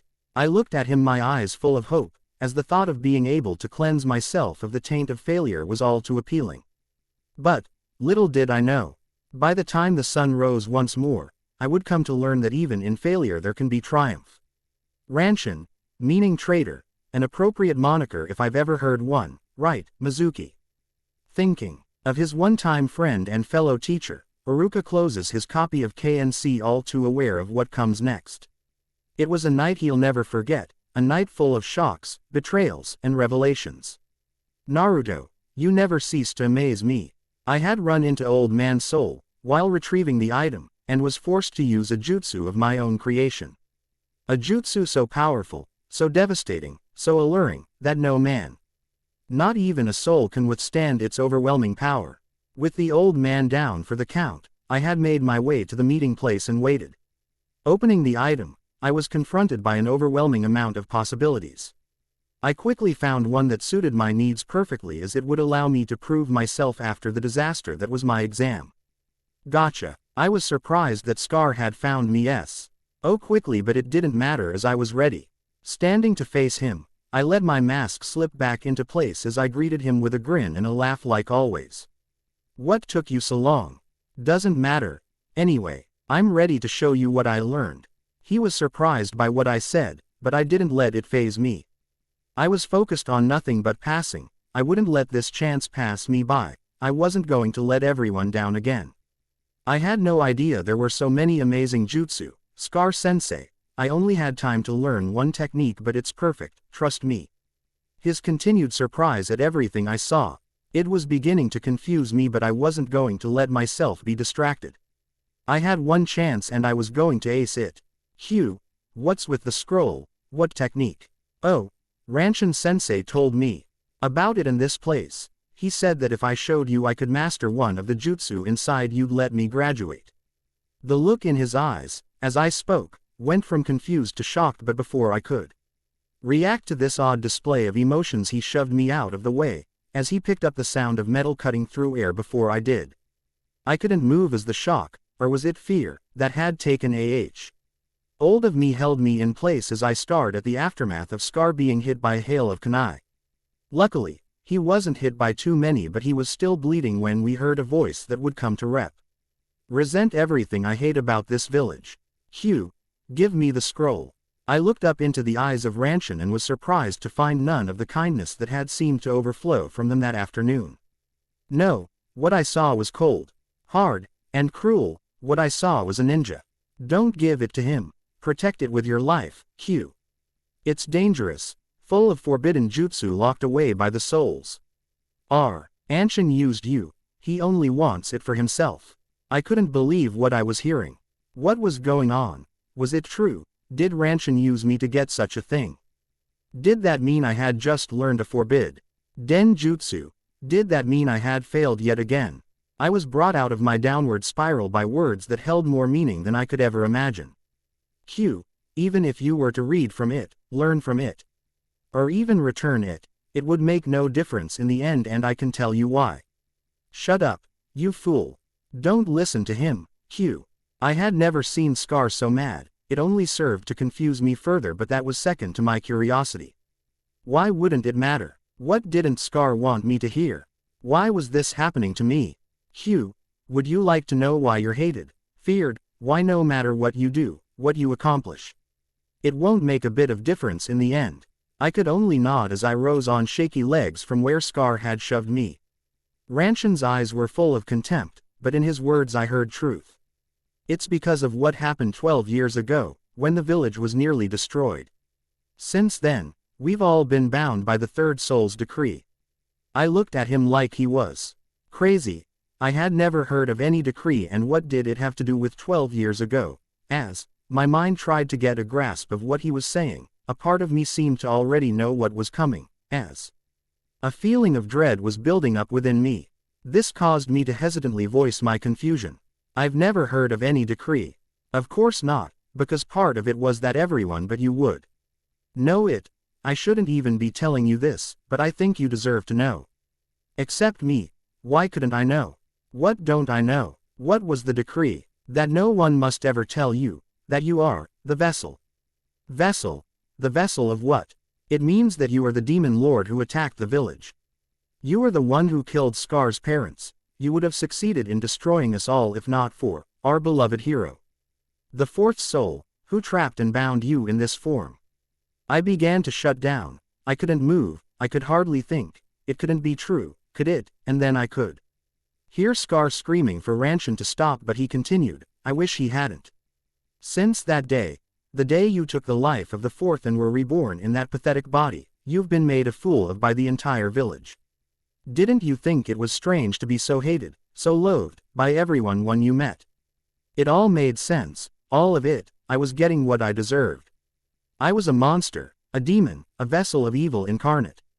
And, yet, I refused to believe it. But, as he continued to speak, I could feel something stirring inside me, anger and a sorrow unlike anything I've ever felt before, which began to pour out of me.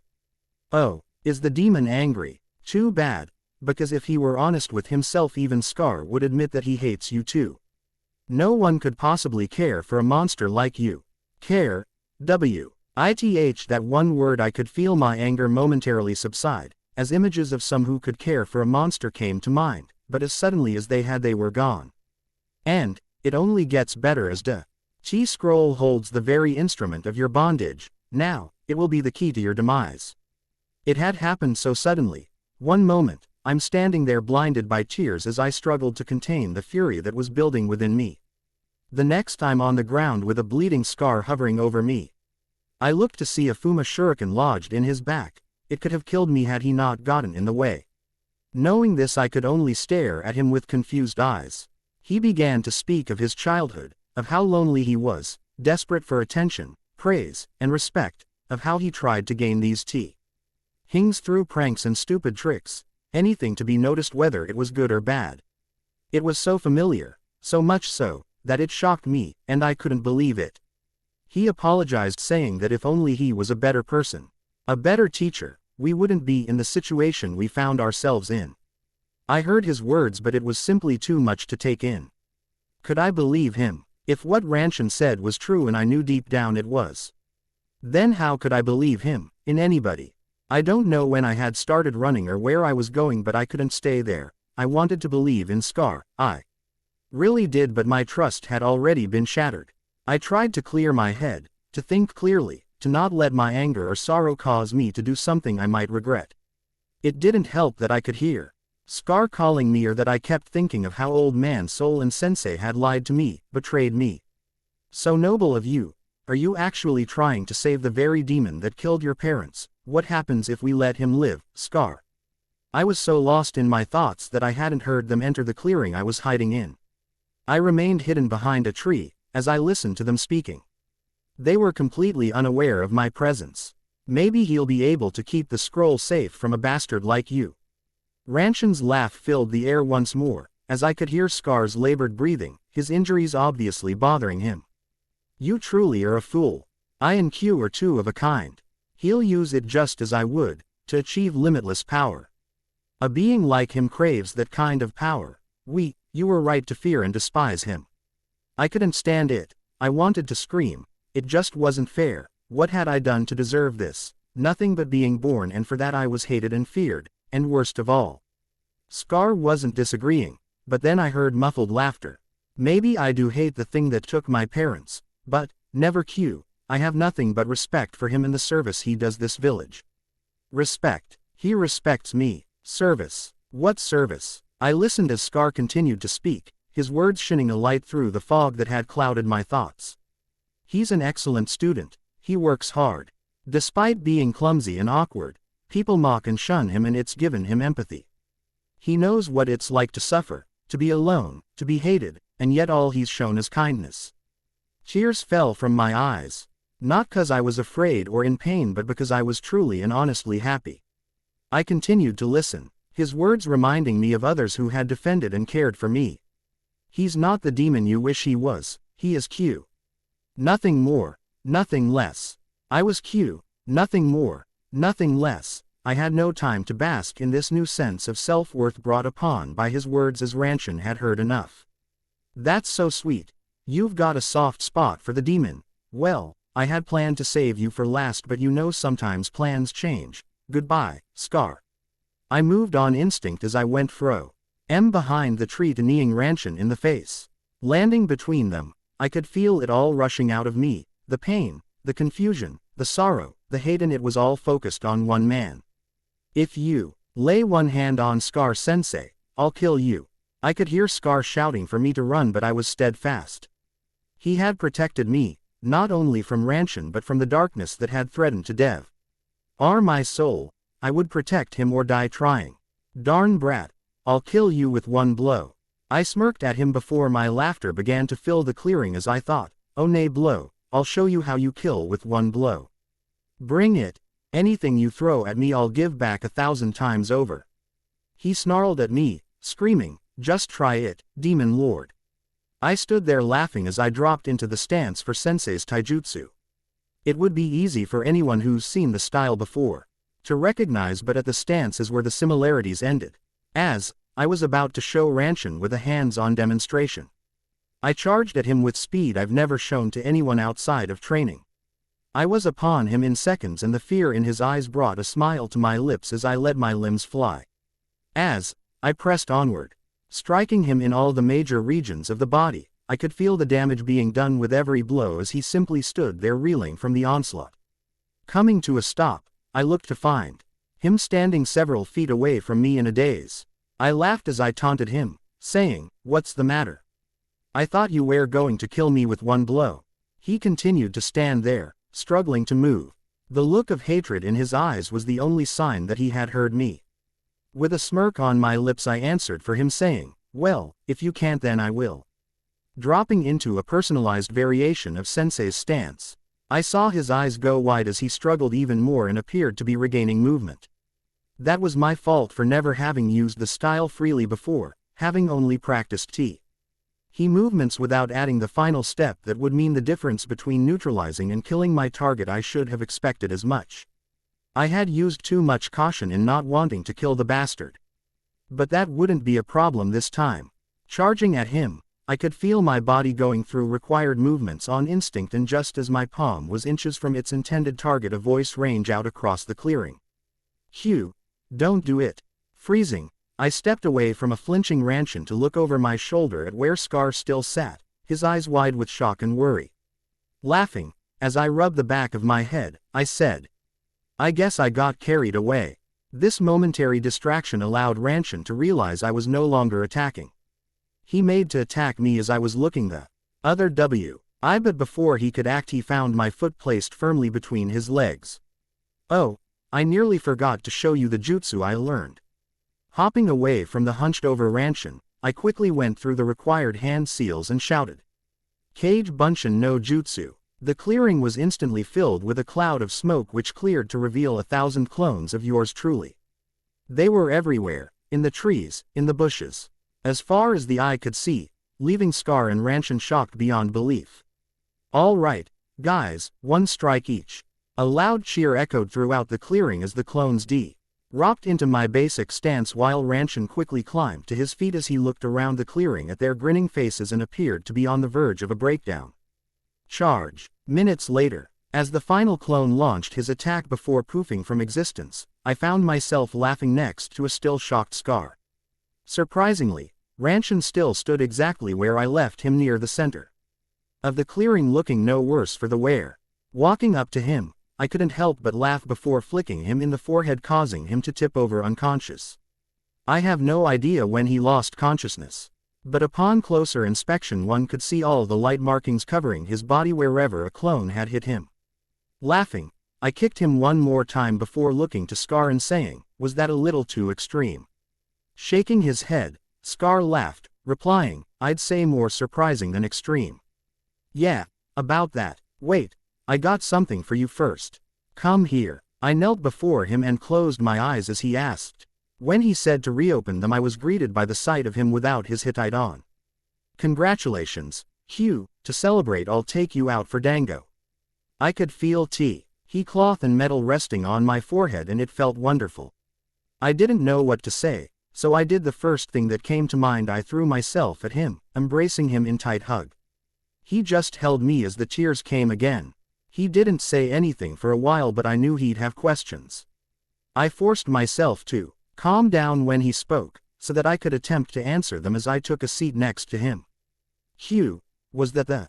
"Yeah, where did you learn it?" "I can't." "Okay. I understand, don't worry about it." We slipped into an uncomfortable silence, sitting there side by side, as we tried to digest the events of that night and the repercussions that awaited us.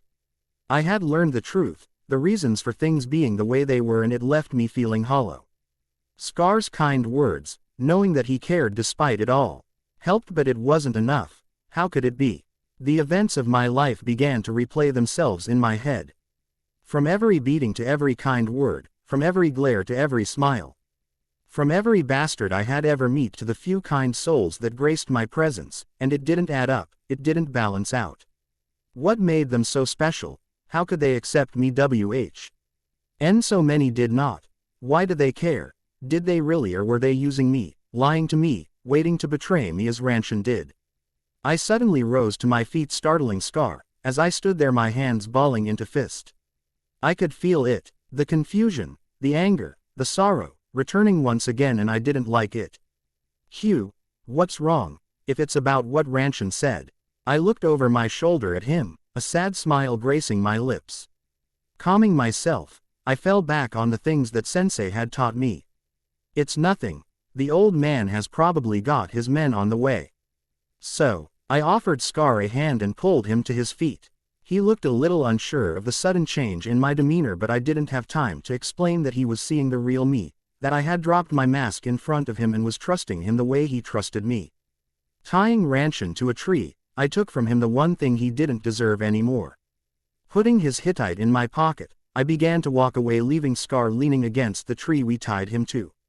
Where are you going? I paused, looking over my shoulder with a smile, one of my rare genuine smiles. I could tell he noticed the difference, which actually made me feel a little better.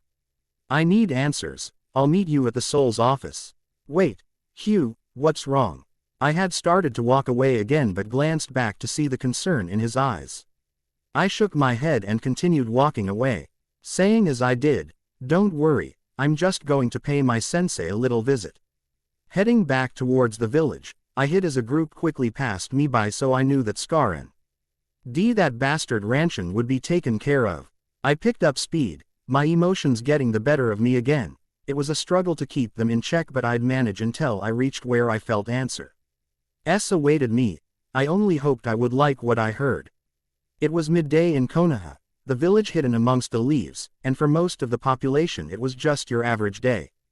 But, for a select Fae, the world had suddenly taken on another shade, a shade of gray that will never leave them, as a truth long hidden has been revealed, and it has left them all reeling. No matter where they find themselves at the moment of its revealing. A friend's house, a clearing in the woods, a ramen stand, a training ground, a garden, a hotel room, a sister's bedroom, or a park, they're left with an overwhelming need for answers, as the world they know, the village they love, has suddenly become a shadow of its former self.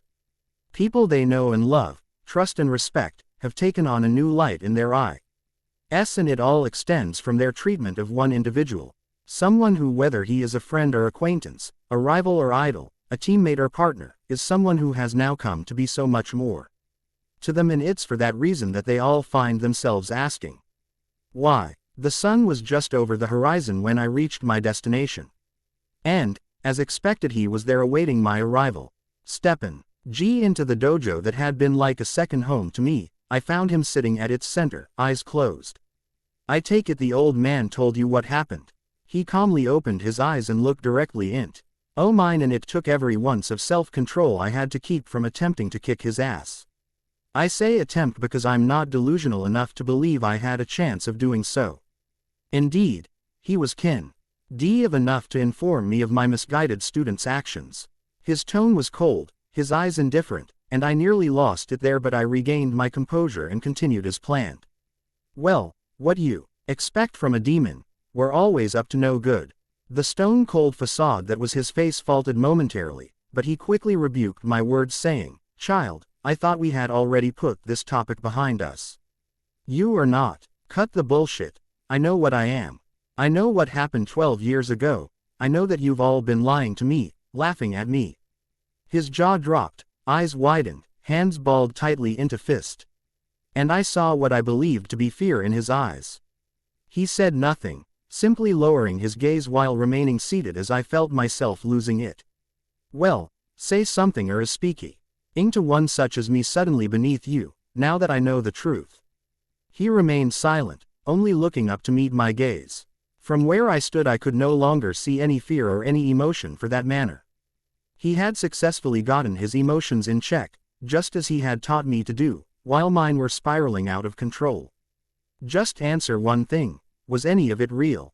You once asked me if I knew why you agreed to train me. Remember? Well, I think I know why now." The raising of an eyebrow was the only sign of a reaction I received, but I knew that I had his undivided attention.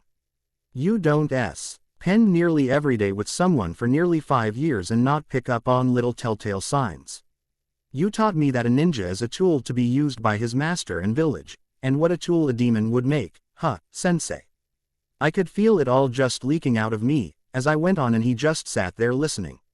Again, was any of it real, or was it all some sick little game you and the old man cooked up to mess with the demon? I mean, it was a good one. Hey, I should know. My head was throbbing, my eyes were killing me, and I was short of breath, but I continued on while he continued to simply sit there. "I know. Let's give him a glimpse of everything he can never have. A family, friends, love, happiness, all while we groom him into the perfect weapon, and since he's so darn desperate for even the slightest hint of approval, of respect, of affection, he'll do anything we tell him as long as we give him a pat on the head, a treat, and say a few kind words, just like any dog would. I started to laugh because, to be honest, it was all quite hilarious. I had even believed Scar and his kind words, but as I made my way through the forest, the truth of the matter revealed itself. If had to choose between a traitorous ninja and the perfect weapon, which would you choose? Which would you sacrifice to secure the continued usefulness of the other? Funny, right? Hilarious, right? But that wasn't the funniest thing. No. That would be that I wasn't the only pawn in this game. No, there were others, and it sickened me to no end. But, you know what, Sensei, to use your own flesh and blood is just, well, I guess in this case they would be the virgin sacrifice, cause we all know nothing calms a demon's fury better. That did it. I got him with that one. While to the untrained eye it may have appeared as if he didn't react at all, but in actuality, he was furious. His right twitched, he was frowning so slightly it was nearly invisible, and he was gripping his knees with a tremendous force. Oh, I'm sorry, you don't like me talking about them like that.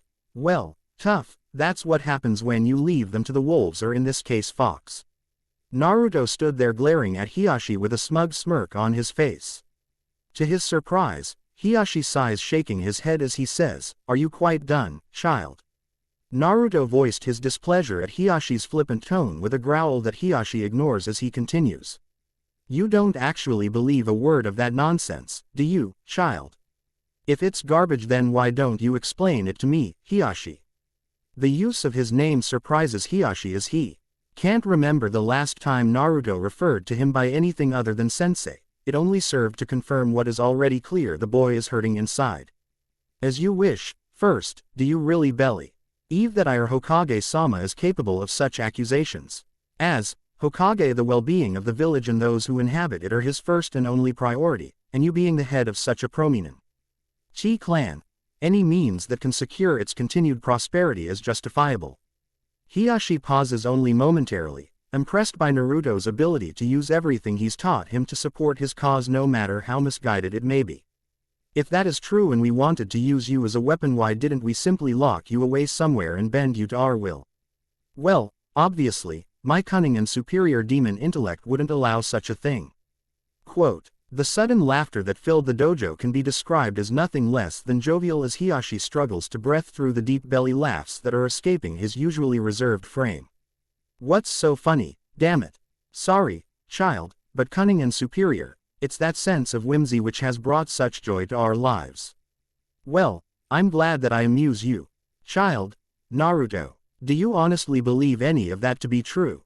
Naruto would remain standing there, his head held high, his feet firmly planted, and his eyes unwavering, as the first of many soul-wrenching sobs escaped his lips. "Am I really a demon? Did I really kill all those people? Why are you so nice to me?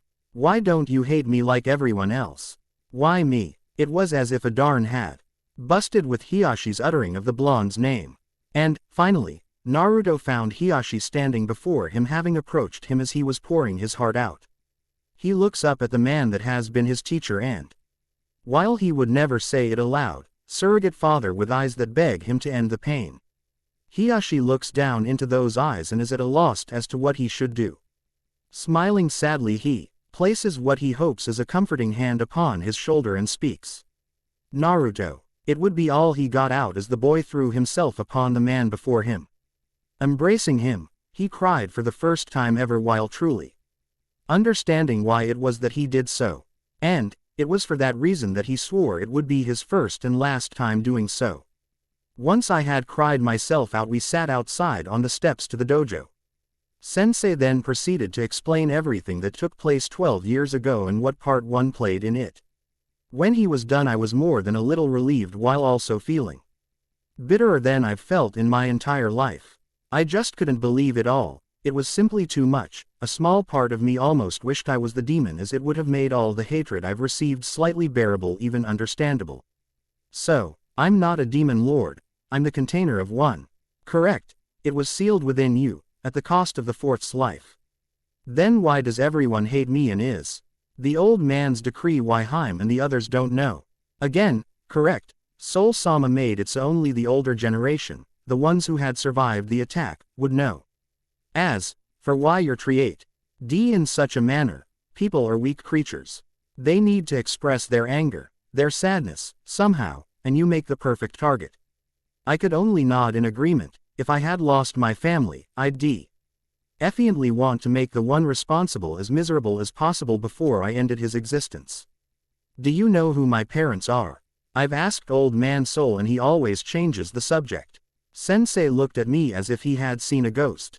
It was the first time that I had ever seen him, for lack of a better word, nervous. But it was at that moment that he got an out from answering my question as the entrance to the training ground flew open, causing us to jump to our feet as a small blur flew towards us. Hugh-kun. I was nearly trampled by a sobbing Chibi-hime, as she flung herself at me, catching me in a sloppy embrace. She cried into my chest as I tried to calm her down. Looking to Sensei for help, as I had no idea of how to calm her, I was shocked to find him looking at me with a smirk on his face that screamed, "Not my problem," as he mouthed to me, "Soul-sama is expecting us." I nodded as I stood there dumbfounded, Sensei simply leaving me there at the mercy of a hysterical Chibi-hime, who was asking me a million questions while drenching the front of my shirt. And, yet through it all, as I stood there comforting my oldest friend, I could only think one thing. Maybe this won't be so bad. Never has a statement proven so true yet so false like that one has come to be. To be continued. It had taken me a while to calm Chibi-hime, but once accomplished I was faced with a new dilemma. Do I tell her the truth?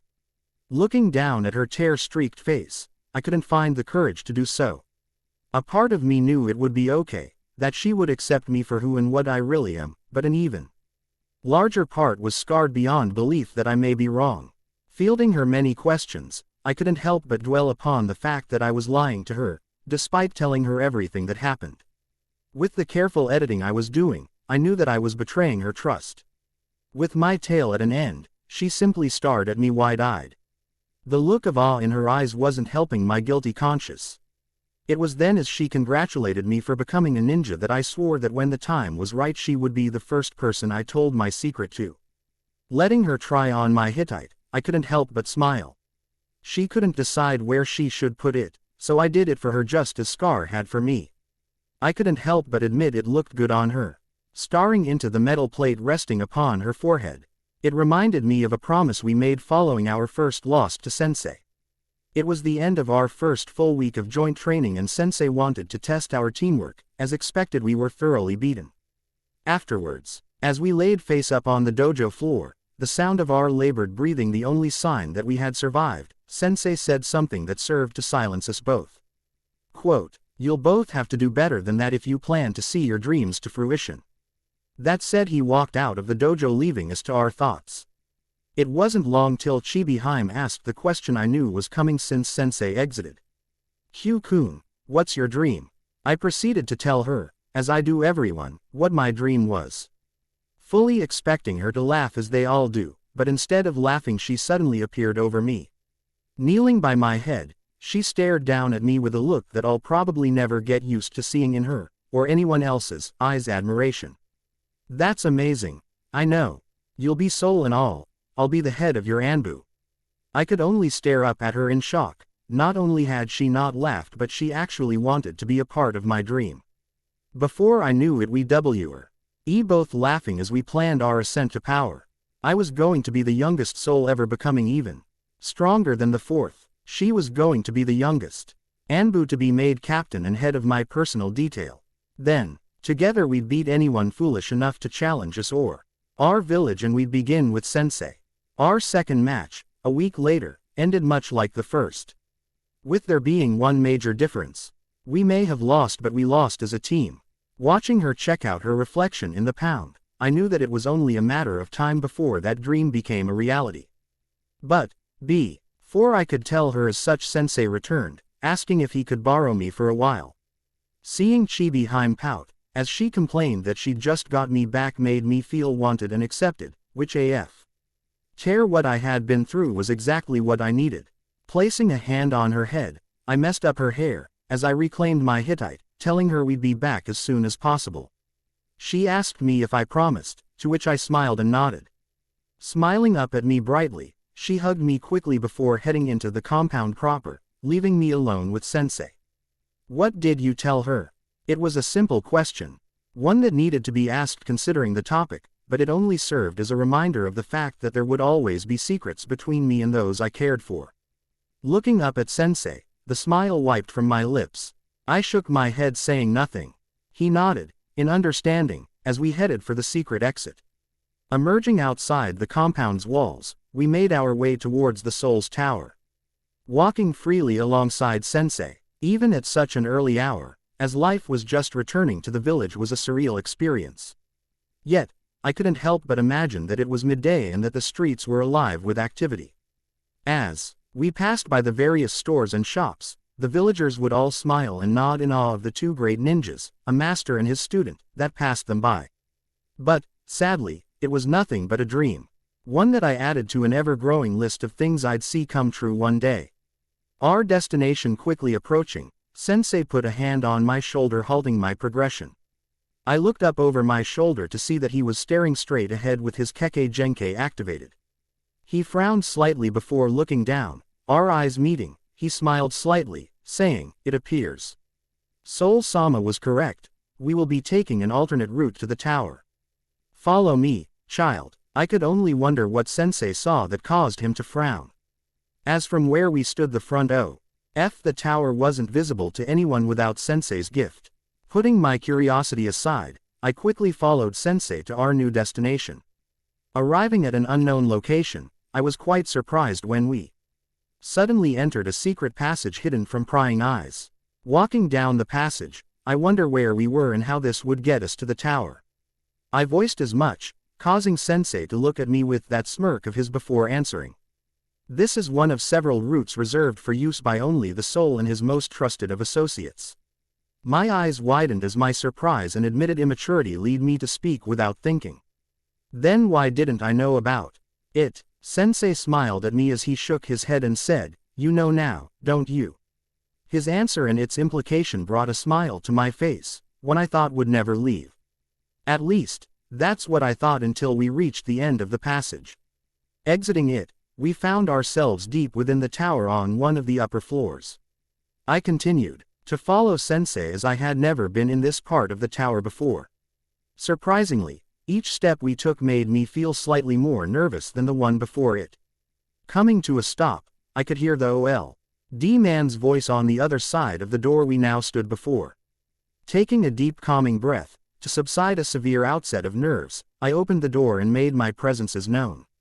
"Yo, old man, sorry about earlier, you know, I was cut off by one of the room's inhabitants." His startled saying of one word left me all but stunned. "Sensei." Naruto could only stand there blinking as the implication of that word left him reeling. Looking between a shocked Iruka and a smirking Hiashi, he turned to the Hokage, his trusted source of guidance, and eloquently asked, "Huh?" His reaction brought laughter to the room as the three men present looked at the young boy with amusement in their eyes. Getting their merriment under control, Iruka was the first to speak. "Naruto, this is your sensei." Naruto simply nods, still confused. As Iruka looks to Hiashi and smiles, asking, "Sensei, he's your student?" To which Hiashi nods, replying, "Correct, Yumino-kun, the child has been so for some time now." To say that despite his obvious intelligence that Naruto could be a little slow on the uptake would be an understatement, so it came as no surprise to everyone present when he let loose a startled gasp before pointing at his two teachers, yelling, "So, you mean that Sensei is Sensei's sensei?" The three adults nodded, humoring the blonde child, till Naruto suddenly smirks, stating, "Cool." The calm aloofness of his reply catches Iruka off guard but causes the Hokage to laugh. "Now, that's the type of attitude I'd expect from a Hyuga. Excuse me, I mean the student of one." Hiashi lets loose a stilted cough before laughing, asking, "And, what are you trying to imply, Hokage-sama?" Now, Hiashi, what have I told you? Sarutobi will do just fine."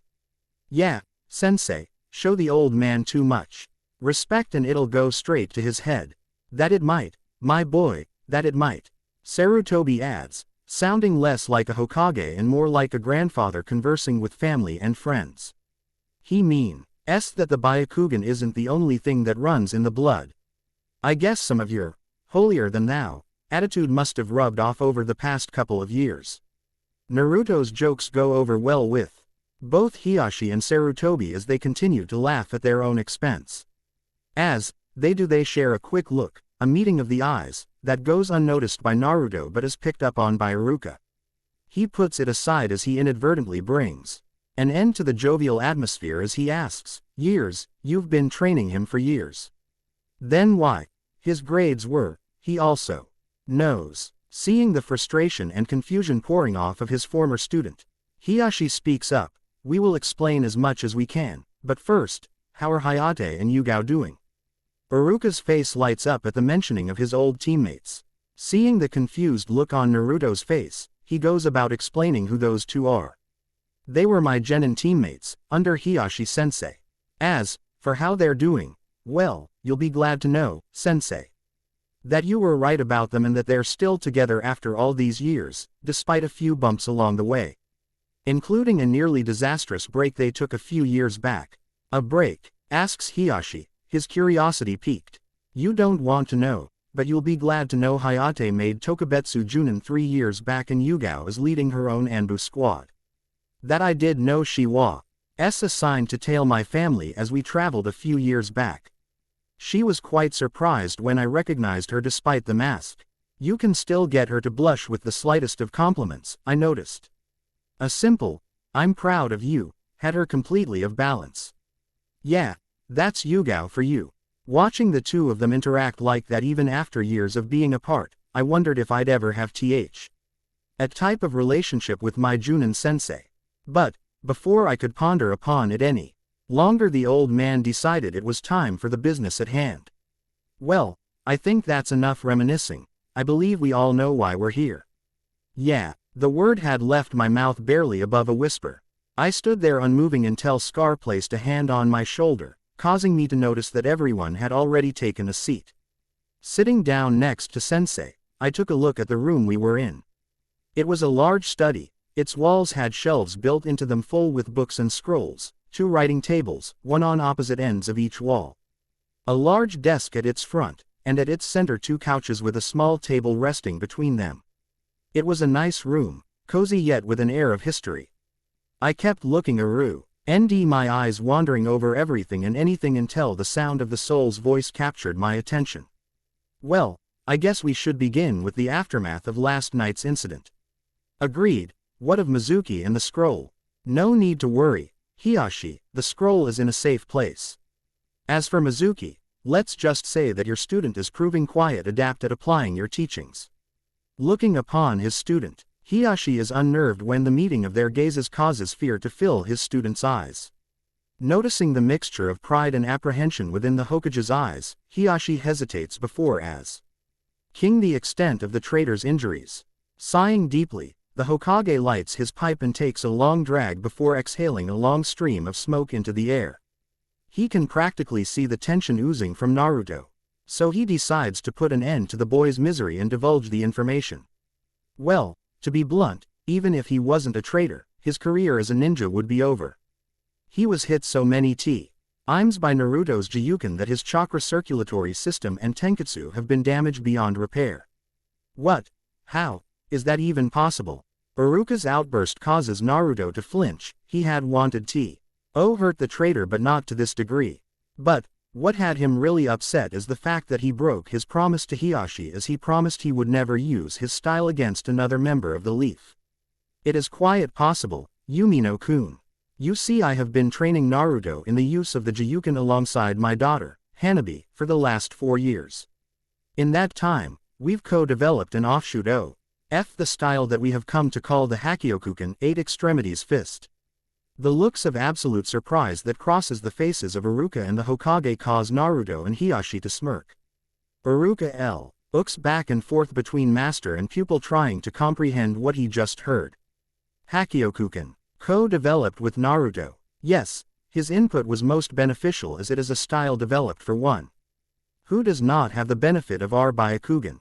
It has only been within the last year that we've completed phase 1 of its development. Obviously his fight with the traitor was his first time using it in actual combat. So, how exactly does this style differ from the Gyuken? Well, Sarutobi-sama, it varies little in appearance, as I'm sure Yumino-kun can attest to. Everyone looks to Iruka, who lusters under the sudden shift in attention before nodding in agreement. Yes, in fact, I didn't notice any differences in his stance or movement. That's because there isn't any, at least, not at first. Its movements flow just like the Jiyuken, but the end results are anything but similar. At first I thought it best to develop an original kata, but my student thought otherwise. Noticing that everyone was looking at him, Naruto takes a calming breath before giving a smirk that would not look out of place upon his sensei's lips. Yeah, well, I figured that it'd be best to stay as close to original as possible, as it would serve to confuse my opponents. The shock of seeing a non-Hyuga drop into the Jiyuken stance could create a possible opening for me to exploit. Also, if they're CTing to defend against the precise strikes of the Jiyuken, they'll be unprepared for the crushing blows of my Hakyokuken. The Hokage nods, a proud smile upon his lips, at Naruto's explanation. The say of misdirection is a basic tactic that all ninja learn to employ. Sarutobi is impressed that Naruto knows to exploit it on an instinctive level. You mentioned a phase 1, Hiashi, what did you mean by that? Well, the style is called Hakyokuken for a reason, and that reason is twofold. It refers to the targeting of 8 extremities: the arms, legs, brain, heart, spine, and groin. Those last 4 were added at the child's suggestion. It also refers to the use of 8 extremities in your attacks: the fist, feet, knees, and elbows. The ultimate goal of the style is to break or crush the 8 targets, rendering them useless through the power of your blows while pumping unforeseen amounts of chakra into the tenketsu located around said targets, doing irreparable damage to them. Now, as for what I meant by phase 1, I was referring to the fact that the style is complete yet incomplete as well. The style was brought into existence by 2 factors.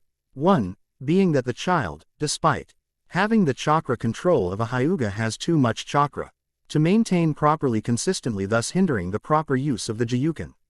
His chakra has been known to spike at the most inopportune of times, as I suspect happened during the exam yesterday. Am I right, child? Naruto nods sadly, saying, yeah, I could feel my chakra spiking as I tried to mold it.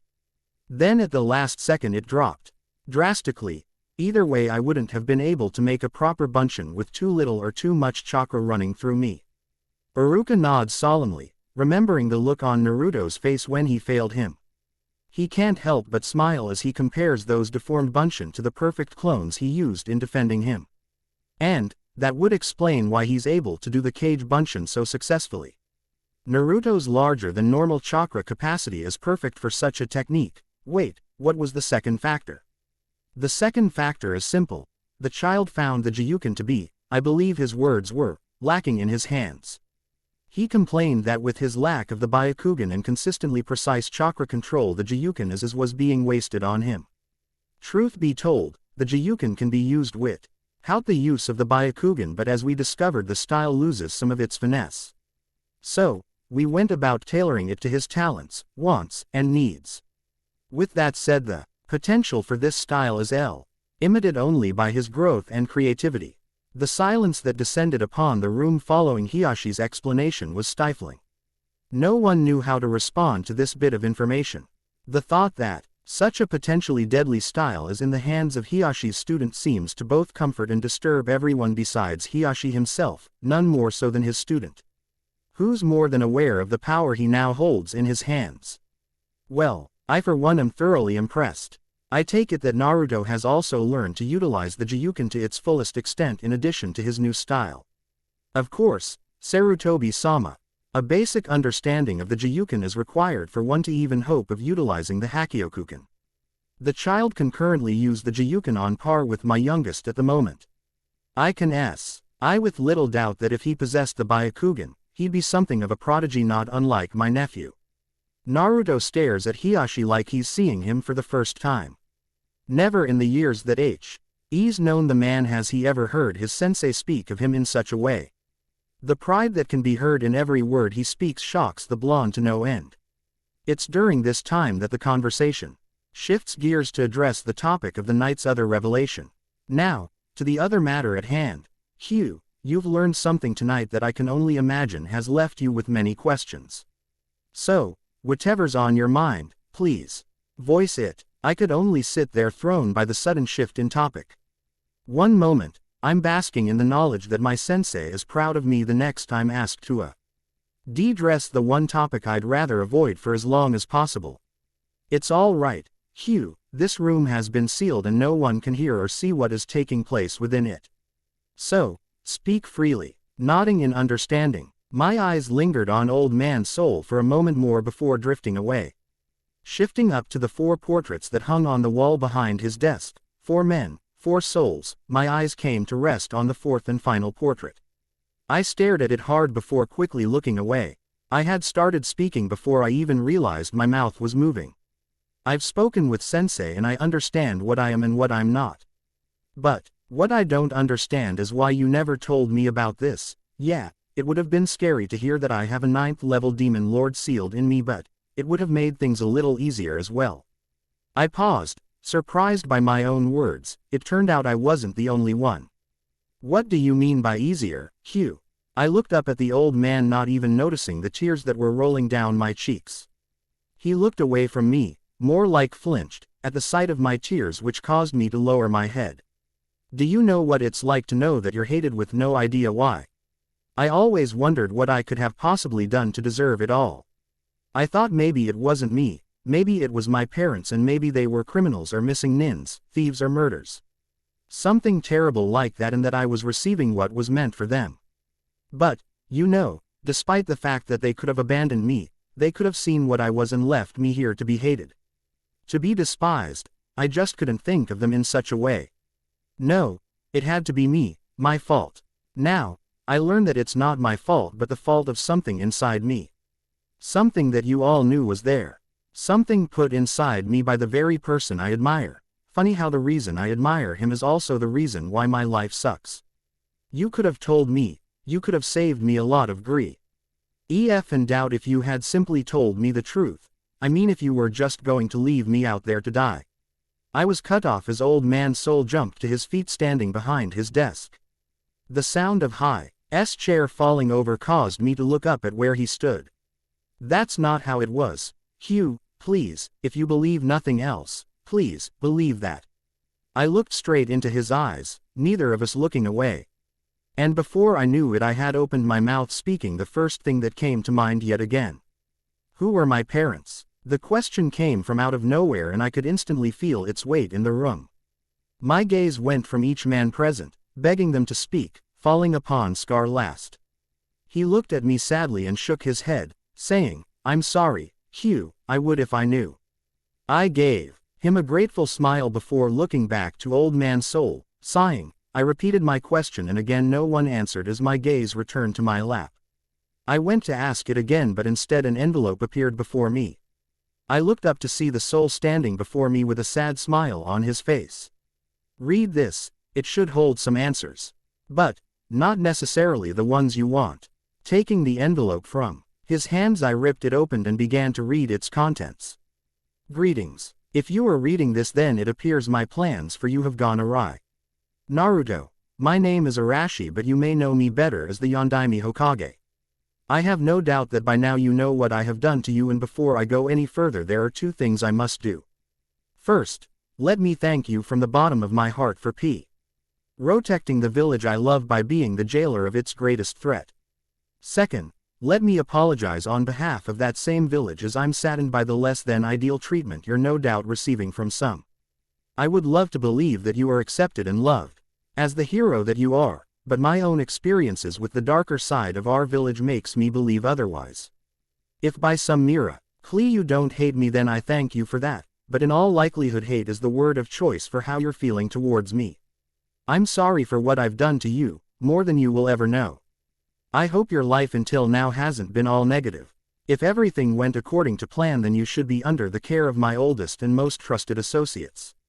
They should be providing for you. Again, a part of me senses that this will not be the case. And, again, I'm sorry, Naruto. I'm sure you have questions, first and foremost being the identity of your parents, I'd guess. Well, the truth of the matter is that I'm not going to tell you, nor is Sarutobi-sama or my associates. At least, not yet. Ask one of them for details as to when. The reason for this being your own protection, but I will tell you that your parents loved you dearly.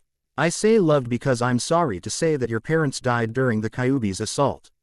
Your father fell facing Kyuubi head-on and your mother, only hours after giving you life, returned to the field of battle to fulfill her role as a medic nin. They died bravely protecting you and your home. I knew your parents well. Your father was a good man, who dreamed of having a son who would become a fine ninja like him someday. No doubt, you're well on your way to doing just that. Your mother was a beautiful, intelligent, caring woman who could mock. Even the most stubborn of people fall for her charm. It was one of the greatest pleasures of my life to know them both. You were not picked at random for this task, this burden I've placed upon you. Knowing your parents, I knew you were the perfect choice. I know that you will use the power lying dormant within you to protect the village and those you love, because that's exactly what your parents would have done. Again, I am sorry for what is clearly a burden unlike anything I can imagine being placed upon you. But I believe in you and know that you will rise above it all. For you are an Uzumaki and there is nothing you can't overcome. With you always Arashi. What I read was a letter from a man that understood that sometimes one must put the good of the many before the few. It was a man expressing his grief for an act he had yet to commit yet knew and feared the possible repercussions. It was a man I will never get to meet expressing his unwavering faith in me and my abilities to deal with the burden he placed upon me. It was the confirmation I needed to know that I was not wrong in believing in him or in them, the fourth soul and my parents. They loved me. He believes in me. I can only imagine what I must have looked like sitting there staring at the pages in my lap as I repeated those few words. Over and over again like some sort of mantra. I was brought out of it by the sound of the old man picking up his chair. Arashi says that his associates were supposed to take care of me, so what happened? He also says that you and they know who my parents are but that you won't tell me yet. He says to ask you why. Iruka could only sit there stunned at the name Naruto had just spoken. Looking between Hiashi and the Hokage, he can tell they were expecting something along those lines. Arashi, you mean the fourth Hokage wrote that scroll? Yeah, see for yourself. Naruto hands the letter to Iruka, who begins to read as Naruto looks back to the now seated Hokage. Sarutobi nods, as he lights his pipe once more. Taking a deep breath and exhaling the smoke into the air, he smiles. You were to have been adopted by one of Arashi's former teammates, a man and a woman. They both had wanted to add you to their families but the council, made up of my head advisors and village elders, voted against it, saying that letting any one clan or family have free access to power of the Kyuubi was too great a risk. Naruto's eyes widen as he balls his hands tightly into fists, as only one thought crosses his mind, the council. Seeing Naruto's reaction, Hiashi shakes Hi's head sadly but does not attempt to intervene, knowing that only Naruto can decide the outcome of this discussion and the effects that it will have upon him and the village as a whole. So, I was forced to put you in the orphanage until I felt you were old enough to care for yourself. You're probably wondering why you were never approached by Arashi's teammates, and again I can only blame the council. I'm sorry, Naruto. Relaxing his fists, Naruto looks up at Sarutobi as he wipes his eyes of any remaining tears before smiling. All present are comforted by the fact that it's genuine and not a sign of his defenses kicking in. It's all right. I'm just glad to know that there are more people out there who you know. I wonder if I've met them and didn't even know it. Sarutobi gives the boy a knowing smile, saying, that's more than likely. You may not know who they are, but trust me when I say that when it's been in their power to do so, they've aided you from the shadows. I'm guessing you won't tell me who they are, right? Naruto says with a laugh. Correct. That piece of information along with the identity of your parents is only to be revealed when one of two conditions are met. You attain the rank of Chunin or the legal age of 16, whichever comes first. Jumping to his feet, Naruto is barely able to contain himself. Taking a deep breath to calm himself, he begins speaking. 16, but wait. How do I become a Chunin? Laughter from beside him causes Naruto to look at Hiashi, who rising to his feet walks over to the wall across from them and removes a scroll. Handing it to a confused Naruto, Hiashi takes his seat again, saying as he does, that, child, is a breakdown of the various ninja ranks and the system of promotion. As you can see after Genin there. Chunin, and just as you've taken an exam for your current rank, you will take another to advance. Naruto nods, as he continues to read over the scroll when something catches his eye. A smirk graces his features for only a moment, but it's caught by all present. Found something interesting, Naruto? Yeah, Iruka-sensei. It says here that the test we took wasn't the real Genin exam and that it will be given by our Junin-sensei. The Hokage glances to Hiashi, who meeting his gaze simply shrugs his shoulders before looking away. Seeing this little interaction, Iruka laughs. I see you're still acting sure your students have every possible advantage, sensei. Being prepared is always an advantage. And, yes, child, you will be given a test administered by your new sensei. It's supposed to be a surprise, so I recommend you act as such. Naruto nods, laughing. Don't worry, sensei, I can pull it off. Now, about the Chunin exam. They explained that the exam is held twice a year with the cooperation of all the hidden villages. It's held at a different village each time, and as luck would have it we were going to be the next host village. With that out of the way, our conversation turned back to the letter I had received from the fourth soul. Scar handed it back to me and I passed it to Sensei so that he may read it as well. I figured they all should read it, as those present would come to be the only people in the village. Make that the world, who knew the real me. In the end, we had discussed it all, my origin, my childhood, my training, my future, and my hidden power. We came to agree that it'd be for the best if I continued to keep my true abilities hidden. The continued use of my mask wasn't agreed upon easily, as surprisingly it was Scar who was most adamant that it shouldn't be necessary. But, in the end, he agreed that it was sadly necessary. I was left feeling that everything had worked out for the best. I now knew that my parents loved me, that I had the support of the greatest ninja who ever lived. That there were more people out there who accepted me than I ever thought possible. It all seemed too good to be true, but as usual for every positive there was a negative. I learned that I carried a power and a responsibility that would both hinder and assist me in achieving my goals and dreams. I only wished that it hadn't come at such a high price. That price being my innocence alongside the lives of my parents and everyone else that fell that fateful day. It was for them that I swore to achieve my goal of becoming soul, so that I could protect the village with the very power that had taken their lives. It only seemed right, but before I could become soul I had to become a genin by passing my new sensei's test. But, before I did that I had another test too. Face parting with Sensei and Chibi Haim. It was a test I would not fail, but one I wished I never had to face. Too troublesome for words. I can't believe they're allowing this thing to be released. What is the Hokage thinking? Shikamaru looks up from his copy of KNC to glance around his surroundings. To his surprise, Choji still hasn't touched his meal. Shaking his head, he looks to the rest of the inhabitants of the Ichiraku ramen bar. He spots the owner and his daughter giving him and Choji knowing smiles before returning his gaze to the open book before him. They seem to know what we rereading, which means they've already read it. If they've received a copy, then that means we're not the only ones who got a copy early. Obviously, the Hiashi has received a copy, but who else? Shikamaru can't help but be pulled into the mystery that is this book. The secrets it reveals, the conspiracies it hints at, all seem larger than life, and yet they all make a strange kind of sense. This leads him to the source of the mystery. Naruto Uzumaki. He always was troublesome, but this is on a whole other level. The trouble this book can cause not just for him but for the Hyugas, the Hokages, and Konoha as a whole is staggering. What was he thinking in writing this thing? While Shikamaru is trying to wrap his head around the potential repercussions of this book's release, Choji's thoughts are along an entirely different wavelength. Naruto has the Kyuubi sealed in him. Cool. With only 3 days left until me and Chibi Haim faced Sensei's test, I figured I should get some better supplies. After having been thrown out of nearly every weapons and supply shop in town, I was about to give up on buying my own supplies when I found myself standing in front of what was my last hope of Finn. Ding, at least one shop that wouldn't ban me on sight. Entering, I was confronted by possibly every weapon you could ever imagine. Swords, knives, Clubs, staves, axes, kunai, shuriken, and many other deadly instruments of all sorts of sizes and styles stood before me. I got a sudden case of déjà vu as I approached one of the sword racks resting along the wall at the rear of the shop.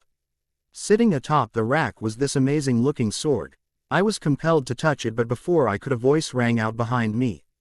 "I wouldn't touch that if I was you, they say it's cursed." I turned around to find a girl with her hair up in two buns looking at me from behind the counter. How I didn't notice her sitting there is beyond me, but I was instantly captivated by both her smile and eyes, which were full of curiosity and mischief. "Cursed." The word came out of my mouth barely above a whisper, as she rose from her seat, making her way from behind the counter towards me. "Yeah, they say that if Anion, but its master touches it, they will die." It was at this point that feeling of déjà vu kicked in again, and as she came to a stop next to me, I got a good look at her. My breath caught in my throat, as I suddenly realized where and with who I was. To think that after all these years I would wander into that particular shop, to find that same girl sitting behind the counter, or that she would try to play the same trick on me again, was simply too ironic. Shaking off my surprise, I played along as I remembered where this was going. "Die." She giggled slightly at my mumbled response. It too, everything I had not to giggle alongside her or to scope her up into a big hug and thank her for helping me so long ago. Here was the girl who had saved me that awful night and showed me such kindness. Pushing those thoughts aside, I continued to play along, wondering if she'd really go through with it again. "Yep, wanna know how I know this?" I nodded slowly as she once again had me hanging from her every word. Her smile brightened as she slowly leaned into me, whispering as she did, "I know this because..." She paused, now leaning against me. I noticed that she was still taller than me, but that was to be expected, I guess. More importantly, I suddenly realized that she was cuter than I remembered, and that she was still leaning on me.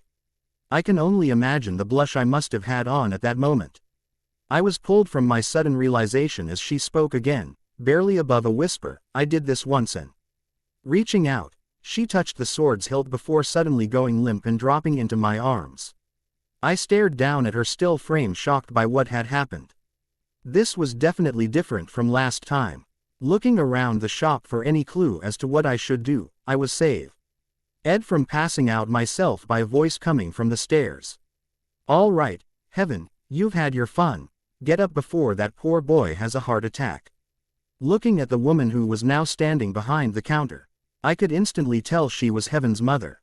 Glancing down at the girl in my arms, one of her eyes suddenly opened and winked at me before she started to laugh. Helping her to her feet, I laughed as well, until suddenly a voice came from behind me, scaring me half to death.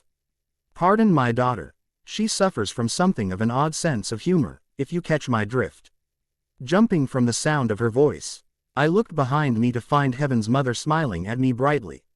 I couldn't help but glance back and forth between where she now stood and behind the counter, wondering how she managed to get behind me so fast. Noticing the shocked expression on my face and the playful smile her mother had on, Heaven laughed, saying, "You're one to talk. I wonder where I get it from." "Whatever do you mean, dear?" Her innocent tone of voice didn't match the mischievous look in her eyes. Seeing this, Heaven replied by sticking out her tongue before laughing as she headed for the exit. "Well, the shop's all yours. I'm already late meeting my team. Later, Mom. See ya, Red." I stood there shocked at the sudden nickname I was given. I was snapped out of my daze by a hand on my shoulder. Looking up at its source, I found Heaven's mother giving me a warm smile. "All right, now, how can I help you today, young man?" I was hoping to get some supplies, ma'am." "Call me Forge. Ma'am sounds too old." "Do I look old to you?" She suddenly leaned forward, not unlike her daughter had only minutes ago, looking me straight in the eye. I could only shake my head. "No," which brought a playful laugh from her. "Well, we obviously have supplies here. Anything in particular you're looking for?" I could call you Blondie, but I have a feeling that's not really your name." Shaking his head, he quickly answered, "Naruto. Naruto Uzumaki." "Well, Naruto, it's a pleasure to meet ya." "Same here, Taki-san." "Taki will do. So anything caught your eye, besides my Tenten?" Naruto shook his head before quickly nodding instead. His reaction caused Taki to giggle as she ruffled his hair. I like you, kid. All right, how about I tell you a story about this blade while you try to figure out what you want to take home with you, besides my tenton that is. I instantly liked this lady, Forge. She was different from the other women in the village. She didn't look at me as if I was going to kill her and violate her daughter. She actually smiled and laughed with me. When she looked at me I noticed she had the same look in her eyes when she was with Heaven. Protective, playful, and proud. It left me feeling warm inside, making me wondered if that was what it was like to have a mother. This blade here is a replica of my grandfather's greatest accomplishment, a chakra saber. Of course, the maker of the blade is nowhere near as famous as its wielder. Why is that? She laughed at my question, but it wasn't a mocking one, it was simply full of amusement. She picked up the blade and placed it in my hands. I marveled at the blade. I had never held anything like it before, but the blade felt amazing. Well, to be blunt, no one ever remembers the maker of a weapon, only the deeds done by the one who wields it. Now, how does it feel? It's so light yet sturdy. I don't know how to describe it really. But, what exactly is a chakra saber? Taking the blade from my hands, Forge replaced it upon its rack. I was amazed by how delicately she handled the blade, like it was a piece of fine china and not an instrument of death. It's a blade that when the user pumps their chakra into it, strengthens tenfold, allowing it to cut through nearly anything, or so I've been told. It was identified by the glow it gave off when infused with the user's chakra and the trail of light it produced when swung. Awesome. Hey, why haven't I ever heard of such an awesome weapon or its owner before? Shouldn't they be like super famous or something? I was startled by the reaction my question caused in the woman. She suddenly got very quiet and a look of utter sadness and regret filled her eyes. I quickly apologized, thinking I said something wrong, but she shook her head saying it was all right. No, you're correct. The owner of this blade was quite famous. In fact, he was once as respected as the Sannin by his peers and as feared by his enemies. But that all changed following a failed mission. You see, that man chose to save his comrades' lives at the expense of a critical mission. The failure of that mission caused the country and village severely, and as a result he was seen as a disgrace. Even by the very comrades he had risked his life and mission to save. The anger I felt welling up within me as I listened to her speak surprised me. I simply couldn't understand how they could treat him that way. He was a hero, wasn't he? I was confused and asked Forge to explain how they could act like that. Her answer only helped to increase my ire. Remember, Q, a ninja who breaks the rules will always be seen as trash, no matter the reason. I could only nod my head in agreement, as I had been taught as much by Sensei and Scar. But I couldn't help but feel that it was wrong somehow. What happened to him and his sword? Sadly, following his disgrace the man fell into a deep depression, causing his skills to lessen. Finally, at the height of his sorrow, he committed seppuku, taking his own life. As for his sword, it was left to his only child. A boy that grew into a man whose skill has surpassed that of his father. The sword, last I heard, was shattered in battle. What happened to that man and his blade weighed heavily on me. Why did the life of someone so honorable end in such a way? He was a hero and his friends betrayed him, all because of some stupid rules. Why did he have to die like that? He was a hero, right, Forge? I mean, he saved his friends' lives and protected this village, so why? Forge looked at me with a bright smile as she ruffled my hair. Kneeling before me, she looked me straight in the eyes and said, "Yes, Hugh, that man was a hero. I agree with you completely on that point, as did my grandfather, father, and teammates. But, remember, we are ninja and the rules come before everything else. It's a sad truth we all must live with." I shook my head. I couldn't agree with that. She saw the look in my eyes, and that look of pride she had earlier returned as I spoke. I don't like that some stupid rules can cause so much pain. When I'm soul, I'll make sure that never happens again. Rules and missions may be important, and those who break them may be trash, but sometimes rules are meant to be broken. I've heard something similar before. They were spoken by the student of a friend of mine, and he died for his belief in them and his friends. Would you be willing to die for your beliefs, for your friends, Q? Of course, I'd gladly died for what I believe in and those I care about.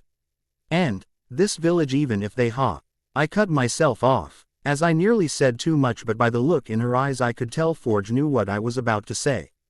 Smiling at me sadly, she looked at the blade once more as she suddenly put her hands on my shoulders before staring me straight in the eyes. That's good to hear, Q. A soul must be willing to sacrifice his life for all within his village, not just those who like him. You're well on your way to accomplishing your goal with that frame of mind. I smiled brightly till she put a hand on my cheek. Running her thumb across the birthmarks that rest there, she smiled sadly. Remember, Q, there will always be those who hate, even fear, you for things you did or did not do.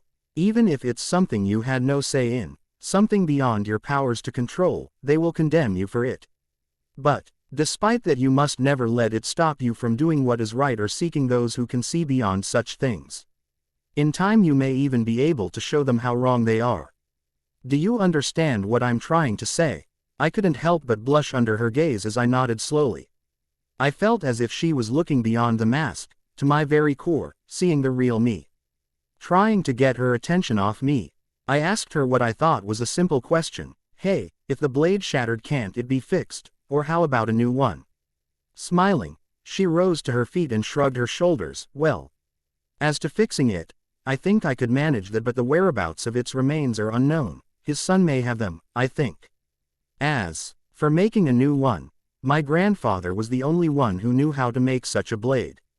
I've made some impressive blades in my day, including a type of kunai that is quite legendary if I say so myself, but that blade was my grandfather's alone. I see. Hey, what did you mean by legendary kunai? The look on her face following my question would have been comical if it didn't result in my question not being answered. Sweeping me up in her arms, she threw me over her shoulder and took me to the front of the store, saying as she did, well, that's a story for another day. How about we get you that gear? I'll even make sure it's the best we got. Nothing else will do for our future soul. Who knows, maybe someday me or my heaven will make you a legendary weapon of your own. We spent the next hour looking over various gear and supplies. She wasn't kidding when she said she'd get me the best. Even more surprising was when she offered me a discount, but I refused, so we compromised with the balance being put on my newly opened tab. I left Forge's shop feeling great. Not only had I found the exclusive source for all my weapon and supply needs, but I also found a friend in an unlikely source. It wasn't until I was halfway home that it dawned on me that I still hadn't officially met Heaven yet. At least, I knew her name now, even if she still didn't know mine. It also occurred to me that Forge had never mentioned the identity of the chakra saber's owner. I still don't know who he was, but I do know without a doubt that he was a true hero. One whose courage and loyalty I'll always strive to match and never forget. A true hero. Rising from his bed, a man stands before his closet with a determined look. Opening the closet, he goes through a series of seals before slamming his hands down on the closet floor. A series of intricate seals appear across the floor before fading away. Lifting his hands, a latch has appeared beneath them. Pulling it up, he reveals a secret compartment hidden in the floor. Reaching into it, he removes a bundle wrapped in fine silk. Sitting on his bed, he places the bundle down next to him. Opening it to reveal the shattered remains of a blade in its sheath, lifting the sword's hilt, his one uncovered. Eye scans the blade before a sad smile graces his hidden lips. So, you think my father's a hero, huh, Naruto? Placing the hilt down, Kakashi Hatake, son of the legendary Konoha White Fang, Tsukumo Hatake, thinks about his father's legacy as a bright smile finds a place upon his lips. Naruto's probably more like you than I'll ever be, a true hero, right, Tusen? Gathering up the bundle, Kakashi grabs his disguised copy of KNC, sticking it into his vest before heading for the window. Opening it, he steps onto the ledge outside as his gaze falls to the photos sitting on his desk as he closes the window. One shows his genin squad consisting of himself, Rin, and Obito with their Junin sensei, Arashi. The other is of himself with his squad. The similarities he's come to see between them is startling yet comforting. It leaves him feeling that everything will be all right in the end. Leaping away from his home, Kakashi laughs, thinking, time to visit an old friend about a blade. The time had finally come for us to face Sensei. This was to be our final test and last act, for now, as a team. Looking at Chibi Haim, who stood next to me looking as nervous as I felt, I couldn't help but dwell on the fact that my time with her was nearing an end. Despite the fact that I should have been focusing on the task at hand, I dwelled upon the emptiness that had been slowly swallowing me whole that entire week. I was going to lose my closest friend in exchange for being paired with 2 kids and a Junin who could possibly hate me. It was anything but a fair trade. Looking away from her, I studied our surroundings. We were standing in a training field, a couple of miles away from the village. Sensei had asked Old Man Soul to arrange our use of it. The old man gladly helped in exchange for, as he put it, the privilege of observing our match. Glancing at the old man, wearing his soul robes, as he conversed with Sensei, I couldn't help but feel my nerves threatening to smother me. As if there wasn't enough pressure before. Now, we were fighting before one of the greatest ninjas who ever lived. I spotted Blue standing under a tree. She smiled, giving us a thumbs up. She was here in the role of medic, as Sensei had made it perfectly clear that we would be getting hurt. This was no longer training, this was a fight, and one where we could be severely injured. Taking a deep clamming breath, I placed my hand on Chibi Haim's head, getting her attention. I smiled at her, which she quickly returned. Don't worry, we can do this. Remember the plan, if all else fails we go down fighting. The look of determination that filled her eyes helped fuel my own. Here we were, a 12-year-old vessel and a 7-year-old heiress, about to face our sensei, the head of our village's most prestigious clan and one of the strongest ninjas said clan has ever produced, and the odds weren't in our favor. All right, you two, this will go exactly as we discussed. You will come at me with the intent to kill. This fight will only end when you've managed to land a damaging blow upon my person or when I decide to incapacitate you. Yeah. Thanks for the boost in confidence, Sensei. No need to sugarcoat it for us. Naruto's quip brought a much-needed air of levity to the proceedings, but it quickly left as the Hokage walked to the center of the field. He looked at the combatants on either side of him, the difference in age and experience bringing an amused glint to his eyes. Like Hiashi has said, this match will end in only one of 2 ways. As, for the first, I will be judging what equals as a damaging blow, so expect complete impartialness on my part. You may begin on my signal, fight. Dropping into the traditional stance of the Gyuken, Naruto and Hanabi focus on their target. He thought of a surprise attack came and went as Hiashi activated his Byakugan. Naruto cursed under his breath as he realized that Hiashi wasn't giving them an inch. Looking to Hanabi, he nods, which he returns as they suddenly charge their target. Coming upon him quickly, Naruto spots the smirk on his sensei's face only a moment before receiving a blow to the chest. Landing on his feet, he looks to see father and daughter exchanging blows. He studies them for only a moment before charging headlong into the melee. Hiashi looks upon his students with mild amusement, as they obviously know they can't win this way, causing him to wonder why they would choose such a course of action. He's drawn out of his thoughts as Hanabi nearly manages to land a blow to his ribs as he ducks a reverse roundhouse kick from Naruto. Catching Hanabi's fist, he twists her arm behind her back before shoving her into and attacking Naruto, knocking them both of their feet. Rising in a slight daze, Hanabi glances to see Naruto glaring at her father. She looks to see that ever-present smirk on Hiashi's lips, causing her to growl in frustration. Hearing her, Naruto laughs before shifting back into his stance. She looks at him wondering what's so funny. Noticing her questioning gaze, Naruto says, "Don't worry, you almost had him with that last attack. We simply need to double our efforts and better synchronize our attacks." Sound advice, but I have some of my own. If you don't use the Hakyokuken, you have no hope of damaging me, child. The look of shock on his students' faces brings a smile to his. But it quickly fades upon hearing the words that crosses his blonde student's lips. But what about never using it against a fellow member of the Leaf? I could hurt you badly, sensei, even kill you.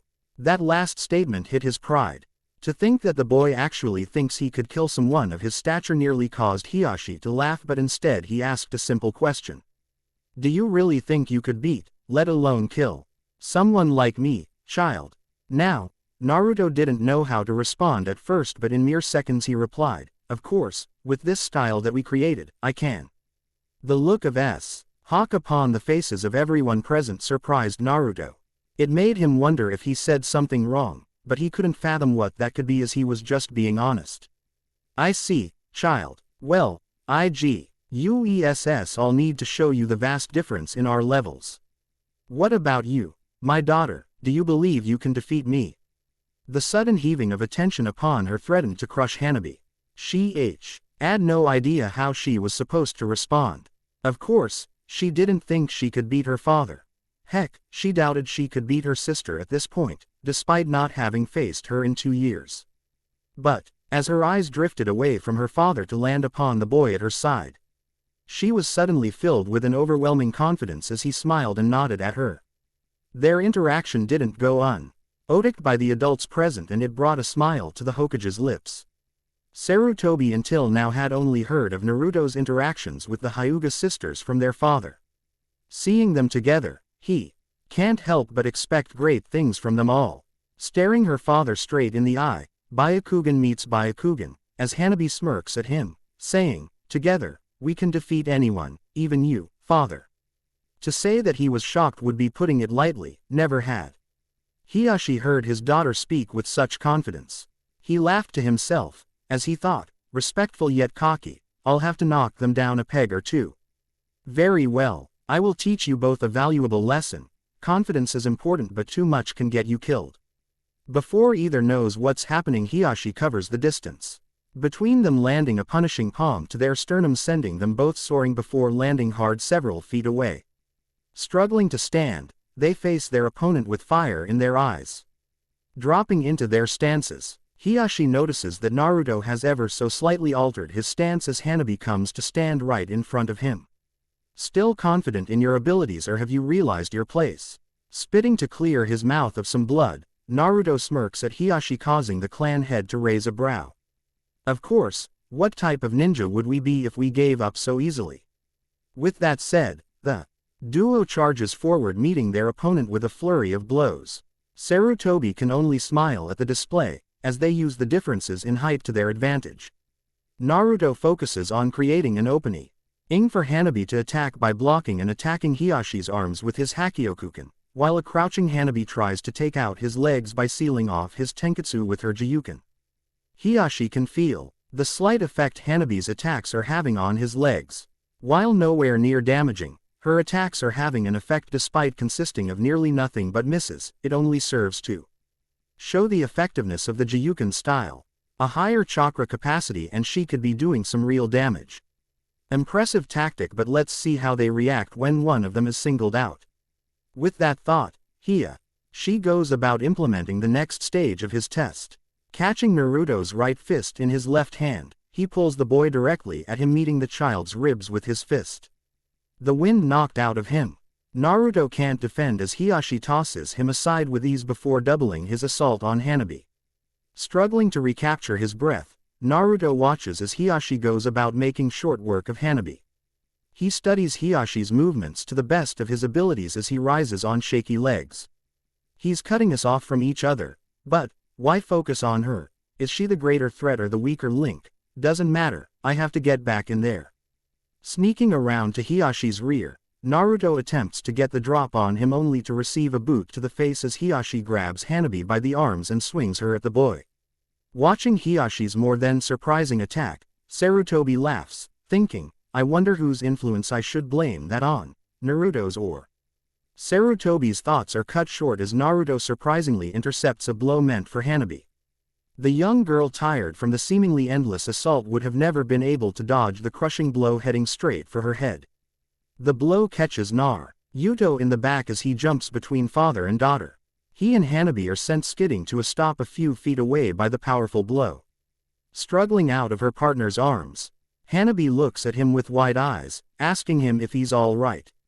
She receives no answer before jumping to her feet, ready to protect him as she notices Hiyashi's slow approach.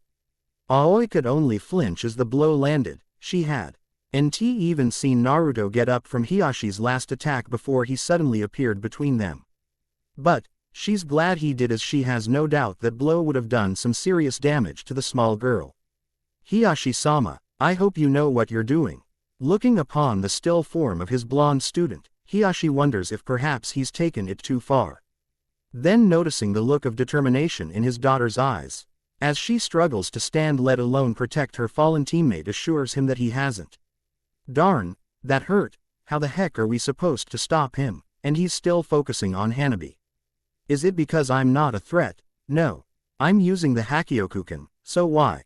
Naruto's thoughts are cut off by a sudden injection from his own mind. The words he hears serves to silence any other thoughts he may have had at the moment, as they leave him doubting himself. Are you really? Now, because last time you used it you rendered that traitor impotent. You could crush this man and you had better start considering it before your partner is the one to suffer. Rolling onto his back, Naruto looks over to where Hanabi is struggling to fight Hiashi. Every time she attacks he simply brushes her off, as he continues his achingly slowly approach towards where he lies. Seeing her struggling desperately to protect him causes Naruto to see the truth of those words, before your partner is the one to suffer. Hanabi continues to attack with everything she has. Never has she been pushed this hard, nor has she ever felt so desperate. She has long forgotten that this is a test, or that the man she is facing is her own father. Only one thought drives her on: I will not let you hurt, Naruto-kun. Byakugan blazing, she charges in once more, managing to dodge 3 rapid blows, grazing each with her Nter strikes before catching a surprising knee to the ribs, followed by an uppercut to the chest that sends her flying. Bracing herself for impact with the brittle ground, she's surprised when she hits something firm yet soft. Opening her eyes, she finds herself staring into the cerulean pools that are the eyes of her teammate and friend. Sighing, she relaxes momentarily in his arms, asking, "What took you so long?" Shaking his head, Naruto replies, "Sorry, but don't worry, I have a plan. Follow my lead." Hanabi nods as Naruto stands her up and motions for her to get behind him. Hiashi laughs at the gesture, saying, "Well, welcome back. I thought that last blow had put you out of our little test. You wish. Now, let's see you deal with this." Naruto goes completely still, leaving Hanabi and Aoi to wonder what's going on. But Hiashi and Sarutobi know exactly what he's doing. Kage Bunshin no Jutsu. The field is suddenly filled with nearly 200 Narutos, as Hanabi looks around amazed by what she sees. Tugging on his jacket, Hanabi shouts, "That's so cool." Laughing, Naruto whispers over his shoulder, "You haven't seen anything yet. Hold on to me no matter what and don't make any sudden movements." Seeing Hanabi nod in agreement, Naruto turns to face Hiashi, who shakes his head, stating that numbers alone won't win this fight. Naruto nods his head in agreement, saying, "Yeah, but who said numbers is all I had?" Everyone raises an eyebrow at that, as Sarutobi and Aoi stand eagerly awaiting Naruto's next move. To say that it was anything but unexpected is an understatement. Ready, here we go. Suddenly every Naruto in the field is hidden in a cloud of smoke, except from those with the Byakugan, who can see them all. Hiashi and Aoi are surprised when all the clones start huddling together and running around randomly. Aoi is surprised and Hiashi more than a little upset when they realize that they've lost track of Hanabi and the original Naruto. Calming himself, Hiashi remembers the goal of this test. He knows that no matter what they must come to him if they hope to pass. Waiting the smoke to clear, Hiashi is more than a little confused when he starts spotting patches of black clothing through the smoke. When the smoke clears, everyone is left speechless, as standing before them is an army of identical Hanabis. From the black Hyuga training GI to the various crepes and bruises to the intense gaze of her Byakugan, every clone looks identical to Hiyashi's daughter. Dropping into the traditional Jiyuken stance, the clones slowly converge on their target while remaining huddled in groups of 7 or more. Sarutobi can only laugh at the tactic Naruto has utilized. Knowing that the Byakugan can see through the henge to his chakra system, the boy has had his ones huddle together in an attempt to confuse Hiashi while hiding the location of the real Hanabi amongst their numbers. It has seemingly worked, as he notices Hiashi scanning the crowd searching for something. "Well, child, you've somehow managed to elude my detection, but for how long? Remember, you have to attack me to pass this test." "I haven't forgotten, father." Everyone is more than a little thrown as the clones speak as one. All sounding identical to Hanabi. Even their movements and mannerisms are a perfect match to the original. Hiashi shakes his head at the child's antics before dropping back into his stance. You do realize that since these are nothing more than cage buncheons, I no longer have to hold back. The army of Hanabis smirks at their father before replying as one, true, father.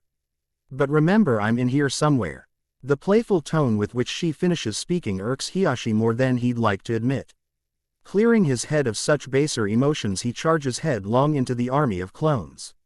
Only for him to be surprised when they all start attacking him with the Hakyokuken. Backing off momentarily, Hiashi calms himself down. As he wonders if this is had it was like for Mizuki, but he quickly counters that thought, thinking, at least, he wasn't facing an army that looked exactly like his little girl. Scanning the crowd, Hiashi is instantly on the defensive as the clones attack as one, pushing him back. He's attacking and dispelling clones all around him, yet the numbers don't appear to be dropping. That's when it hits him, a blow to the ribs that leaves him slightly winded. Despite only grazing him, the amount of chakra being released by the blow does its damage. Jumping away from the clones into an open patch of land at the edge of the clearing, Hiashi checks himself for any damage, only to be surprised at the extent of his injuries. While none are nearly enough to hinder him, the amount of tenketsu the clones manage to shut is impressive. All along his arms and legs, a small number on each has been shut. It makes him realize that against an opponent who isn't expecting such an attack, the damage would have been double, maybe even tenfold. He's brought out of his musings as he notices that the clones are all huddling together, preparing for one group assault. Counting their numbers, Hiashi is shocked to discover that there still remain 98 clones. If they were to attack as one, even he may end up taking a hit that could cause serve damage. But, before he can react, they descend upon him from all angles, dispelling clones left and right. Hiashi is shocked when he feels a solid blow land against his left thigh, numbing it slightly. Gritting his teeth, he laughs to himself, thinking, 37 remain, I can't believe she's come to this. If you're in there somewhere, children, brace yourself. Coming to a complete stop, Hiashi allows the clones to surround him on all sides before taking a deep breath, exhaling as he loses his eyes before dropping into a new stance. Seeing the stance Hiashi's in, Sarutobi and Aoi's eyes nearly jump out of their sockets. As one shared thought crosses their minds, he's not really going to use. Seeing the new yet relaxed stance Hiashi's taken, the clones all smirk, thinking they've tired him out. Nodding to one another, they charge full on at Hiashi, who just as they're upon him opens his eyes, shouting for all to hear. Kaden. What happens next is nothing short of humbling, as every single clone within several feet of Hiashi is chucked away by the force of his maneuver. Expelling chakra from every tenketsu, Hiashi creates a chakra cocoon around his body, blocking all their attacks before spinning like a top, forcing out his chakra in a wave that reflects and repels his attackers. Coming to a stop, Hiashi scans the clearing to find himself face to face with only two images of his daughter, as the rest vanished in puffs of smoke. The look of utter shock on their faces brings an even cockier than usual smirk to his lips. Well, child, I hope you now see the difference in our levels. To the surprise of everyone present, one of the two remaining Hanabis lets loose a Farah growl before shouting out her technique. Suddenly, 6 more Hanabis appear surrounding Hiashi. I guess you'll never learn. Naruto. Shouting at the top of their lungs, the clones charge Hiashi, only for a repeat of their earlier attacks result. Coming to a stop, Hiashi is surprised to find Hanabi flying at him with a jump kick. Swatting her aside, he's shocked when right behind her is Annette. Her one attacking with an axe kick aimed for his head. Dodging at the last second, Hiashi is shocked as he suddenly feels blood dripping down his cheek. Reaching up to touch it, he feels the cut under his fingers. He's so shocked that he doesn't notice Hanabi following up with a perfectly landed mule kick into his midsection, pumping him full of chakra and sending him skidding back a few feet. Quickly, getting his wits back about him, Hiashi is once again shocked by the sudden pressure on his back and the kunai being held to his throat. Glancing over his shoulder, he finds Hanabi hanging on his neck with a triumphant smile. Looking in front of him, He watches as that Hanabi vanishes in a puff of smoke to reveal a battered, bruised, and bleeding Naruto. We win. As all I would get out before I collapsed, the last thing I remember hearing was Chibiheim shouting my name as I fell into sleep's sweet embrace. I awoke a short time later to find myself leaning against tree. Feeling something on me, I looked down to find Chibiheim asleep in my lap. She was worried, you know. I turned to find Blue and Sensei sitting on a blanket to my left. Sorry. I suddenly noticed that old man Ol was gone and started looking around for him. Seeing my shift in attention, Sensei spoke. Soul Sama needed to head back to the village. He told me to congratulate you on a fight well fought, and that he wishes to discuss it with you as soon as possible. I nodded, understanding that meant he would summon me when he got the chance, or I would just show up at his office, whichever came first.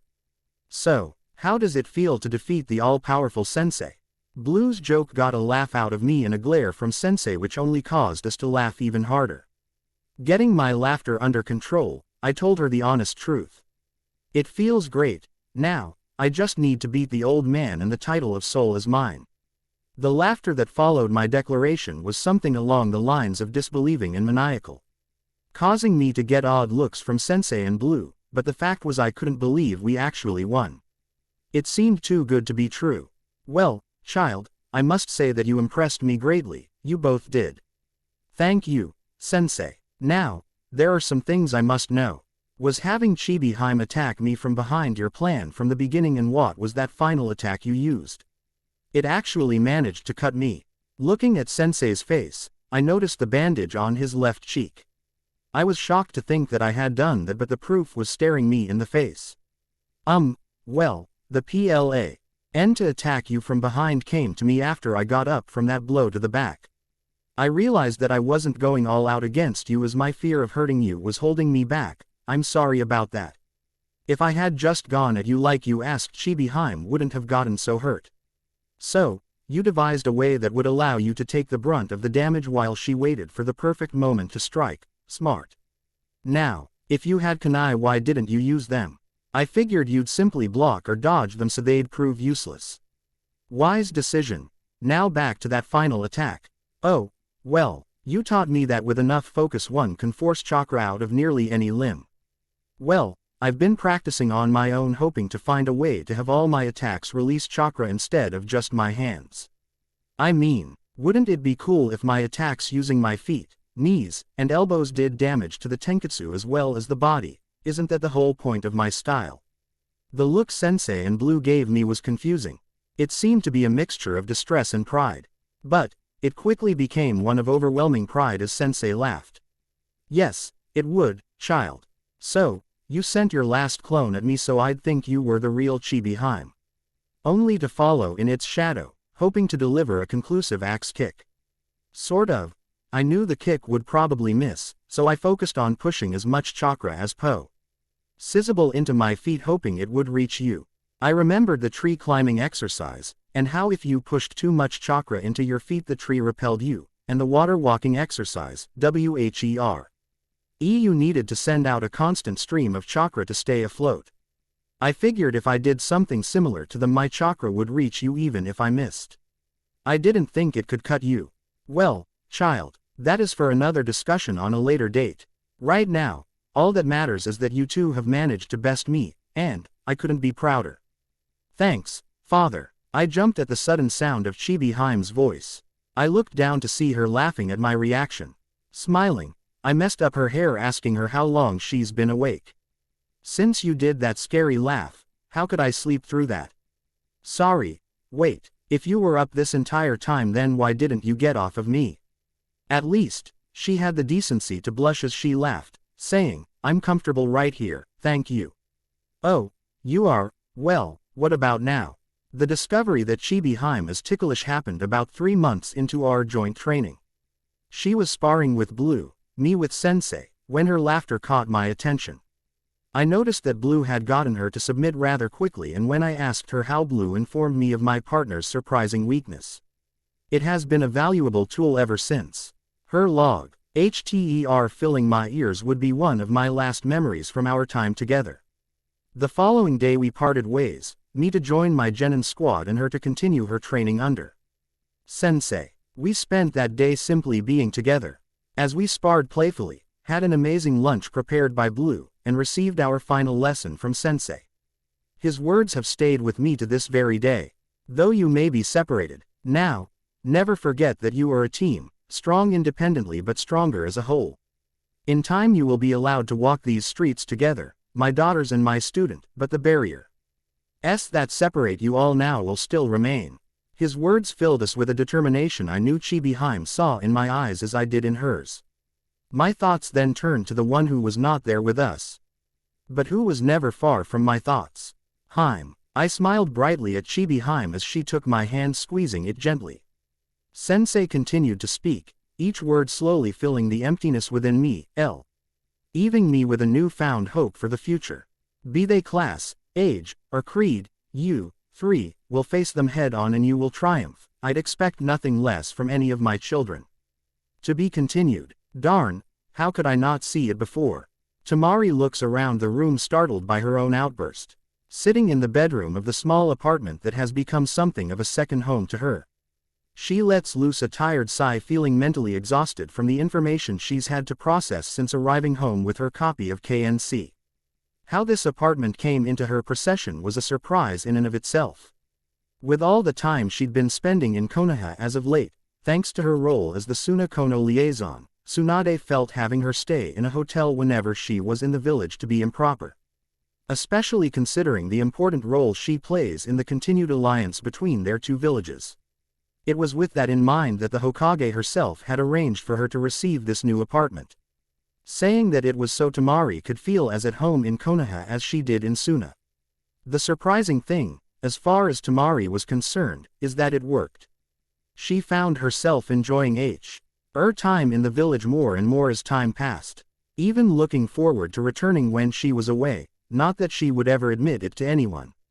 But, now, as she sits at her desk by the bedroom's second-story window, looking out over the village and people below, she's come to realize just how much like her home this place really is.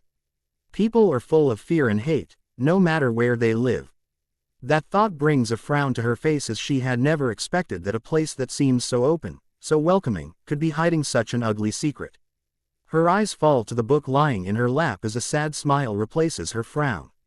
To say that what she's read so far has been as shocking as it has been enlightening would be a gross understatement. At first, it appeared to be an interesting work of fiction until she started noticing parallels between the world of KNC and the village she was beginning to care for as much as her own. It had been the obvious reference to the Biju in the guise of the demon lords that had first caught her attention, but she had put it aside to creative storytelling and the use of well-known facts. Yet, when the author had not so subtly hinted at the Kyuubi's attack on Konoha, his suggested implications of what truly happened rang a little too true for her to merely let slide. Then the story had taken an unexpected turn as it detailed the main character Q's horrid childhood, and again it felt too real as it hit a little too close to home. The treatment of Q reminded her of several incidents from her brother Gaara's childhood where he had faced similar treatment before he eventually became someone to be feared and avoided. As Q got older, she kept waiting for the moment when it would happen, the moment of change where they would push too hard and he would finally push back, showing them the monster they accused him of being. But it never came. Instead, the moment where he risked his life to save a small girl occurred, and with it the changing of Q's fate. Until that point she swore that he was destined to be like Gaara once was, a soul lost to what it meant to be human, but in that girl and a select few he found an escape from that terrible fate. As the tale went on, she couldn't help but feel that she knew these people. But it wasn't until she noticed the similarities between the family of Q Sensei and that of her friend Hinata that it all fell into place. She and the quiet girl had become surprising friends, as they both seemed to frequent many of the same places. Most notably the Ichiraku Ramen Bar and the Yamanaka Flower Shop. There they could indulge in their hobbies of botany and flower pressing, respectively. It had been over the course of these encounters that the two became quick friends through their similar interests and the shared understanding of what it meant to be born of power and the responsibilities that came with it.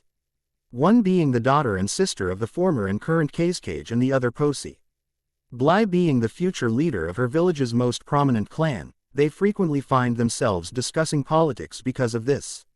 While both often claim to hate such things, when together they can speak on such topics freely. Over time, Temari had come to learn about Hinata's family, even meeting several of them in passing. It was through these encounters that she had found the concrete connections needed for her to accept that what she was reading to be fact not fiction. Heim and Chibi Heim, it suits you and the brat, Hinata-chan. That thought causes her to crack a smile as she remembers how shocked her friend was the first time she called her that. It's funny to her how Hinata came to be only the third person to ever refer to her with the chan suffix, the others being her mother and a certain loudmouth blonde she still owes a punch in the mouth. Naruto and the brat, who would have guessed? Temari hasn't exactly hit it off with Hanabi, otherwise known as the brat, in their few encounters. That partly being because of their similar disposition, as she sees a lot of herself in the Chibi Hyuga. But she would never have guessed that Hanabi was connected to Naruto in such a way. I bet Hinata-chan never thought she'd be getting additional competition for the Baka's attention from someone in the family. It was actually the broaching of their shared interest in the blonde Hokage wannabe that had cemented her and Hinata's friendship. While Hinata's level of interest was clear from the beginning, Temari's was more of a mystery. Yet, unknown to her, Hinata has been able to see Temari's feelings for what they are, even if she hasn't herself. Her interest in the young Uzumaki began with the drastic changes in Gaara following their battle and his eventual defeat during the failed Oto-Suna invasion. It may not have seemed if anything had changed to those on the outside, but to her, his sister, it was as different as night and day. Gaara had changed, that much was certain. But what had caused it was eluding her until she had traced it back to that day, the very moment where it had begun. It had been after she and her other brother, Kankuro, had retrieved Gaara after his loss to the Uzumaki. As they made their retreat through the treetops surrounding Konoha, Gaara had said 4 words that moved her in ways that to this day she can't fully comprehend. Temari, Kankuro, I'm sorry. It was at that moment that the changes had begun, but it wasn't confirmed for her as something real, something to believe in, until Kankuro had told her of a conversation he had with Gaara. He had expressed in no uncertain terms that it was Naruto Uzumaki who was responsible for saving him from his soulless fate and inspired him to want the mantle of Cage. From that day on, she found her thoughts often drifting to the blonde who had saved her brother. And, who, in doing so changed the lives of every person in Suna who now had a diligent and surprisingly kind Cage to watch over them. And, to think that this entire time he had the Kyuubi sealed within him, it makes sense that he'd be able to beat Gaara, but it doesn't take away from the fact that someone so apparently green did so. Holding her copy of KNC fondly, Temari can't help but remember how amazing their battle was. She remembers the look of complete shock upon the now rogue Uchiha as he watched the fight as well. It had taken everything they had to not be blown away from the force of the power they were unleashing upon Shukaku's awakening and Naruto's summoning of the boss toad. Thinking back on it now, it's ironic that Naruto would choose to henge the gigantic toad into the 9-tailed fox. She finds it oddly funny that she got to witness a battle between the 1-tailed and 9-tail Ed Biju in all their glory and live to tell about it, even if one was made of sand and the other was a hanged toad. It's still a sight she'll never forget, watching their giant forms battle as they destroyed the countryside. And he did it all to protect the same people who hate and fear him. It's that ability to rise above, to not give in, that among other things has left her intrigued by the hyperactive ninja. Then again, he's been intriguing since the day we met, the charming Baka. Naruto Uzumaki has come to hold a strange place in her heart, being the savior of her brother's soul yet still being something slightly less than a complete stranger. Thinking back to the day she met him, it's not surprising she'd see him that way, as the only real conversation they've had was most definitely an odd one. He was obviously flirting with me, I wonder if he wrote about it. What am I saying? Of course, he did, which means. Opening the book again, she begins to read with a renewed enthusiasm. Hopefully, nearing the point where she'll make her appearance, as she can't wait to see what her alias will be. Cherry Blossom, Yellow Flower, Heim, Heaven, knowing him, it'll be a real charmer. I had been defiled. A taint I thought would never come clean was threatening to consume my very soul, and those are strong words coming from someone containing an incarnation of pure evil within them. That bastard, Avenger, had stolen my first kiss. Oh, how I wept for my soiled lips and shattered dreams. Cherry blossom, yellow flower, heaven, heck, even that crazy dango lady I've seen around Own and all the other amazing women I've met since that cursed moment. So many beautiful girls who had now been cheated of the opportunity of being my first kiss. Oh, how I dreamt of holding her in my arms, feeling her body molding itself against mine, as our lips draw ever closer until that blissful moment where they'd meet. And, in that moment I would know that I was loved, or at least very lucky. But, alas, I could not dwell upon it any more, as there was a new dilemma facing me, namely the identity of my new squad mates. I always knew I disliked that Uchiha stealing Naruto-kun's first kiss. I was supposed to, seeing Hanabi blush and fidget while playing with her fingers like she herself has done so many times in the past brings a smile to Hinata's lips. She can only laugh at her sister's reaction, as she had felt the same way when it happened, going so far as to convince herself that it didn't count since it was with another boy, but, in the end, a kiss is a kiss. So promised herself she would do everything in her power to be his first female kiss. Now she could only hope that she wasn't too late, especially with her newest competition in the form of her own sister. He didn't list me as someone he wanted to kiss. Hanabi frowns as she watches her sister as continue to read. Knowing that her sister had feelings for her blonde training partner had always bothered her for some reason. She tried to convince herself that it was just her being possessive since he was hers first as a friend only, of course. But, the idea that his feelings for Hinata might be more than mere friendship, or that his for her might never go beyond that, is leaving Hanabi feeling something she can't quite place. What exactly are my feelings for Naruto-kun? Hearing her sister let out a dejected sigh, Hinata can't help but smile, remembering when she spent her days doing the same thing as she thought about her crush and her inability to confess how she felt. It causes her to realize how far she's come when dealing with her emotions. But, not far enough. Naruto-kun sure did list a lot of girls. The Hyuga sisters let out simultaneous sighs, causing both girls to look at they're surprised before laughing at themselves as they pick up from where they left off. Both thinking about how, in the short time they've spent reading KNC together, they've come to feel as if they are closer than ever. A bond forming between them that they know will survive anything, even the idea that they may have to compete for the attention of their favorite blonde, or so they hope. A new dilemma facing me, namely the identity of my new squad mates. I, the talented and oh so humble Q, that kiss-stealing Avenger Tem, and the lovely yet hot-tempered Cherry Blossom were now a three-man cell. I can honestly say that I wasn't all that thrilled at the idea. I had dreamed up several possible teams while hoping to be placed on one of two that I thought would work out brilliantly. First, I figured a team consisting of me, and Cloud might work. Despite being a lazy bum, Cloud is possibly the smartest person I know and will make a great leader someday. Meanwhile, has endless potential and is, despite the outcome of the final exam, clearly the best kunoichi in the class. Combine them with my obvious talents and you have a team that can't be beat. Of course, I'll admit at wanting them on my team as me being selfish, as they also represent, alongside a team consisting of me, Hive, a comfortable environment for me to function in. With Cloud or Hive acting as the brains, the soul, and me the brawn.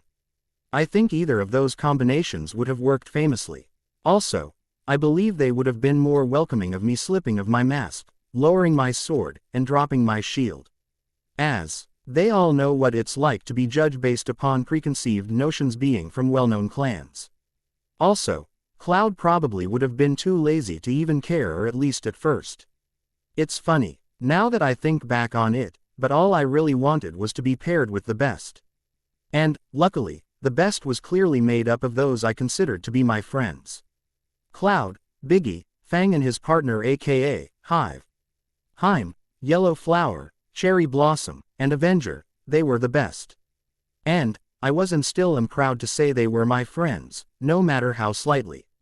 I felt lucky to just be allowed near them. considering how far some parents have gone to keep their kids away from me. But, that was in the past and I had better things to think about. Like how I was going to make our new sensei pay for making us wait so long. I mean 3 hours, what the heck.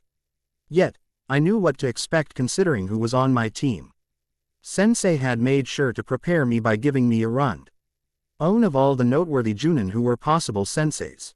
While several stuck out, 3 in particular caught my eye. It was one of these 3 who I hoped would be my future sensei. First, there was Smoke, who was once a member of the 12, a group of particularly skilled ninja assigned to protect our nation's lord. He also caught my attention by being Old Man Soul's son. I figured just being taught by a former member of the 12 would be an honor, but if his father were to put in a good word for me, who knows what I might have been able to learn. Then, second, there was Benny, or Benny Heim as I've been known to call her behind her back. Did it once to her face while in front of her squad, and let's just say her reaction made not just my day but my year. She was a rookie Junin, is known for her immense skill in genjutsu as she was for her gorgeous looks and captivating eyes. My complete and utter lack of skill when it comes to genjutsu made the prospect of learning from a master intriguing. Besides, who wouldn't find learning from a beautiful sensei motivating? Not me, I'll have you know. Last but not least, there was Cyclops, a legend in his own right and student of the man responsible for my lot in life, who is said to have attained over 1,000 jutsu over the course of his long and illustrious career. Graduating from the academy at age 5, achieving the rank of Chunin at 6 and Junin at 13. He would later go on to achieve the rank of captain within the Anbu. But, more importantly, he is also the most infuriating man I have ever met. I don't think I've ever hated Yi. He also respected a person more in my life. You could say that we have something of a love-hate relationship that, thanks to several slights on his part, leans more often than not towards hate. Yet, why? That's true. I can also say that at this time there may not be anyone whose opinion and approval matters more. To which you may ask, why exactly? And my response would be, because he's not just my sensei but also my friend, for better or worse. But, I'm getting ahead of myself. First I had to actually meet the bastard, and after waiting 3 hours I was definitely going to make an impression. But, then I decided that rendering one of our best ninjas inept of using chakra may be a little extreme. So, I let him slide with a minor prank. Hey, Mom, where are you hiding? Tenten stands at the counter of her family's shop shouting at the top of her lungs.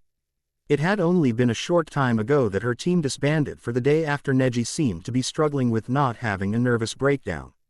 This happened after he read that not only had Naruto been trained by his uncle following the rescuing of his cousin, but that together they had altered and possibly improved upon his family's all but sacred Jiyuken. To think that Neji would throw a hissy fit about Naruto knowing the Jiyuken but didn't even bat an eye at the fact that he has the Kyuubi inside him. It hadn't taken Neji and Long to figure out 9T's identity following Tenten's admission to knowing him. The fact that Naruto was the author only made what they read all the more fascinating, which led to them being shrouded in silence. A silence which was only disturbed by the occasional laugh or sob coming from Lee or Tenten. Even Neji laughed on occasion, causing his teammates to look at him like his head had gone missing. Besides the muffled laughter, Neji's only reaction was a gasp of pure shock upon reaching the part where Hiashi offered to teach Naruto the Jiyuken. Both Lee and Tenten thought that he may snap at that very moment, but surprisingly he simply took a deep, calming breath before continuing on as if nothing had happened. The comfortable silence was then shattered upon learning of Naruto's burden. Tenten had cried. Lee had cried as well while shouting about the triumph of Naruto's flames of youth over all adversity, even over the Kyuubi itself. And Neji had simply laughed before a proud smirk came to rest upon his face. When asked what he was smirking about, Neji replied, "I can honestly say that I'm proud of the fool." His handling of that traitor Mizuki was especially entertaining.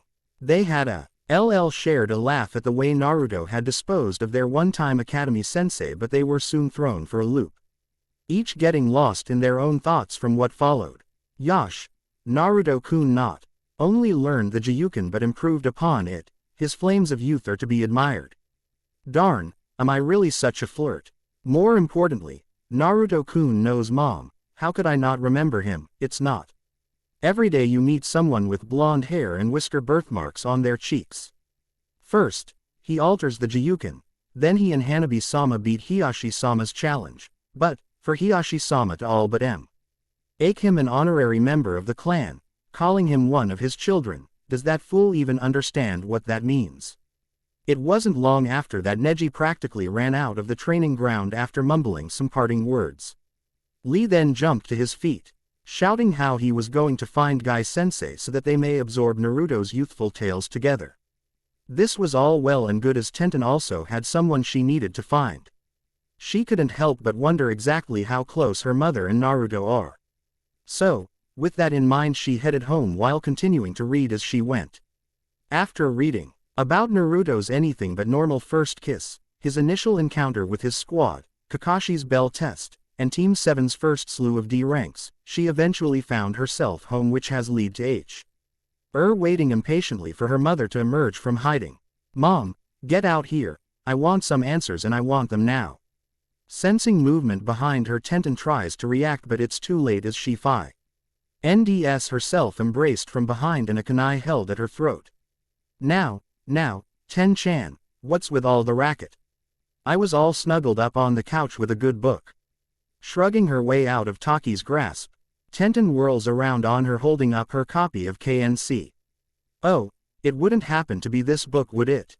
Smiling brightly, Taki laughs as she suddenly vanishes only to reappear behind the counter. Yawning, she leans upon the counter as she pulls out her own copy before replying, "Yep, I'm on my second read-through."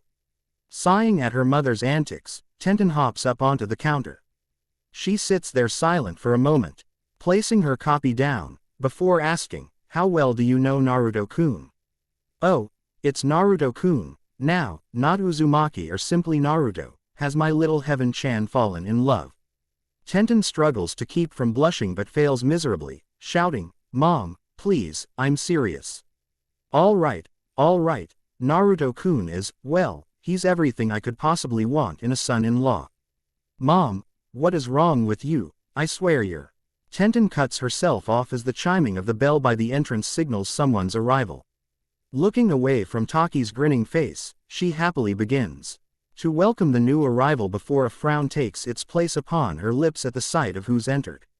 "Oh, it's you, Anyo. Did I come at a bad time?" asks Kakashi, flinching under Tenten's intense gaze. Sighing, Tenten hops of the counter, picking up her book while looking at Taki, smirking, she says, "Well, he is kinda cute." That leaves Taki laughing up a storm as Tenten approaches the thoroughly confused copy ninja.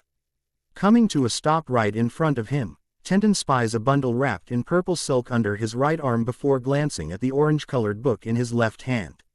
Frowning, she kicks him in the shin before huffing and making her exit. Hopping slightly on one foot, Kakashi looks over to Taki, saying, "Something tells me I deserved that, and it wasn't over my little orange book." Laughing, Taki shakes her head, saying, "Well, Kaka-chan, if everything I've read in this book is true, then I might have to introduce you to my version of Senengarashi, 1,000 Years of Death, involving a jagged, rusty kunai." Laughing uneasily while slowly backing away, Kakashi replies, "Come on, Taki-ni-chan, you wouldn't do that to a friend." Standing up straight, Taki laughs as Akashi flinches from her sudden movement. Crossing her arms over her chest, she replies, "Don't you ni-chan me, your lucky Naruto seems to actually like your lazy, prevented ass, or so help me I'd." Taki stops mid-sentence as she notices the dejected look in Kakashi's eye. Sighing, she walks to the store's entrance and locks up hanging the closed sign. Heading for the stairs, she calls over her shoulder, "Come on up. From the looks of that bundle you have tucked under your arm, I figure we got some things to discuss." Sighing, Kakashi begins to follow her as he glances to the bundle in questio, causing a slight smile to grace his masked face. "I may not have been the best sensei or friend, Naruto, but when you get back I'll change that, I swear." It had been a little under a month since our first real mission had gone from a walk in the park C rank to a near-disaster A rank, and in that time we had gone back to doing D ranks, much to our combined dismay. Cyclops explained it was so that we'd have enough time to fully recover while improving our teamwork. I figured he was just being lazy, but as the days passed I noticed that he had increased and intensified our training.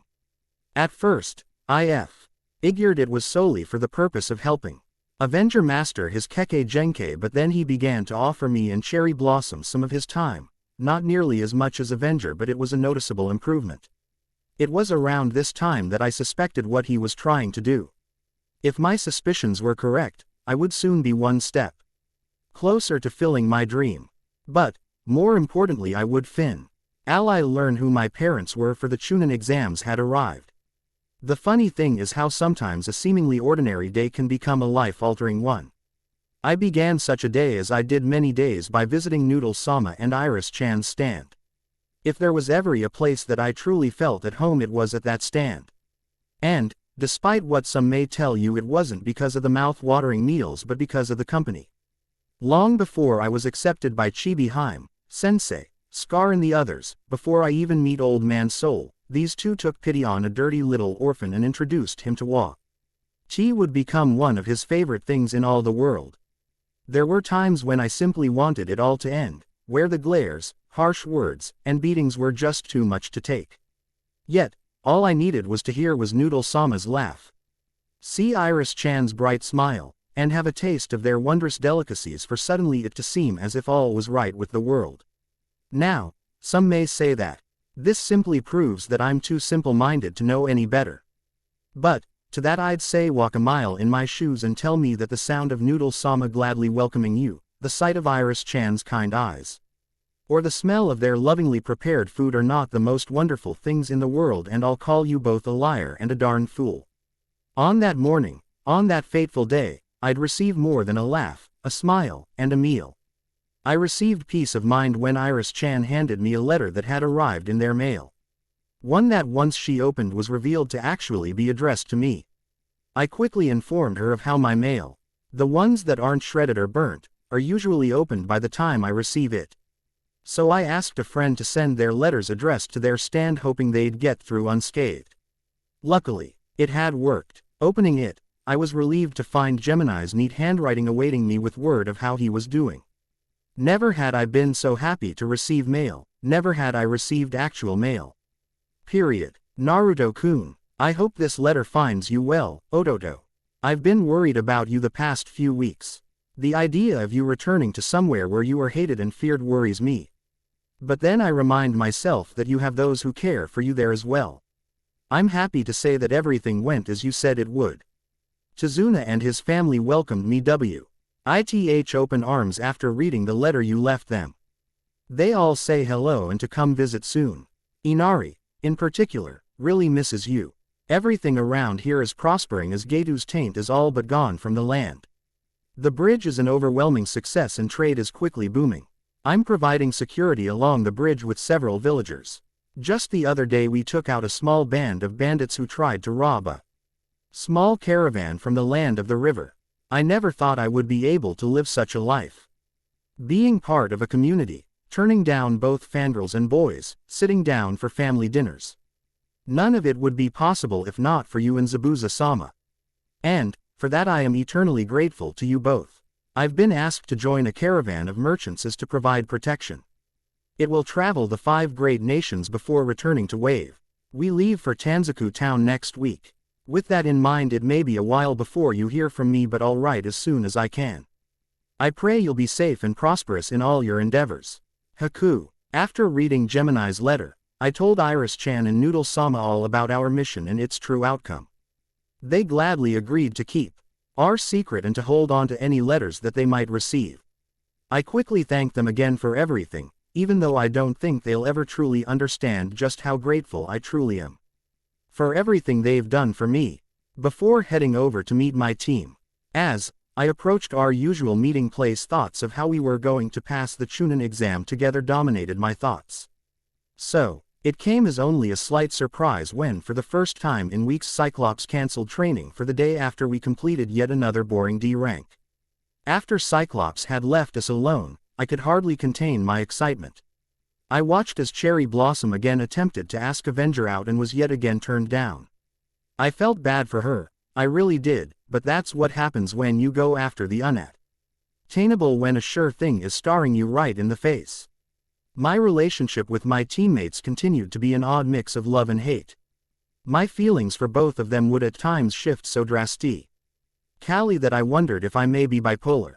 One minute, I'd do just about anything for them, the next I wondered if I could convince Old Man Soul to get me transferred to Haim or Yellow Flower's team. But, in the end, for better or worse, they were my team and, more importantly, my friends. I couldn't help but wonder sometimes if they felt the same. Watching Avenger skulk off to probably brood about his loss to Gemini again, I turned to Cherry Blossom to find a sad sight. Now, let it be known that I've never taken any pleasure in seeing her suffer, but, man, sometimes she sure made it hard not to. Hey, Cherry-chan, why don't we train together? It'll improve our teamwork and stuff. I'll even treat you to lunch. You mean like a date? Yeah, sure, you know I'd love to take you out. Now, here's where she makes not enjoying her misery hard. I'm telling you, if I didn't care for the girl, this is where I'd introduce her to the business end of a kunai.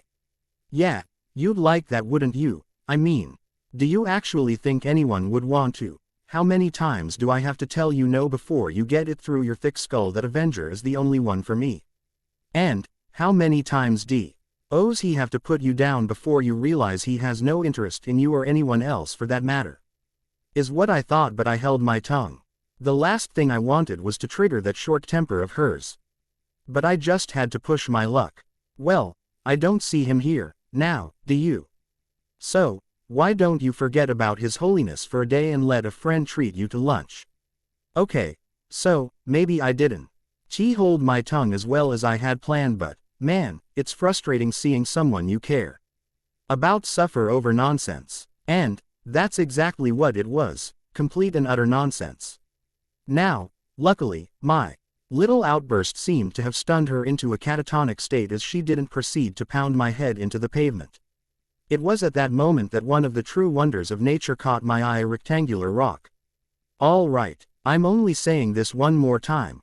Rocks don't have perfect angles, corners, or eye holes. Please try to remember that. Ko-kun, Ud-kun, Mo-chan. It was following my all but obvious pearls of wisdom that I was suddenly engulfed in a cloud of smoke as the rock suddenly blew apart.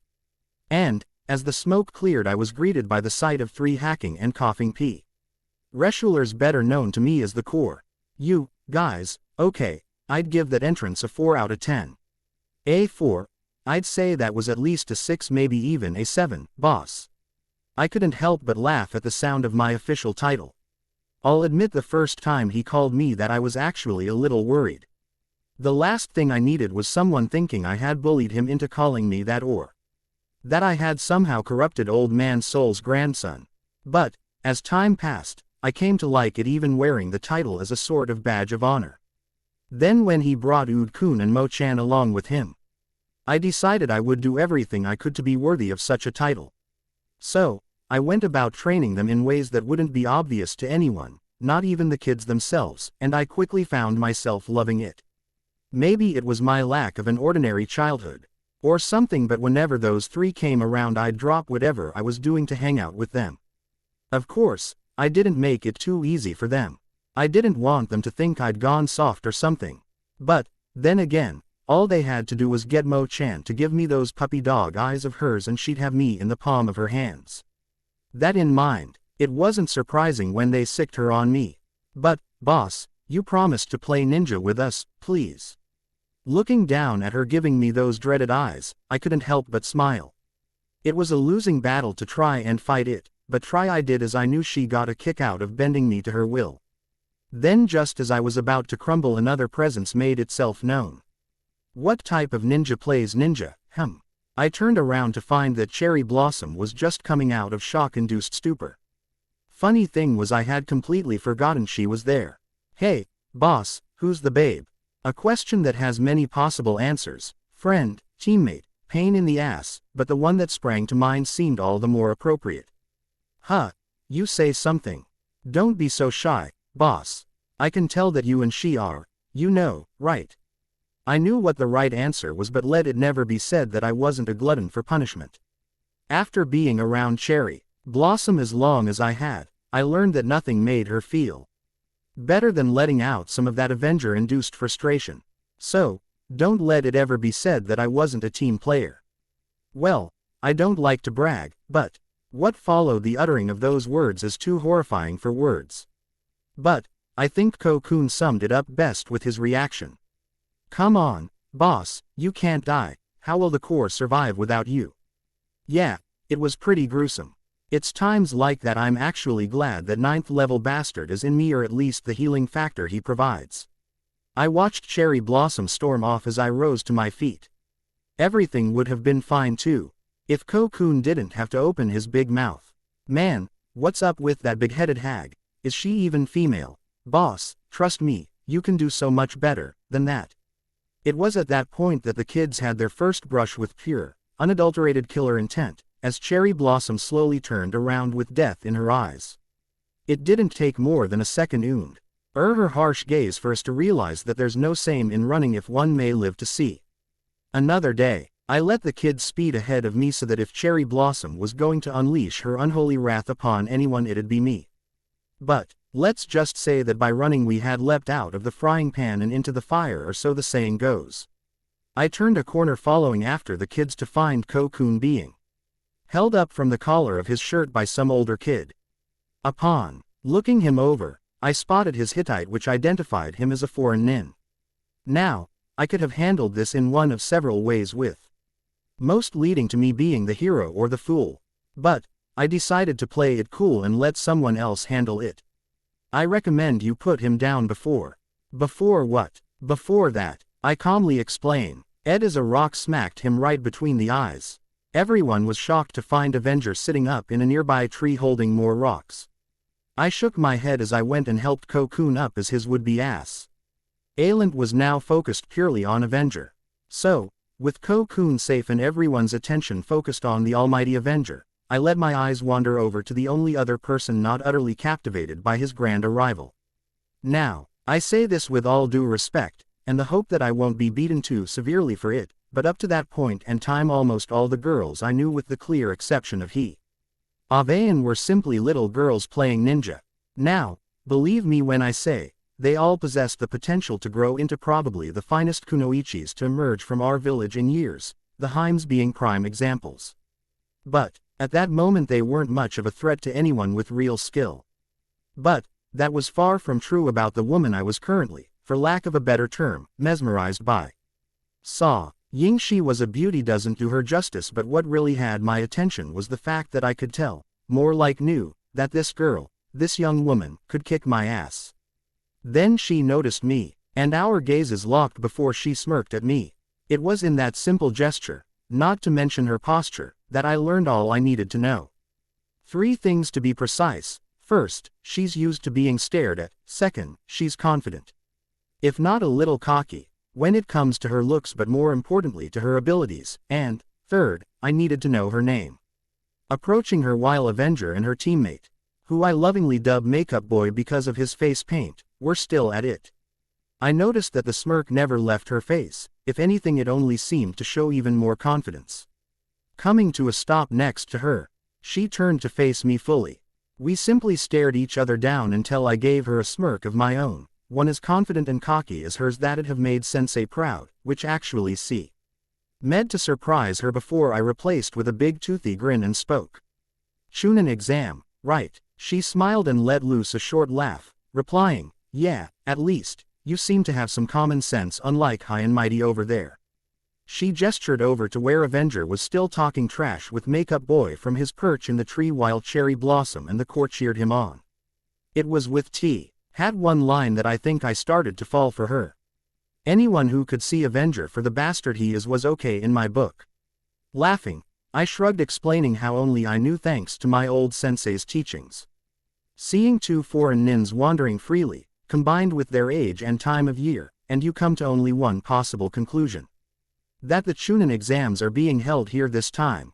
Yep, which I also knew, so I can tell you're good, but what about Makeup Boy? I get the impression I could take him. She raised an eyebrow at that one. Laughing, she asked, Makeup Boy, you're sure you can take him but not me? Oh, no, I know I can take you, too, only that you'd probably kick my ass, win or loss. I could tell she didn't know how to respond, so I simply grinned, causing her smirk to return. Confident, aren't we? Yet, You seem to have no problem with the idea of being beaten by a girl. What girl? All I see is a fellow shinobi, one that's definitely easier on the eyes but a fellow shinobi. And potential threat nonetheless. We both laughed at my answer until we heard a voice that simply oozed with barely repressed killer intent. To put it mildly, I had never felt anything so terrifyingly deadly up to that point in my life and, shockingly, a part of me seemed to thrive on it. Kabuki. Don't. Looking to the source of the voice, we found a young boy the same GE as me hanging upside down from the branch opposite Avengers on the other side of the tree. His demeanor screamed, "Cross me and die," yet I felt myself both compelled and repulsed by him. Mirror. I was. Kabuki, you're an embarrassment to our village, quarreling with children. But, Mirror, they started it, I simply. Shut up before I kill you. I watched as the two foreign nins all but did backflips and cartwheels to keep this kid at bay, and I for one couldn't blame them. I wasn't even the focus of his gaze, but just being under it disturbed me. We're sorry. Okay, Mirror. Yeah, I was out of line, my apologies. He looked to Avenger and apologized for his friends, before vanishing in a swirl of sand before reappearing next to Kabuki. Avenger leapt down from his perch to further confront the intimidating ninja. He all but demanded to know his name, so as introductions were being made I figured I'd go and do the same. Tapping the kunoichi on the shoulder, I managed to startle her as she had obviously forgotten I was there with the sudden appearance of her creepy teammate. Flashing a smile that seemed oblivious to the tense atmosphere, I managed to calm the young kunoichi's nerves as I introduced myself. I'm Q and you are Tempest. A pleasure to meet ya, Tempest. I guess I'll be seeing you soon. I replied as I extend my hand, which she eyed, clearly surprised, before shaking it. Yeah, looking forward to it. Letting go of her hand, I clearly felt all eyes on me. Turning around, I came face to face with those deadly eyes. Surprisingly, I found myself lost in them for a moment, as neither of us seemed we both were determined not to be the first to blink. Yet, sadly, I was the first to do so as I stepped away from him and started to pass him. Q. Mirror. We briefly introduced ourselves as we passed each other by neither looking back. I nodded to the one called Kabuki as I called out to him, later, "Makeup boy, I mean, Kabuki." The look on his face and the muffled laugh that came from Tempest were priceless. I came to a stop before my squad and the core, only to find myself under heavy scrutiny. What? Something on my face. KY. You. What were you flirting with that foreign nin? Oh, this was priceless. It took ever once of self-control I had not to shout, "Heck yeah, I was." But I managed to stay centered and simply gave Cherry Blossom a disarming smile before replying, "I don't know what you mean, I was simply sizing up the competition." Yeah, like she'd pose any threat. I smirked at Avenger's obvious ego and laughed, "She'll probably kick your ass."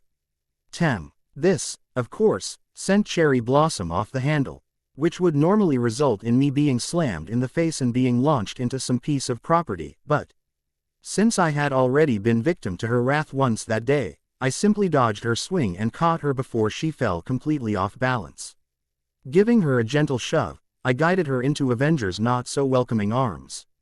Laughing at her surprised face and Avenger's annoyed one, I shrugged before calling out, "All right, core, let's move out."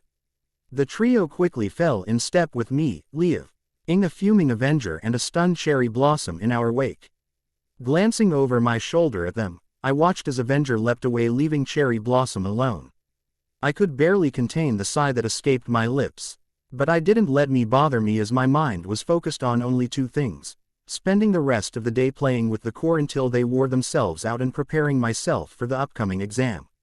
Kabuki, Tempest, and Mirror, these exams are going to be interesting. Little did I know just how interesting they'd get or how deadly. Oh man, boss, is just so cool.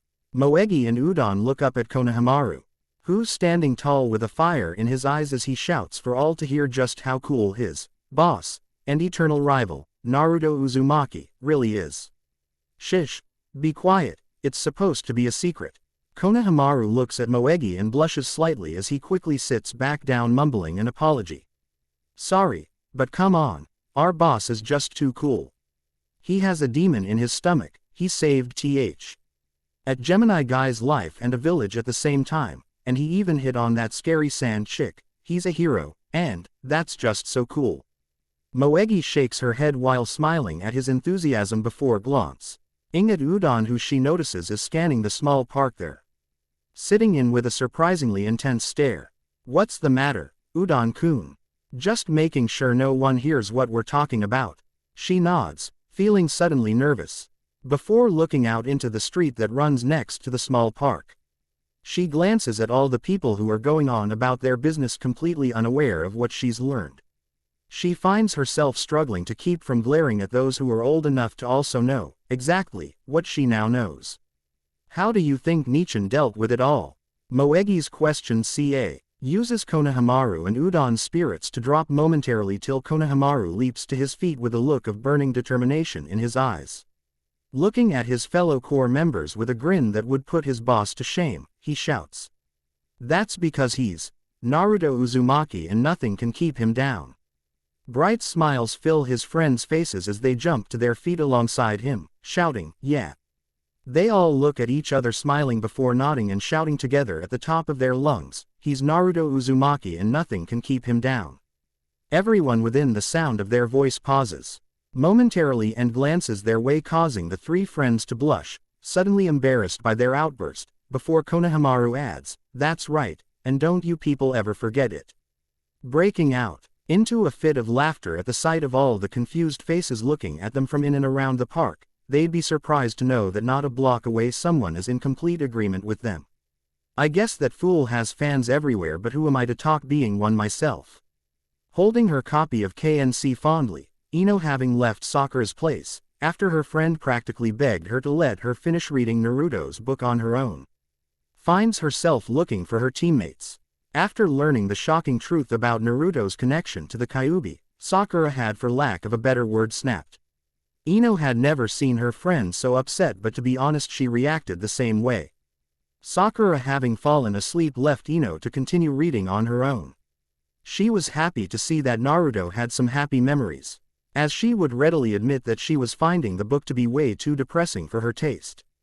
Making it all the more unbearable was the fact that it's someone she knows and, now even more than before, cares about, who suffered it all.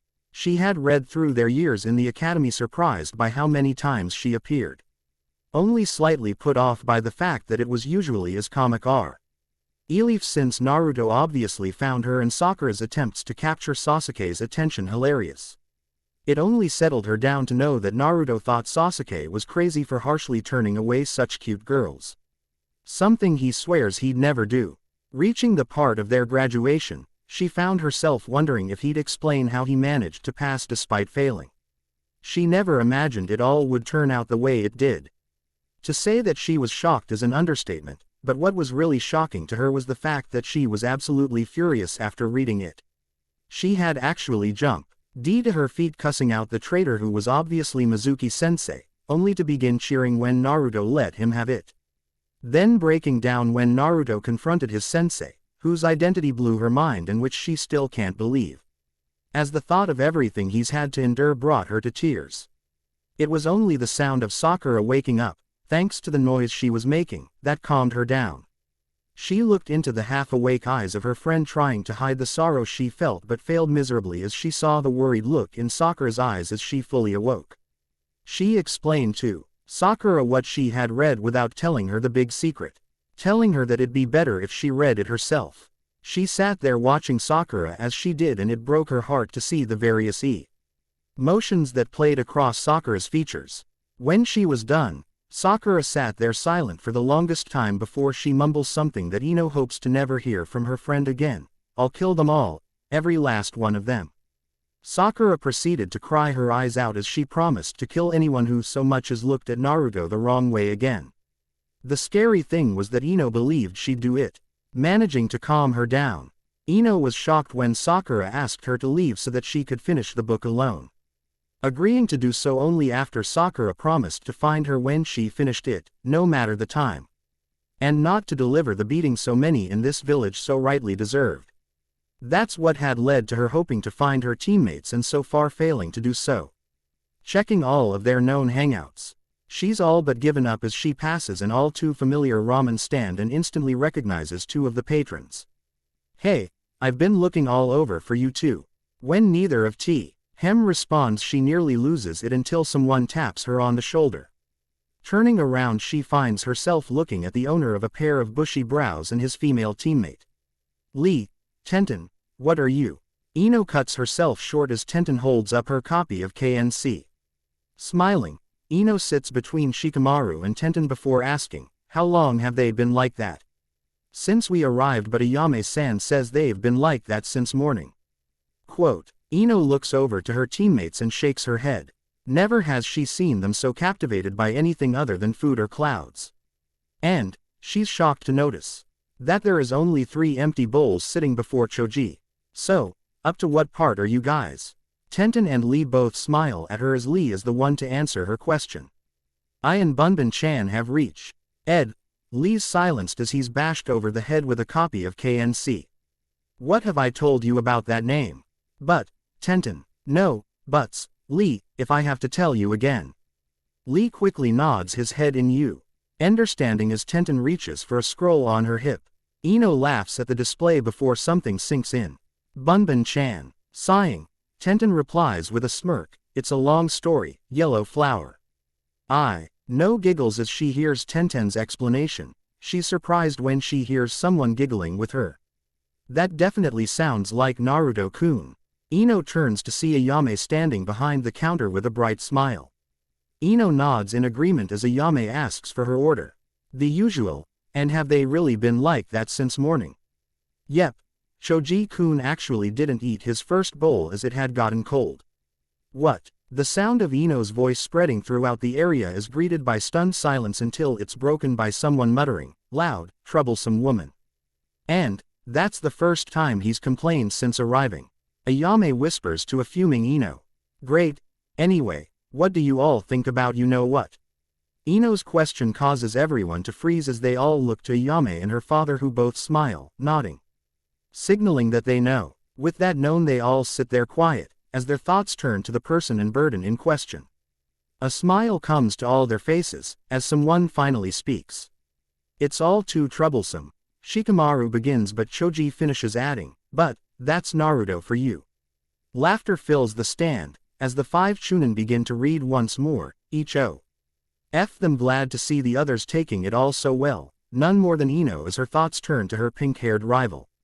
"I hope you're taking this all in okay." Billboard brow. To be continued. 3 Orse of playing ninja while dodging never-ending questions about my non-existent relationship with Tempest had left me feeling more drained than a day's worth of training. Yet, the corpse prodding left me wondering, could I ever get a girl like her? Would someone like her ever care for something like me? And, if they did, what would become of it? More importantly, am I even allowed to want, let alone have, such things? These questions and others like them had found a permanent place in the back of my mind, always lurking just beneath the surface, since learning what I am. But, at that moment, these musings on the chances of me finding companionship, let alone love, were put on hold as I entered my apartment and quickly went about greeting my unexpected visitor with a kunai to their throat. "Hey, sensei, long time no see." "That it has, child." He gives me one of his barely there smiles as he glances between the me closing the door to my apartment and the me standing behind him. The blade gently pressed to his throat. "Impressive. Good use of Cage Bunshin, and I see your stealth has improved as well." "Thanks, but we both know any level of stealth doesn't make a difference. See when you have your Kekkei Genkei activated." Dismissing the clone, I saw him nod, his smile becoming a smirk, as I stowed the kunai and he deactivated his bloodline trait. He remained seated at the dining table within my modest kitchen as I closed the window I had entered from and drew the curtains. Hitting the lights, I noticed he looked just as I remembered him. It had only been a few months since I saw him last, but it had felt like years. "Do you make it a habit of entering through there?" I laughed, pausing as I was about to put a kettle to boil, replying, "Believe it or not, but you're not my first uninvited guest." "I see." Despite his abrupt response, I could tell he understood what those words implied by the look of disgust I found in his eyes. Guests like. I paused on my way towards the rear of the apartment and looked over my shoulder to find him focused solely on me. I shrugged before looking away and laughing gently. Well, you're my first in a while. I've gotten a bit of this and that over the years. The last was right after I became a genin. She was different. I looked back to find a look of surprise on his face which caused me to grin playfully. Yeah, well, she was nicer than my usual visitors, despite being more than a little drunk. And, even though she was clearly out of it, she kept going on and on about doing a demon cause there were no real men left or something like that. Quote, yep, well, you see, I had passed out while training in the woods and when I woke up it was already past midnight. So, when I finally got home I found her all curled up in a ball on my bed mumbling about how she was going to do her a demon lord. It was kinda cute, actually. Right, cute, and what, now? I knew exactly what he wanted to know but I was going to make him earn a response. I mean it was only fair seeing as he was asking about something so private. Well, did as she. The sight of a stuttering, blushing sensei is something I'll never forget. It reminded me of Haim and caused me to wonder if he was where she got it from.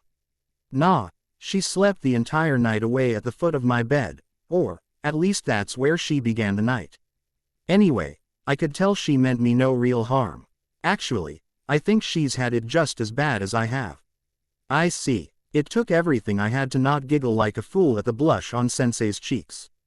Clearing my throat, I continued my tale wondering if I could get him to stutter again.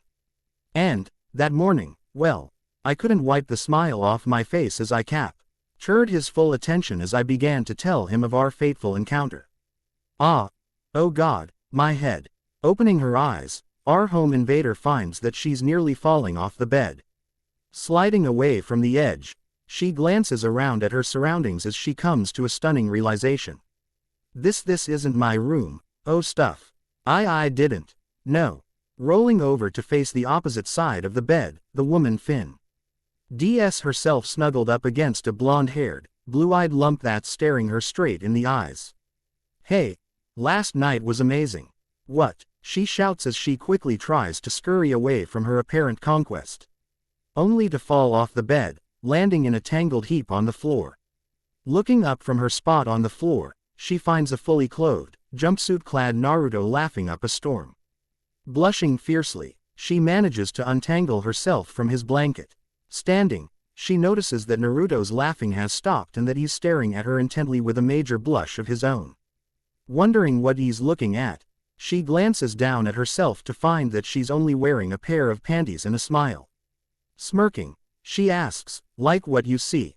Naruto simply nods before snapping out of his flesh-induced stupor and throwing his sheet at her. Covering herself with it, she watches as Naruto gets up and heads out the room without saying a word. Left alone in his room, her momentary flash of confidence fades as she's left feeling more vulnerable than she'd ever like to admit. About last night. Entering the kitchen, Naruto shakes his head, replying, your clothes are folded on the dresser. The bathroom's all yours. You can use the shower if you want. It's through the door in the hall. Oh, thanks. Naruto peeks his head down the hall, smiling slightly. He replies, no problem. There'll be food ready by the time you're done. Grabbing her clothes, she quickly enters the bathroom and starts the shower. Letting the bedsheet cool at her feet, she stretches before stepping into the stall. Letting out a content sigh as the warm water soothes her tense muscles, she can't help but wonder, did I really? Nah, there's no way. Hey, where's my coat? Entering the kitchen, now fully dressed sans coat, she finds Naruto sitting in the windowsill with a cup of ramen in hand. Hearing her enter, Naruto looks her over, his eyes widen slightly at her unique way of dress, namely her eye-popping take on the bodysuit. And he gives her thumbs up before gesturing to the table where all the fixings for a Naruto brand breakfast, an empty bowl, a box of cereal, a cup of ramen, a kettle, and a cup of tea, rests. Cereal or ramen? It's not much but it's yours. If you want the cereal there's milk in the fridge. Blushing at his apparent approval of her outfit, she mumbles, thanks, You haven't seen my coat lying around by chance. Naruto blushes, replying, you were wearing it and I guess not much else when I found you last night. It has to be in my room. Somewhere. Oh, okay. Avoiding his gaze, she heads for the bedroom, her blush intensifying at his words. Following a quick search, she finds her coat thrown over the foot of his bed. Quickly donning it, she re-enters the kitchen to find Naruto looking out the window once more. Found it. Turning to face her, he looks her over again and nods, definitely completes the look, nice. She mumbles a quick thank you before sitting down at the table.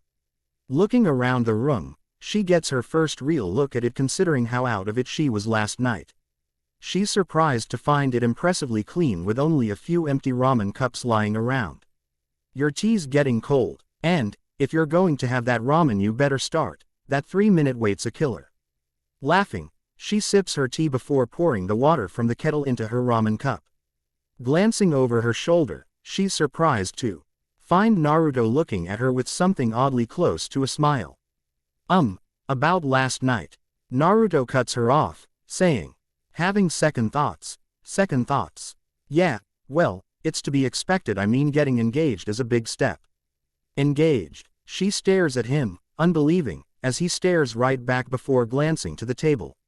Your ramen's ready. What did you say? Engaged. Yep. Last night was surprising. I mean, it's not every day you come home to find a beautiful woman ready and waiting for you, who, well, after you know, then asks you to. No way. There's no way. I've never been that. God, I've never even, before, what have I? Stuff. She's brought out of her downward spiral as she hears muffled laughter coming out of the corner of the room. Looking over to Naruto, she finds him barely containing his mirth at her distraught behavior. Okay, I'm sorry, but I just had to. No, we didn't do it and, no. You didn't pop the question. Thank God, she shouts, her relief seemingly oozing from every pore of her body.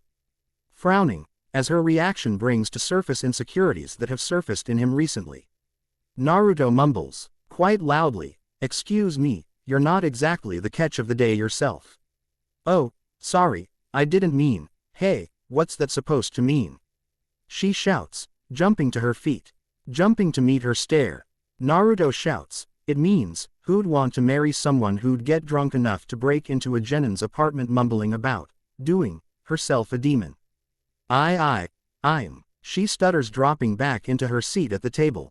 Sighing, Naruto sits back on the windowsill, adding, and, for the record, I'm not that bastard, he's the prisoner, I'm the prison.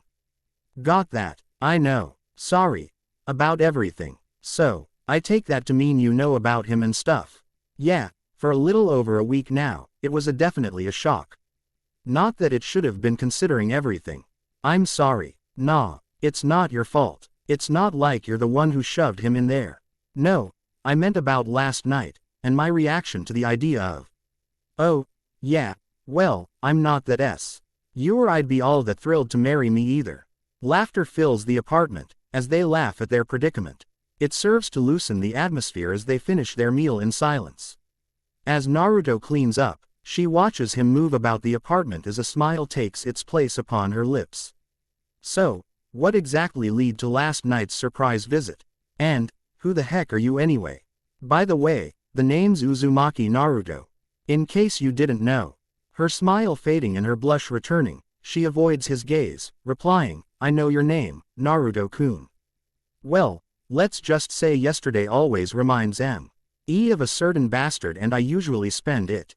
And, you usually spend it in a drunken haze. Yeah, that's one way of putting it. Seeing the hurt in her eyes, Naruto sighs, saying, you wanna talk about it? He sees the look of surprise in her eyes as she quickly looks up to meet his concerned eyes. Their gazes remained locked until Naruto looks away, blushing slightly, causing her to smile. Nah, that's all right, but why are you being so kind to me? After you don't even know me. Naruto looks back at her, smirking. Yeah, well, I did ask your name before you got all mopey about some jackass from your past. I wasn't moping. Anyway, Naruto-kun, the name's all around Konoha. the thoughts of those reading KNC turns to the identity of Naruto's late-night visitor. Some, mostly of the male persuasion, wonder if she's as hot as Naruto describes her to be. Others, including 2 sisters, a wind mistress, and a weapons expert, wonder where they can hide the body after they get their hands on her. The one in question remains surprisingly unaware of her role in Naruto's tale and can't help but wonder if she's coming down with a cold as she's hit with yet another sneeze. "Hey, are you feeling all right?" "Yeah, I'm fine, and, what's so funny, you too?" Asuma and Guy look up from their copies of KNC, struggling to contain their laughter. Asuma shakes his head, replying, "Nothing much. Here. Take a look for yourself." Anko takes the book and begins readying as Kurenai looks to Asuma for an explanation. He simply smirks and gestures to Anko, mouthing, "Just watch." The 3 Junins watch as a myriad of expressions pass over Anko's guise: indifference, surprise, joy, embarrassment, and, finally, anger. Jumping to her feet, she throws the book back at Asuma as she begins to rant and rave. "That little, after everything how could he put that? When I get my hands on, I knew he was up to, it's all there," he says. Kurenai and the others watch as Anko paces back and forth, mumbling to herself. Being able to only make out bits and pieces of her rant, but what they clearly hear her say next brings them to a pause. "Damn it, now I have to read it all over again. Who knows what else he sunk in there? Stuff, at least he didn't mention any names. Bastard, last time I do him a favor, even if he, well, maybe if he does that thing with his." Taking a deep breath, Ko sighs as she turns to face the others. Seeing the shocked looks on their faces, she eloquently asks, "What? Well, who was she?" "Ah, but, sensei, a real gentleman never kisses and tells."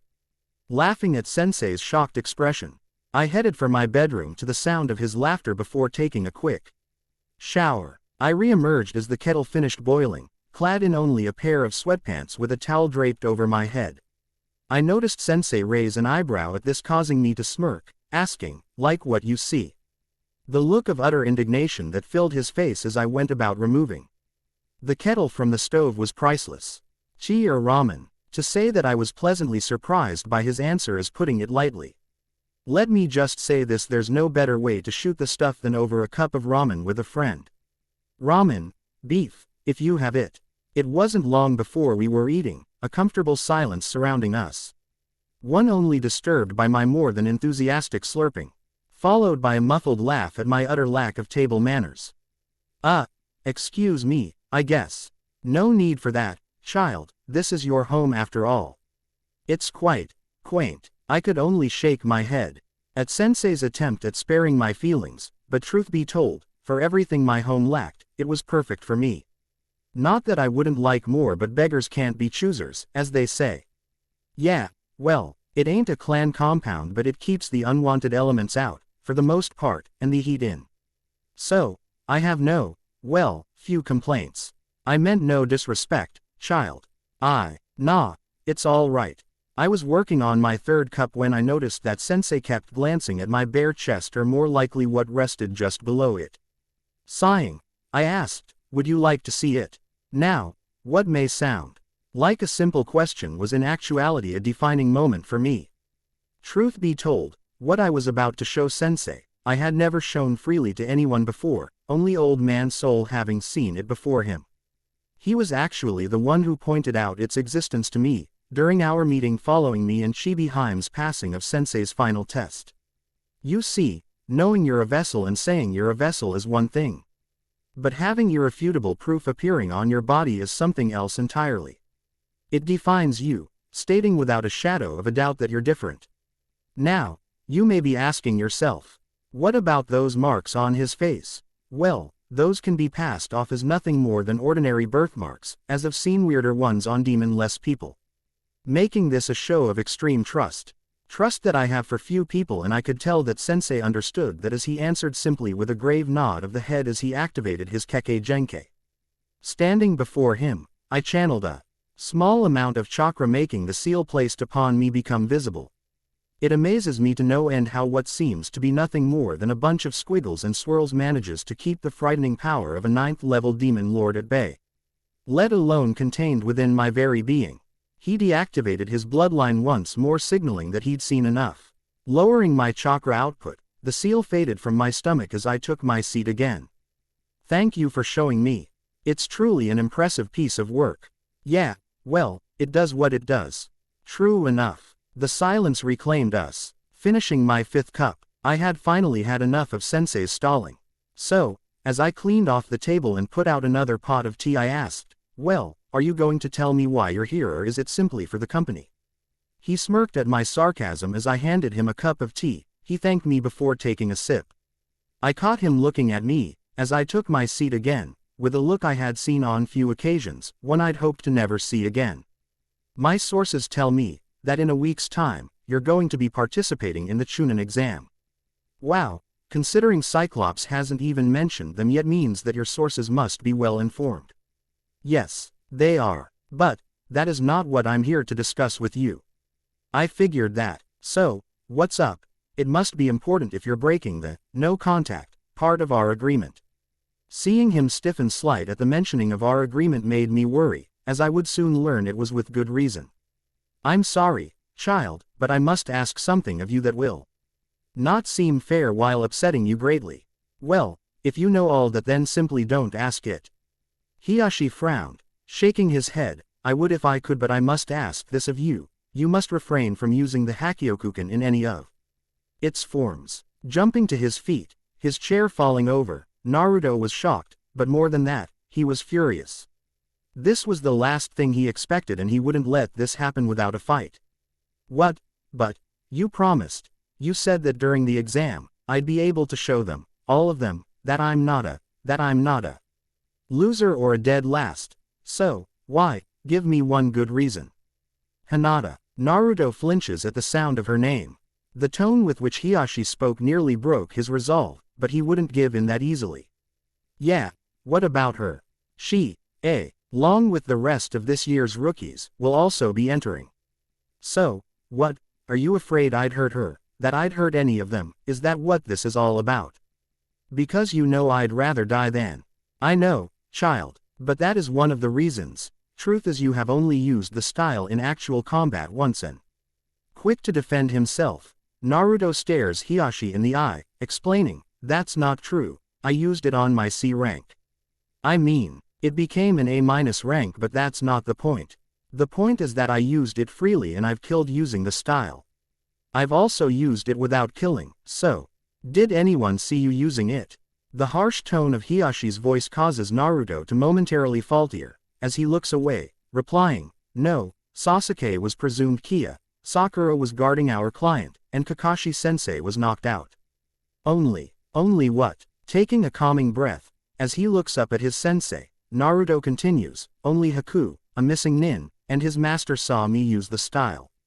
They're dead. I see. Who was his master? Naruto frowns for a moment before grimly responding, Momochi Zabuza. I killed him with a blow to the heart. It was meant for Haku, but he intercepted it. It takes him a moment to comprehend what he's heard. To think that the child before him had killed a missing nin of Zabuza's caliber with a single blow proved the Hakyokuken to be a complete success. Pushing aside feelings of pride and accomplishment, Hiashi calmly reacts to this information. Gee, that is impressive. Naruto nods, quickly saying, I've been practicing. I even got the stance down to where it looks nothing like the Jiyuken, and I can switch between my stances with ease. Show me. Moving away from the table, Naruto drops into a stance for the Jiyuken before shifting seamlessly into his improved stance for the Hakyokuken, then into a relaxed standing position with his hands in his pockets, then back again. Impressive. I see you're still using that stance of yours. Yeah, well, if they see me as nothing but an overconfident fool, they'll only underestimate me more than they already do. True, but it doesn't change the fact that I must forbid. If there was ever a word not to use at that moment, or any moment where Naruto is involved, forbid would be that word. The look that crossed Naruto's eyes at that moment would have shaken lesser men, yet Hiashi simply met his gaze with practiced ease. Forbid? Who the heck are you to forbid me anything? This style is mine, you said so yourself. Okay, I know it grew from your clan's style. So, if not mine completely, it's as much mine, if not more so, as it is yours. I'm the one who's still working on it, perfecting it, on my own. I'm the one who got his ass kicked, by you, repeatedly for over a year while developing its basis. So, why would you? Hiashi sighs. As Naruto's fury dies out into a whimper, he understands where his student is coming from, but he knows that it can't be helped, not when they've gotten this far, not it could all come crashing down at the hands of a single individual. Neji. Who the heck is Neji and what does he have to do with any of this? Neji is my nephew and he is nothing less than a prodigy. Even with the change in stance, he'll be able to tell that it originated from the Gyuken. Besides, he obviously possesses the Byakugan, so if not from the stance or movements, the effic it has on your opponents most definitely will. That's why, aren't you giving this guy too much credit? I mean, how good can he really be? That is something you'll have to find out for yourself, as he and his team will be taking the exam as well. I have little doubt that your paths will cross. Now, I am truly sorry to ask this of you, but truth be told, it simply isn't the right time for all to be revealed. I didn't want to admit it, but I could understand where Sensei was coming from. I, more than anyone, understood what the potential fallout of me knowing, let alone altering, his style could be, but I didn't care. I had worked too hard to let that stop me. And, what am I supposed to do? Besides cage bunshin, tree climbing, and water walking, my skills are academy level, at best. My taijutsu is still based off the academy taught stuff, even if I've added my own special touches here and there. My ninjutsu is pathetic. Henge, kawarimi, moving on, and my genjutsu is completely non-existent. I stood there feeling lower than I'd felt in years. Not even failing the graduation exam hurt like this. At least, then I could blame it on that darn bunshin, but this was horrible. Add me. TTING. Every weakness I had was so demoralizing that I wanted the ground to open and swallow me whole. Everyone around me, all my friends, had their clans or families' jutsu or kekkei genkei to fall back on. Things that made them unique or special, things that gained them love or respect, while I was left with nothing. This style was my thing. You know, that one thing that would separate me from the rest, besides the... I stood there feeling completely and utterly defeated as Sensei remained silent. I just couldn't understand how he could do this to me. Sensei. Enough. What has happened? And to you, are you listening to yourself? You sound pathetic. You sound weak. I flinched. His words left me reeling. I could only stand there speechless. He was right. I was pathetic and weak. I'd only wonder what had happened to me, or was I always like that? I have watched you grow exponentially over our time together. I'll say this once and only once, you have an advantage over any ninja out there. Whether they belong to a clan or possess a kekkei genkei matters not. I stood there shocked. What advantage could I possibly have over such people? A clan less, no bloodline having, demon carrying orphan. What could I possibly have over them? And then it hit me and I frowned. Seeing my reaction, Sensei was quick to explain. And, no, I'm not talking about your tenant, though that is a potential advantage. No, it's an advantage that every great ninja has had over their adversaries: flexibility. Flexibility? What do you mean? Simple. While clans and kekkei genkei holders, for the most part, specialize in that one thing that makes them unique and nothing more, you, on the other hand, can focus on anything and everything that catches your interest. A jack of all trades, if you will. Also, they have a weakness that far too many are unaware of or refuse to admit. That weakness being the exact thing that makes them unique. Sensei paused, staring me straight in the eye, obviously wanting me to figure it out on my own. It was staring into his eyes, the eyes of a kekkei genkei, that made me realize what he meant. Take away what makes them special and they're left with nothing to fall back on. Exactly, a well-rounded ninja will always have the advantage over a specialized one. Soul Sama is a perfect example. Just remember that while you may have an advantage, it by no means guarantees victory, as there's a reason why clans and kekkei genkei are so valued. The truth of Sensei's words calmed my raging insecurities, but they still didn't make the idea of not using my style any easier to swallow. I understand, and I'm sorry for showing such weakness, but, child, I would like nothing more than for you to go into these exams and prove to everyone, my clan included, that you are one to be reckoned with.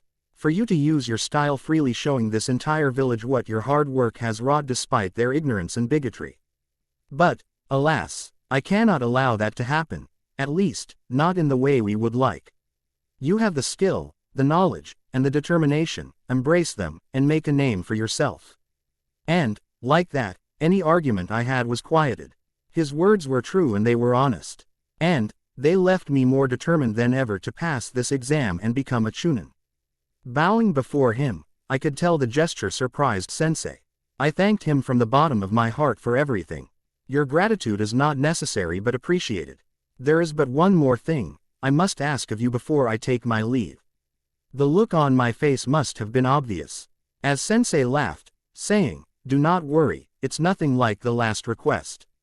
Thank God. Indeed, no, what I must ask is that doing the exam, if I'll protect her with my life. My answer was quick and to the point, and not exactly what either of us were expecting. I could see the surprise on his face, which caused me to start mumbling an explanation. I mean, not that she needs my help. I meant to say that I'd help her. Yeah, help her, and stuff, not that I wouldn't, die. Yes, well, not what I was going for, but it'll do, on that note. If Hyun what? A surprisingly uncomfortable silence filled the room. Sensei seemed to be struggling as the right words seemed to elude him. But, I saw, it is more like he didn't want to say them. Nothing. It's nothing. I simply wish you the best of luck, Hugh. I knew there was more he wanted to say but I would not push it. As I watched him prepare to leave, I was full of questions but one rose above the rest. Who the heck is Hyun and why do I get the feeling he's going to be nothing but trouble? But, before I could dwell on that notion any fu, RTHER Sensei paused and turned back to face me. One last word of advice. Remember what awaits you at the end of this exam and look to those around you for inspiration. You're not the only, ordinary, ninja taking the exam. Look to those who are like you and find solace in them. I nodded my head as he vanished from sight. I laughed, thinking, someone has gotta teach me that. If one were to be street rolling through one of the many gardens lying within the Hyuga compound, they'd be privileged to a rare sound. One some might say to be the second rarest in all of Konoha, the laughter of one, Hyuga Neji. No matter how hard he tries, the image of Hiashi blushing and stuttering like Hinata will not leave his head. Even now, as he approaches what no doubtingly will be his first appearance within the book, he can't help but snicker at the images dancing around his head. Steeling himself, his thoughts turn to the one responsible for what he holds in his hands and the name he felt to bestow upon him. Hyun meaning fate or misfortune. It seems that Uzumaki is not without a sense of irony. Frowning, Neji's thoughts turned to what else was revealed. So, my actions were expected, and yet he did nothing. Neji pauses as he thinks about what he has read. The further into KNC he gets, the more conflicted he becomes. In recent years, his relationship with his clan, his immediate family in particular, has improved. A sense of closeness and understanding that was missing even before his father passed away has come to be. But, now, seemingly with every page he turns he finds himself realizing just how little he knows about his uncle and cousins.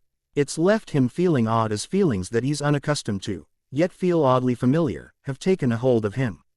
Sighing, he shakes his head deciding to continue on and not let these feelings bother him too much.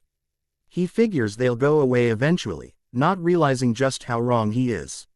Little does he realize but guilt and regret can fester in the strongest of hearts, undeterred until they consume it whole. This is something Hyuga Neji would learn all too well, and it would only take a few more pages for his lesson to begin. To be continued.